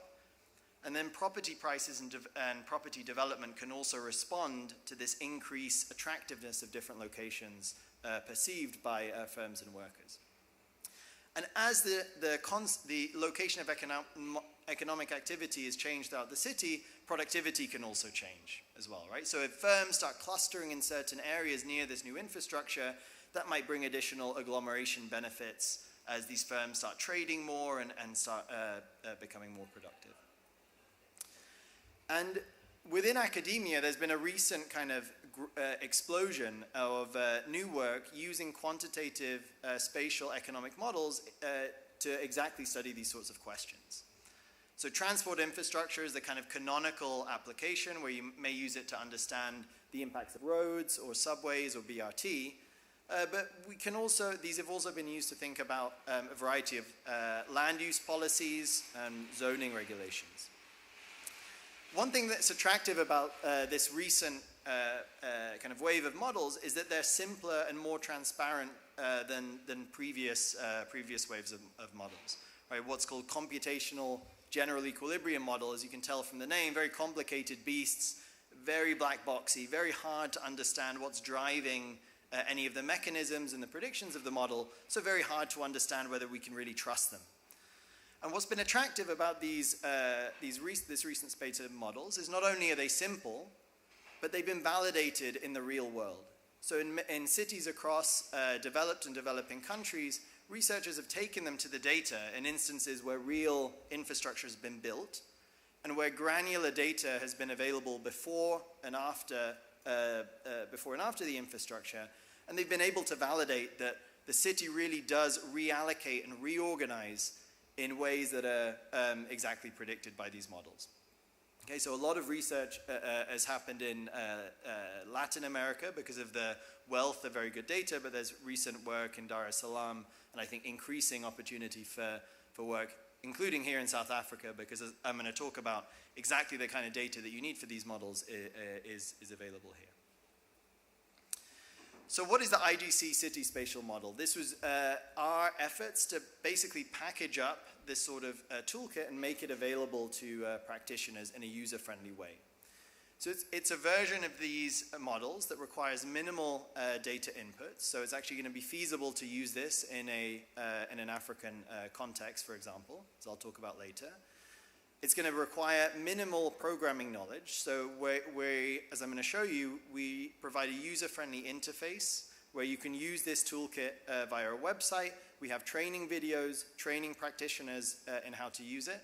And so the aim of this really is something not that you need an academic to guide you through and kind of actually implement it for you. The aim is something that practitioners can actually just use and use within their own kind of ministries or administration. And I think that was important to us because only under that model is this kind of thing scalable. For the researchers who want to use this kind of package, the code base is open source and is available in R. So it's not just for practitioners. Researchers who want to get stuck into all of the details, they have that available. And the aim is to allow practitioners to gain insights into exactly these broader economic impacts, right? So when you build transport infrastructure, if you have a special economic zone that tries to increase productivity somewhere, if you have a zoning policy where you want to try to encourage more housing construction in a certain area, how are those sorts of policies going to affect the location of economic activity, property and land prices? What's going to be the aggregate return on these investments? So this cost-benefit analysis, as we've been talking about. And also, what are the impacts on different demographic groups?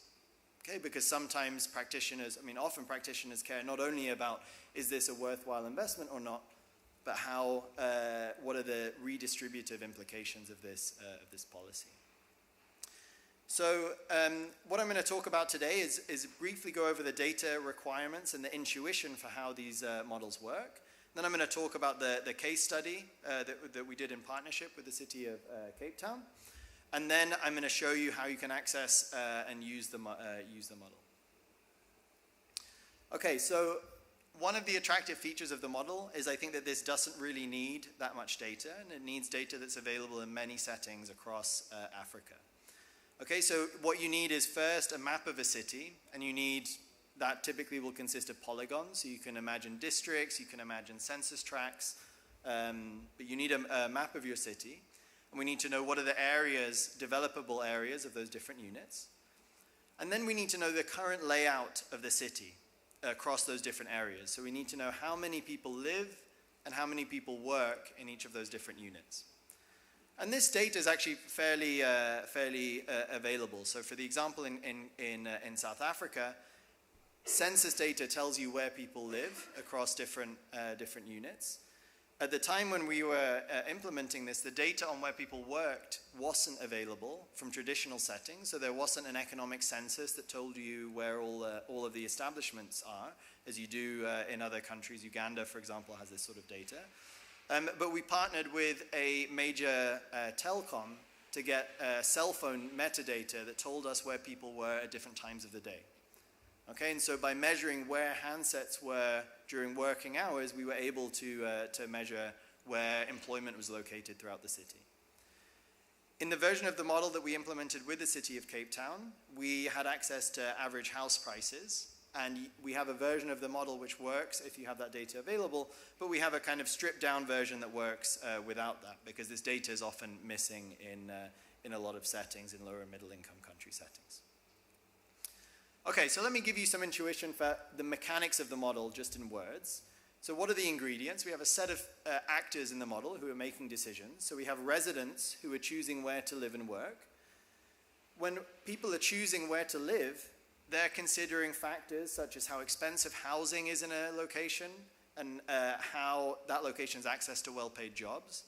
And they're also considering amenities of that place, right? So things other than job access and house prices that may make it more or less attractive to live. Right, so you can imagine natural amenities such as nice views or access to parks.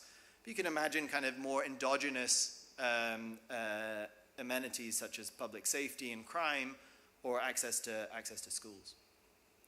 When people choose where to work, they're of course just considering the wage, how much they're going to get paid for working in a particular location, and also the travel time that it takes them to get from where they live to where they work.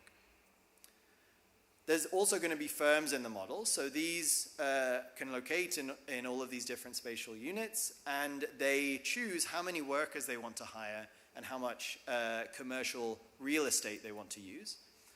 And when firms are making these choices, they are considering the cost of labor, the access to workers, the cost of commercial real estate, and they're also considering the productivity of a location.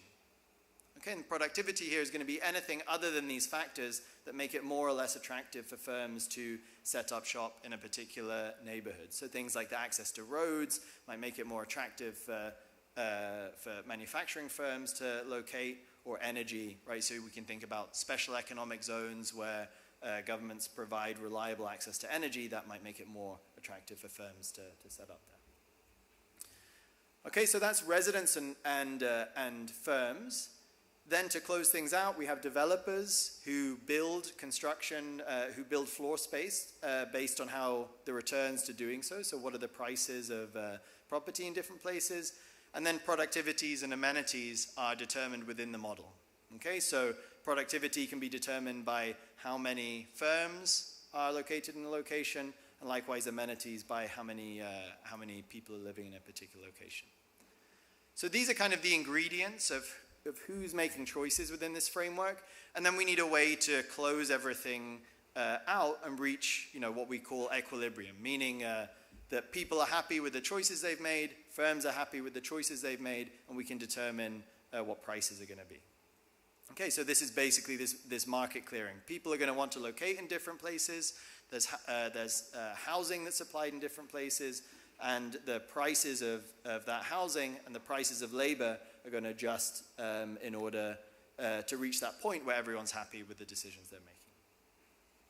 So this is the basic version of the model, and we then have extensions which include multiple types of workers. So you can imagine if you're interested in the distributional effects of a transport intervention, you might want to know how it affects workers of different income, different education, different ethnicity, various different demographic factors.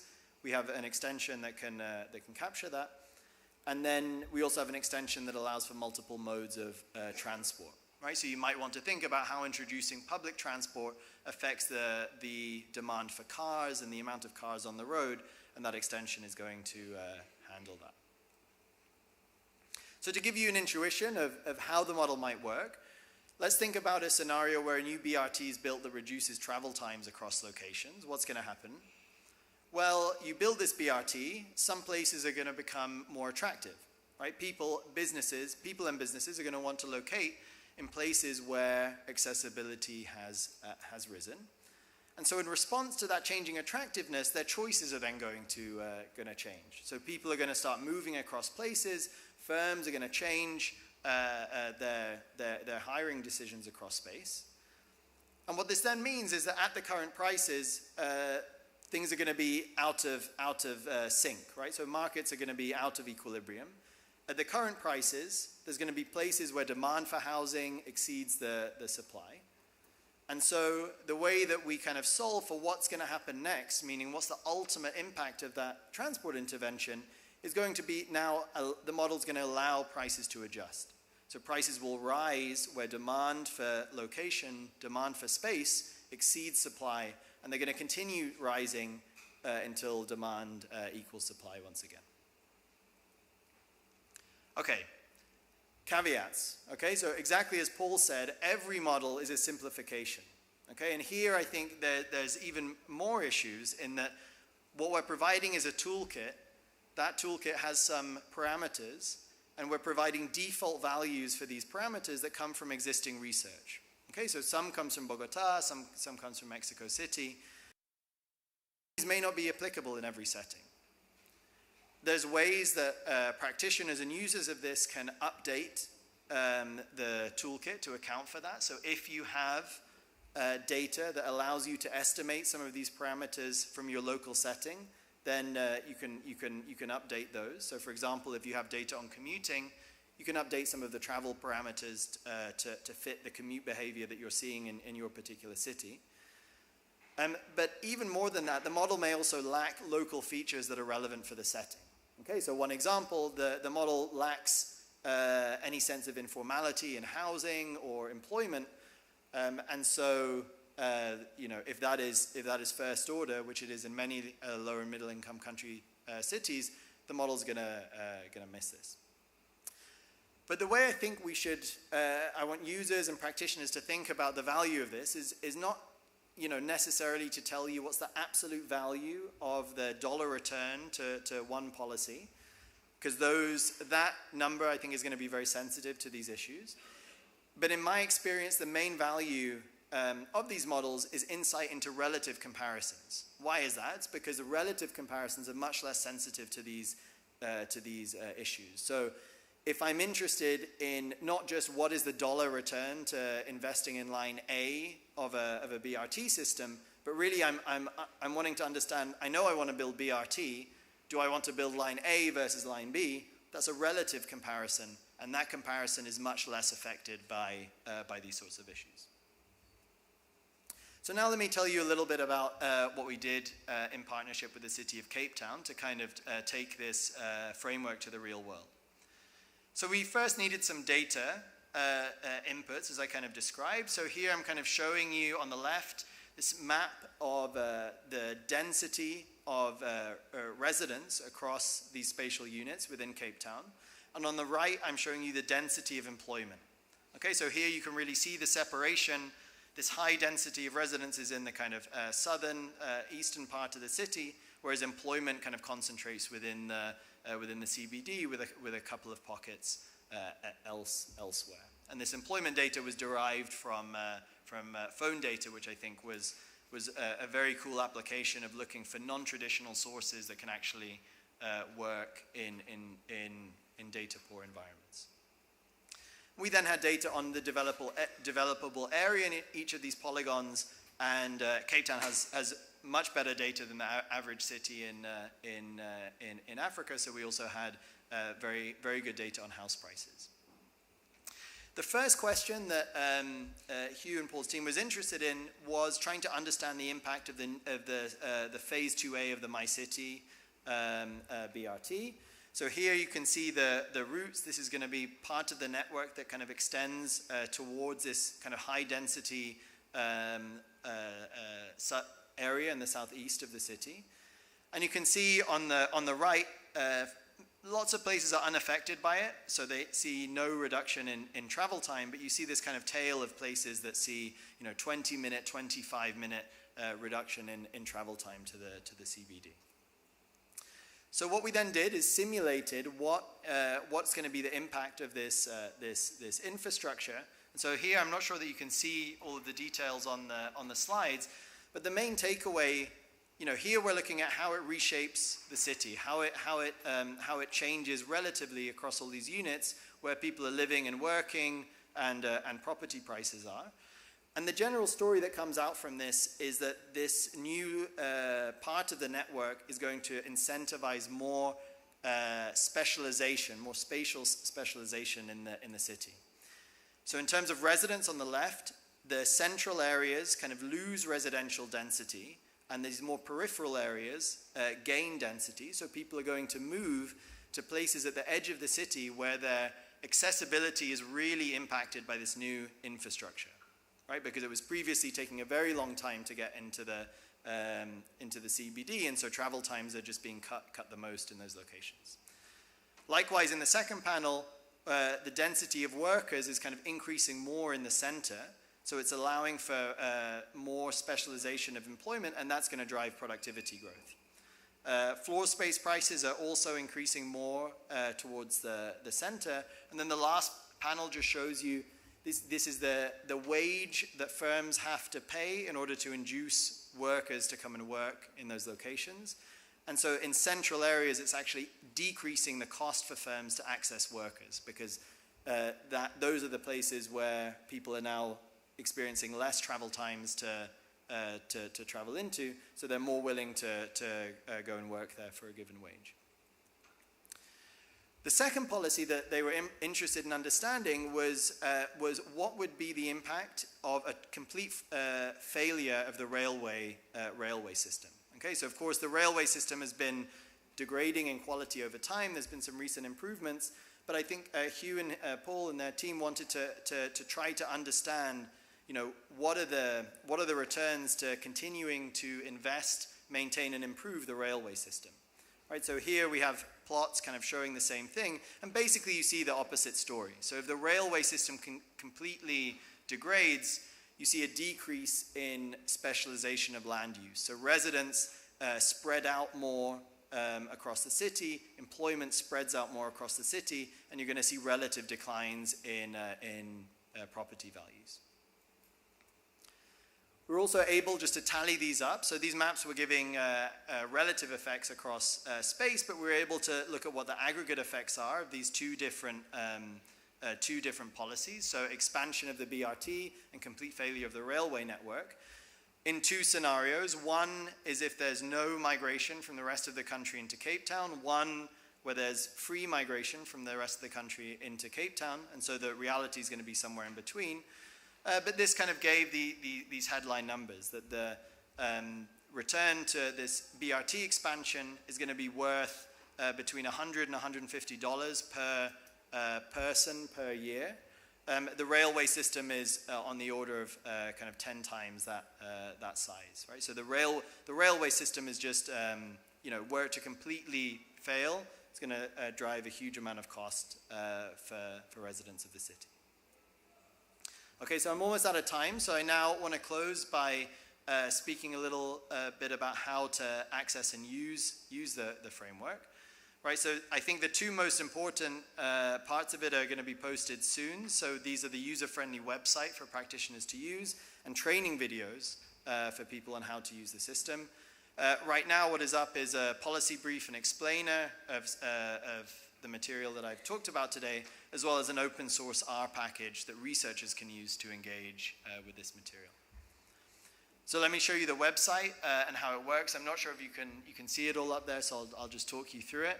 So first it has an option for you to solve the baseline model of the city. So you're going to upload location data in a table or a GeoSon file, which we've done here in step 2.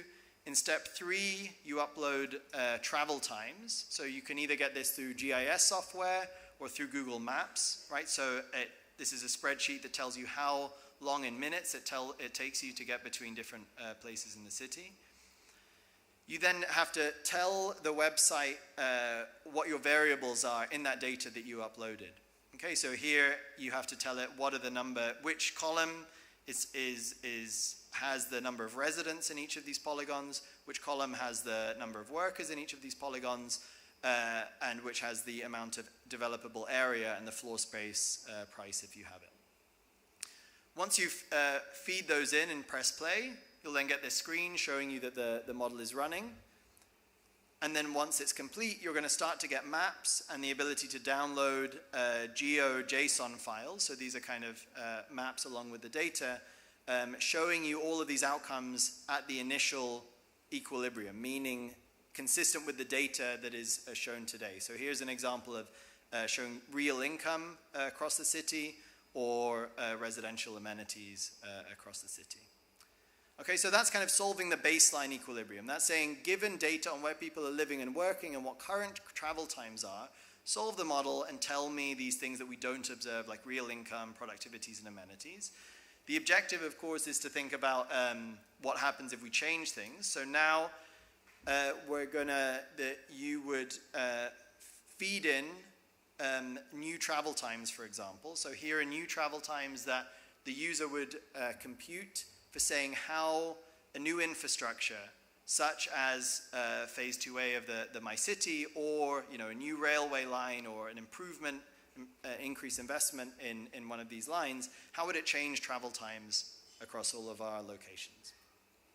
You feed those in, you press run scenario again, and then it's going to feed you, it's going to spit out same set of outcomes, but of course these are predictions for what would happen under this new infrastructure. So this is showing you real income, so how much do people benefit across space, or how productivity changes across space.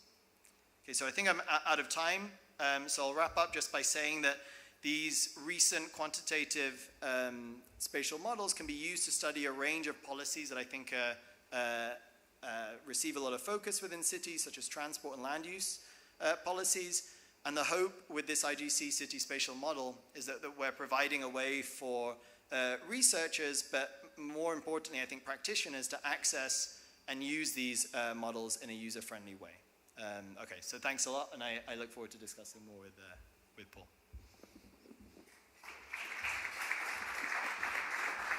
Great, thank you so much, Nick. And yeah, we're very excited about this model. We're currently trying to implement it in Jordan, Bangladesh, Pakistan. So if anyone has any ideas on applications as well, very much welcome.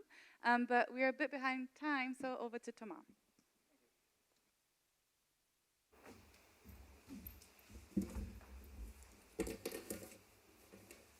Just put a timer on to make sure we all have a taste just in time.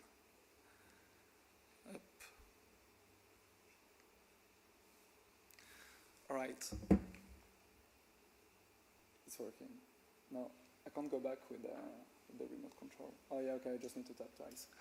Thanks everyone for attending. Thanks to the organizers.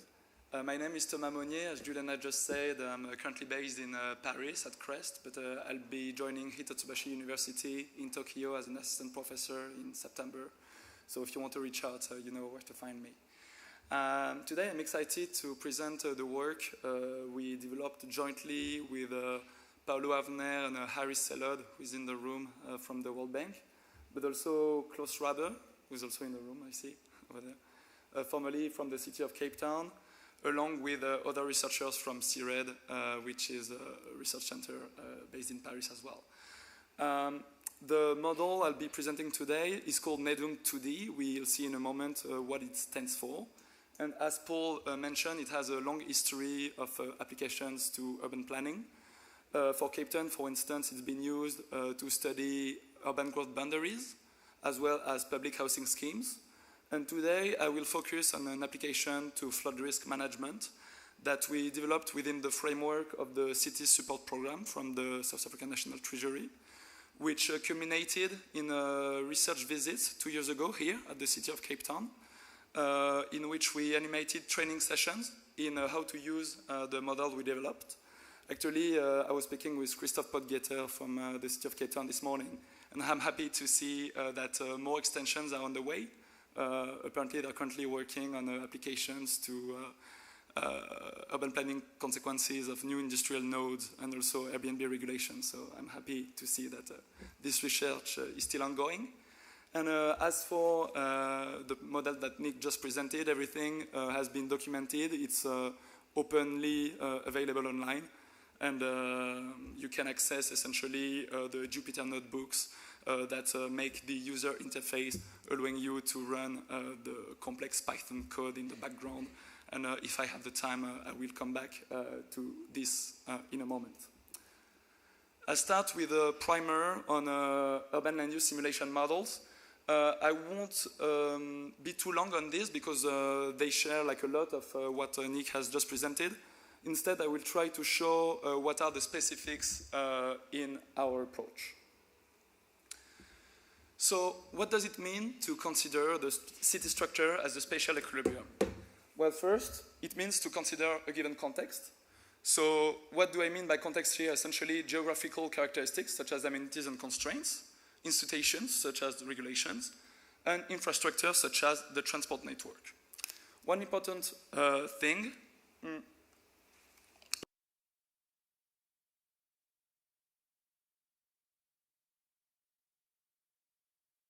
how many people work in each job subcenter. So that our model is maybe a little more simple, but as you'll see, the simplicity maybe allows us to consider more granular geography and maybe as well a more detailed housing market, and we'll see in practice what this means in a minute. So what happens is that within this given context, agents are going to interact through land and housing markets. More specifically, in this approach, households are going to choose how much housing to consume and in which housing type, because we will feature both formal and informal housing, where they are going to consume this housing, depending on where firms are located, what wages they are offering, and also what are the transport options available to them. So that you see that this household housing and location choice is going to depend on firms' choices and as well on developers' choices of where and how to develop housing. As has been presented by Nick, they are going to, their supply and demand are going to interact, which are going to give you equilibrium prices, determining in turn the city patterns of where people live, work, and travel. And this leads you to the very standard urban economic trade-off that has been time and time again studied empirically. Namely that spending more on transport costs is compensated by lower rents the further you go from job centers. Also that developers are going to use land more intensively where rents are high because it's more profitable to do so. And finally, even though this does not appear in this very stylized graph, other forces can influence the spatial structure as well, such as local amenities. All right, this is a very stylized observation.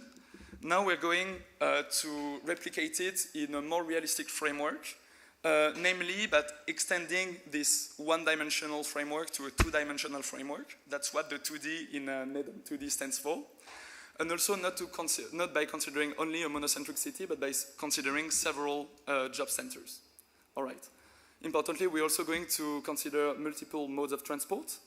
And the model exists both in a static and a dynamic version. And actually, NEDM stands for non-equilibrium dynamic urban model. So here's for the dynamic part. And what we mean by non-equilibrium is that in reality, developers react with a delay to the evolution in equilibrium prices. And this inertia in housing supply adaptation, we are going to model as well, so that the outcomes, the dynamic outcomes we simulate are going to slightly deviate from their theoretical equilibrium values so that they are more realistic, hopefully, for policymakers. So as with the previous approach, we are going to need a granular land use constraint data, as well as transport times and cost data that are going to, and this is inclusive of where people are working, as I was mentioning. But importantly, because we do not really consider the production side of the economy, we are only going to need aggregate total population data to close the model. This means that as an input, at least, you do not need to know precisely where people live. That's one of the outcomes of the model, and you may validate it empirically. Also, we're going to have some information on the construction costs and average household income if we want to re-estimate the parameters of the model. However, I should say that if such data is not available, you may also run it with the default parameters we estimated for the city of Cape Town. This is for data constraints, and on the right side you see the type of visualization that you can get. Actually, I do not remember in which city that was, but you see that even when you have several like job sub-centers, you often happen to have like one main job center in the city center, and actually that's also the case in Cape Town. So now for the Cape Town application, what we did was that we used one of the grid used by the city of Cape Town, and as you see, this is a very granular grid, because this consists of 500 meters and 500 meters cells. As I mentioned, for each cell, we are going to consider available land area, zoning restrictions, as well as an amenity score that can be either estimated or based on the default values that are currently available. Same for the accessibility score. And importantly, as I mentioned, we are going to consider detailed housing market. By that I mean that the housing market is going to be divided into a formal and an informal subsegment.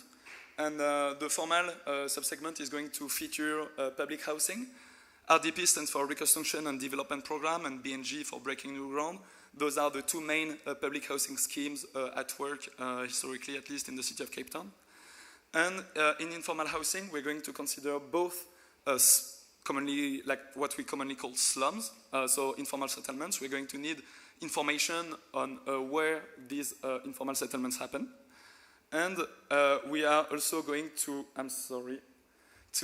consider an additional type of informal housing on which I will touch in a moment. As I mentioned, we are going to consider 5 different transportation modes, which I think are all empirically relevant in the case of the city of Cape Town, namely private cars, minibus or taxis, buses, train, and also the option that you have to walk to go to work. And the 4 housing submarkets I was mentioning. So on the left side, both the formal market-led housing and the formal freestanding state house, assisted housing. And on the right side, the informal settlements in the bottom right corner, but also dwellings built without the authorities' approval in the backyard of formal dwelling plots. So this is a phenomenon that we call backyarding, which is substantial in the South African context and appears to be empirically relevant in other poor and middle income country contexts as well. How does sorting into these submarkets work in our model? Well, we are going to consider 4 different income groups, and this stands for the high degree of income inequality that you observe in the Cape Town context. The poorest income group, which is group 1, is going to be the only one entitled to RDB BNG housing, and they are going to sort freely across the other housing submarkets. But because they are actually too poor, in practice, they are going to be crowded out of the formal private housing market. So that you're only going to find them in informal settlements, public housing units, and backyarding. Here, the backyarding structure in the model is a bit stylized. We only consider backyarding happening within the backyard of public housing units.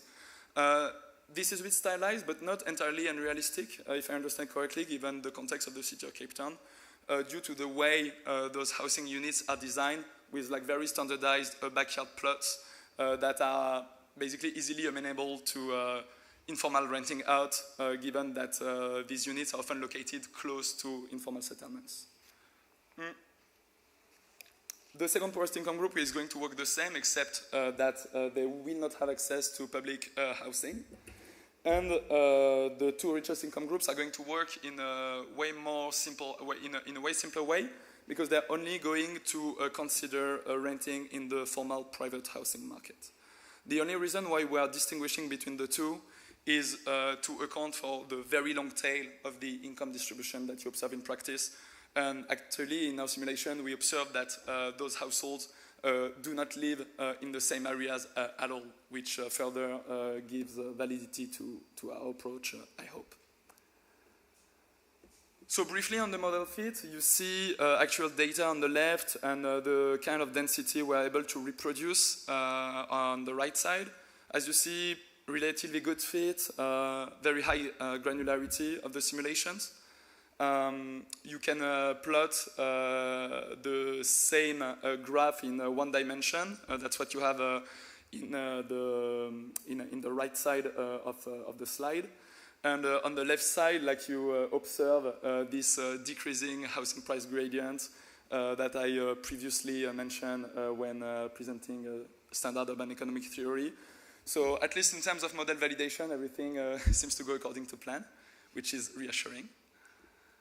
And again, you can plot the same kind of graphs separately for the different housing submarkets. Here we are not plotting for the public housing submarket because in our simulation this will be exogenously given. We consider that this housing is essentially rented out for free, and because like this is so profitable for the poorest income group in equilibrium, they always choose to take the public housing option when given this option. All right, so this is for the standard structure of the model. And now I'll briefly touch upon how we introduce flood risks into this approach. So first of all, we're going to consider three sources of floods, namely fluvial and pluvial floods using the FATHOM database, and also coastal flood risks using the DeltaRes database. So by coastal, we mean both sea level rise and periodic storms and tides. By fluvial, essentially riverine spillovers. And pluvial, we mean how rainwater builds up in geographic depression areas. What these maps do is that they provide us with information on the location of flood-prone areas, but also the probability of flood occurrence in any given year, and at which maximum flood depth level. And that's important because leveraging depth damage estimates from the insurance literature, we are able to convert these flood maps into an estimated fraction of capital destroyed by floods. And this capital depreciation rate, we are going to apply it to two types of damages, namely damages to housing structures and damages to semi-durable goods that are stored within housing units. There are other types of flood costs you could think of, and I'm happy to discuss those after the presentation. But those are the main risks we are going to consider in this approach.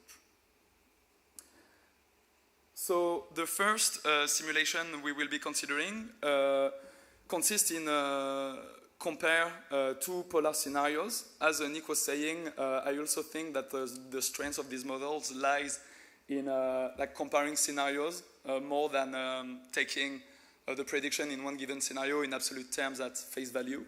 And the two scenarios we'll be considering is one in which households perfectly anticipate and have perfect knowledge about the frequency of flood locations and flood depth, which is going to allow them to adapt their location decisions, which we are going to call the extensive margin, but also their housing choices.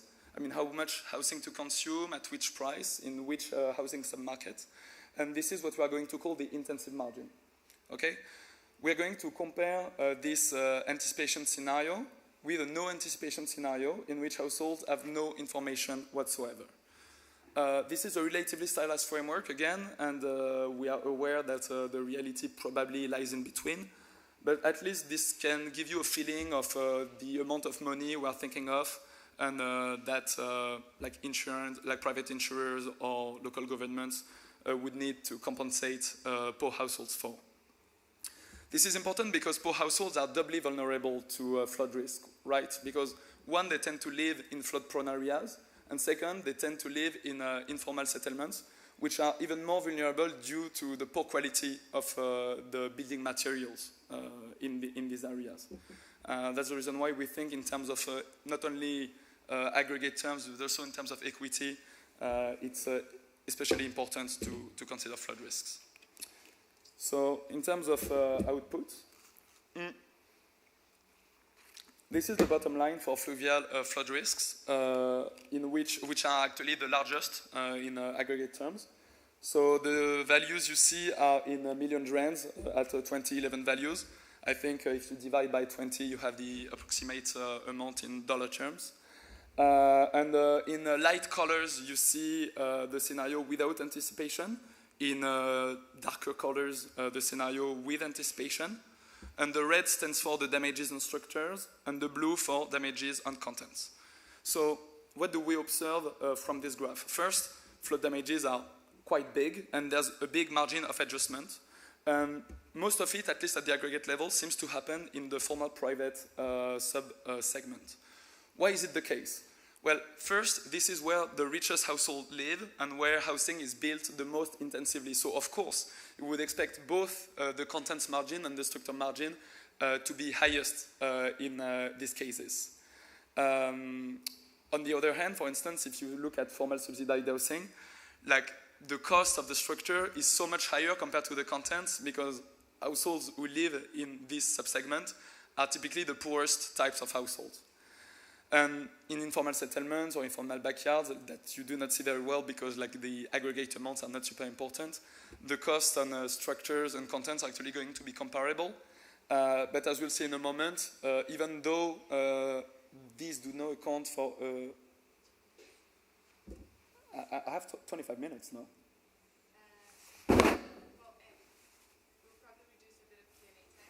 Okay, then I'll try to be a bit quicker. Sorry, I wasn't seeing you before that. Okay, then I'm going to skip a bit because we have the same types of graphs for pluvial and coastal. Just one word is that you see more reduction in flood exposure for fluvial flood risks, right?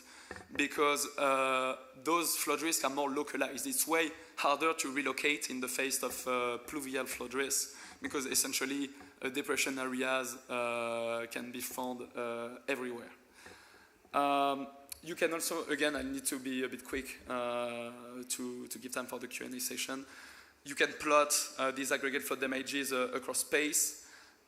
This is the difference between the two scenarios, more specifically. But you can also look at the distribution of damages across income groups. And I think that's important because even though you saw that the aggregate damages for informal housing types were not the most important, they're actually the most important in terms of percentage of net income. So here you see how the distribution of fluvial flood damages among households in income group 2 change the share of net income with and without anticipation. And you see that the tail of the distribution substantially reduces. So again, if households react perfectly to information shocks, you should expect this kind of substantial damage reduction. And what's important is that the kind of adaptive behavior that you observe, I'm afraid that colors may not render super well here. But you see it's very localized. So here in red, you have the surplus of households living in the non-anticipation scenario. You see that it stands around Kayelicha area, which is a very vulnerable area. So like in these types of areas, you're going to see a lot of adaptation on the extensive margin. But importantly, you're also going to see adaptation on the intensive margin, and this gets reflected by changes in housing demand and supply that get translated into changes in rents. And you see that these changes in rents do not only happen in areas in which you have massive people inflows or outflows. So both margins are important in equilibrium. I do not have time to go through the climate change scenarios, but basically we looked at how households react when considering increase in flood risks. The bottom line essentially is actually not that much because the increased damages from climate change are substantial in aggregate terms, but not so much, at least in our simulation, at the individual level. So basically, like the idea is that they affect everyone, especially poor households, but to a lesser extent that, discovering that you've been hit by a flood risk, which is what we were simulating beforehand, so that the adaptation is smaller, even though there are large damages to compensate for on aggregate. So I'll have to skip all that. Yeah, I'll have to skip the conclusion as well. I'll just leave you with the homepage of the online documentation we developed. The data is not open source, I'm afraid, but like all the coding and documentation is accessible for you. You have the URL just here, and please reach out if you have any more questions. Thank you for your attention. Great. Thank you so much, Thomas. I'm very sorry to rush you. I'm sure our audience has a lot of questions on the models. And so really want to encourage you to ask not only about the technicalities of the models, but also how these can be applied in any particular policy challenge that you may have in your minds. But Paul, if I may direct one question to you, using my privilege as chair. I think one of the questions that I had in my mind is how the city has used these different models, kind of leveraging from both their strengths and weaknesses. So that's one question to you, very briefly, and then I'll open to the audience as well. Thanks, Juliana. So we obviously did these use cases in partnership with both the IGC and the World Bank, and both Nick and Toma presented the outcomes of those use cases. So the one, the BRT investment, and the catastrophe scenario of a complete railway failure, not as far-fetched as as one might think, and then with Toma on the various flooding risks. We have since utilized those models more in some fairly different applications. In fact, with the IGC model, we've very much kept it in its sort of track of transport interventions. So my colleague who's in the room, Alfred Moyle, has looked at simulating and looking at the equilibrium effects of the development of a new rail route in Cape Town. So that's the Blue Downs route that's been mooted for a long time by PRASA. So he's looked at the impacts on that, and we have many of the same outcomes, the maps around property price changes and movements of people, etc. So it's been really interesting to visualize something like that, and it's a commendation to Alfred, because I think there's a bit of a learning curve involved. As much as these models have been made as user-friendly as possible, and I must commend both Nick and Toma really trying hard to make these models user-friendly. There is obviously a learning curve to it, so it's been great to actually see those sort of outcomes and that real-world application after the use cases. Sometimes we never get out of use case phase, so it's good to see. And then for the NEDUM model, we've actually given it a slightly different application. So the use cases that we had with Toma and Harris and with Paulo were very much resilience related and flooding risk.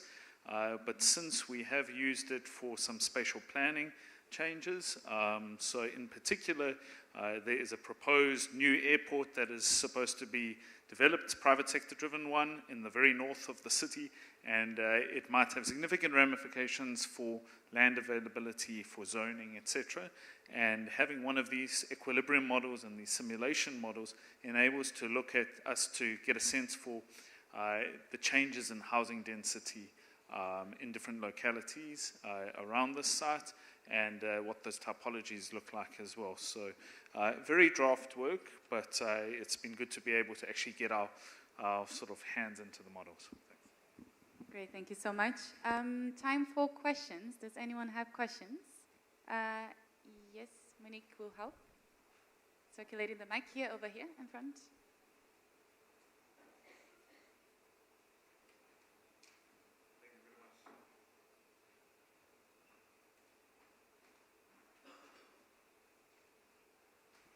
Thank you very much. My name is Luaz Nobaza from the city of Cape Town.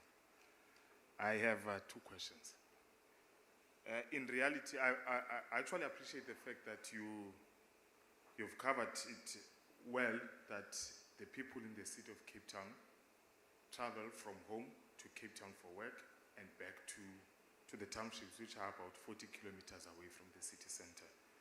The question that I have is that, have we looked in the model? Remember, when you're traveling from Khayelitsha to town, there's dedicated bus lanes for my city. But when you're going home, there's no dedicated bus lanes. So which means you sit in the same traffic as the private cars. Have we looked at the impact of having a dedicated bus lane from the city to Khayelitsha and its impact in terms of traveling time and ensuring that people get to their homes earlier than they do at this point in time? The second one, in my previous life, I used to work for PRASA.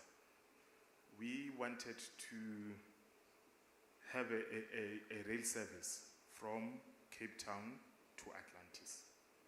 That was not successful, mainly because the city had just invested in the BRT. So as a transport authority, that was not successful. So the question is, it's going to be two questions in one. is it possible to look at the benefits of having maybe a rail line from the city center via Parklands and Milnerton and the likes to Atlantis? Because I think that will actually reduce traveling times more than my city will do. The other issue then, which talks to, if one looks at the transport economy in the city of Cape Town, particularly in the Metro Southeast, where we are implementing the My City Phase 2A, you've got minibus taxis, Amapela, I don't know what to say, Amapela, and have we looked at ensuring that there's integration in the services that are being offered by those three, because there's no competition between those three modes of transport. Because by implementing the BRT without taking into cognizance the employment opportunities that those two other modes of transport provide, we might be not having more economic benefits for the wider population of the city. Thanks. Thank you. Before you answer, could I collect just one more or two more questions, and then we'll wrap up. Hello, my name is Lerato Tlale. My question is regarding the spatial model. So you noted a few of the countries or cities that you've worked with previously, as well as City of Cape Town, and the fact that it uses open source data, but there is an element of data where you do have to put in some data and data entry.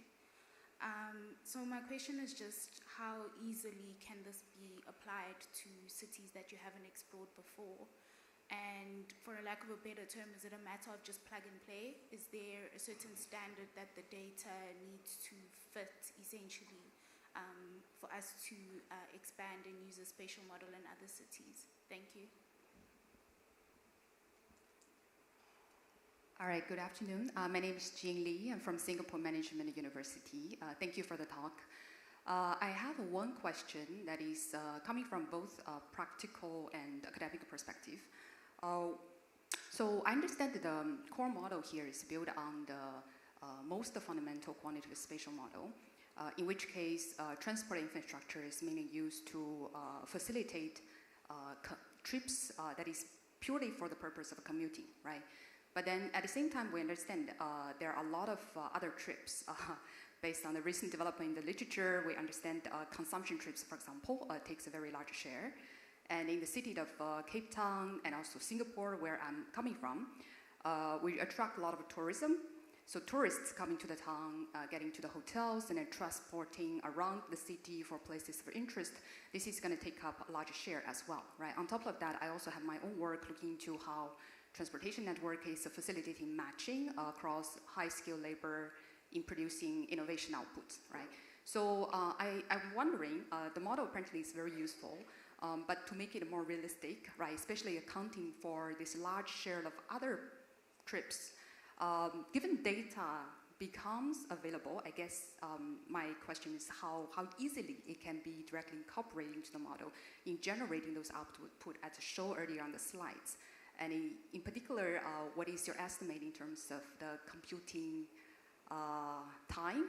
Okay, because as the model becomes more complicated, it's going to take a longer time to compute, right? So what is your take on that? Thank you. Okay, over to our panel. We have 5 minutes before wrapping up, so good luck. Is it? Yeah. Okay, I'll try to be very brief, briefer than I was in the presentation, I think. Sorry, Tom, I took the full liberty of taking the 25 minutes. Okay, so to the first question, so your question is basically, can we use this to analyze different counterfactuals, right? So can we use it to analyze a dedicated bus lane in the reverse direction? Can we analyze it to use, can we use it to analyze a new train rail line? The answer is yes. Then the question is, who would do this? So you as the user would do this. So there was a field in that website I show you where you put in the new travel times. And what you as the user would need to do is say, how would the travel times from all locations change if you build this particular rail line or if you build this reverse dedicated lane? And a typical tool to do that would be GIS software like QGIS or ArcGIS. And so yes, if you put in those new proposed lines, those software can typically predict the travel time under that change, and then you would just feed it into the model. So those are all kind of applications that you could do. The second question I think is a great one about what kind of data do you need and how, what would cities need to do it to use this. So for sure, you need to put in data from the particular city that you want to work in, which means you need a map of the geography of the city, where the polygons are, so it might be districts, wards, whatever the particular administrative units are. And then you need to know, at the minimum, how many people live and how many people work in those different units. And I think that kind of data is more readily available than we might think. So population censuses, for example, will tell you where people live, and then economic censuses aren't as common, but they are in some places. That will tell you where establishments are, so that will tell you where people work.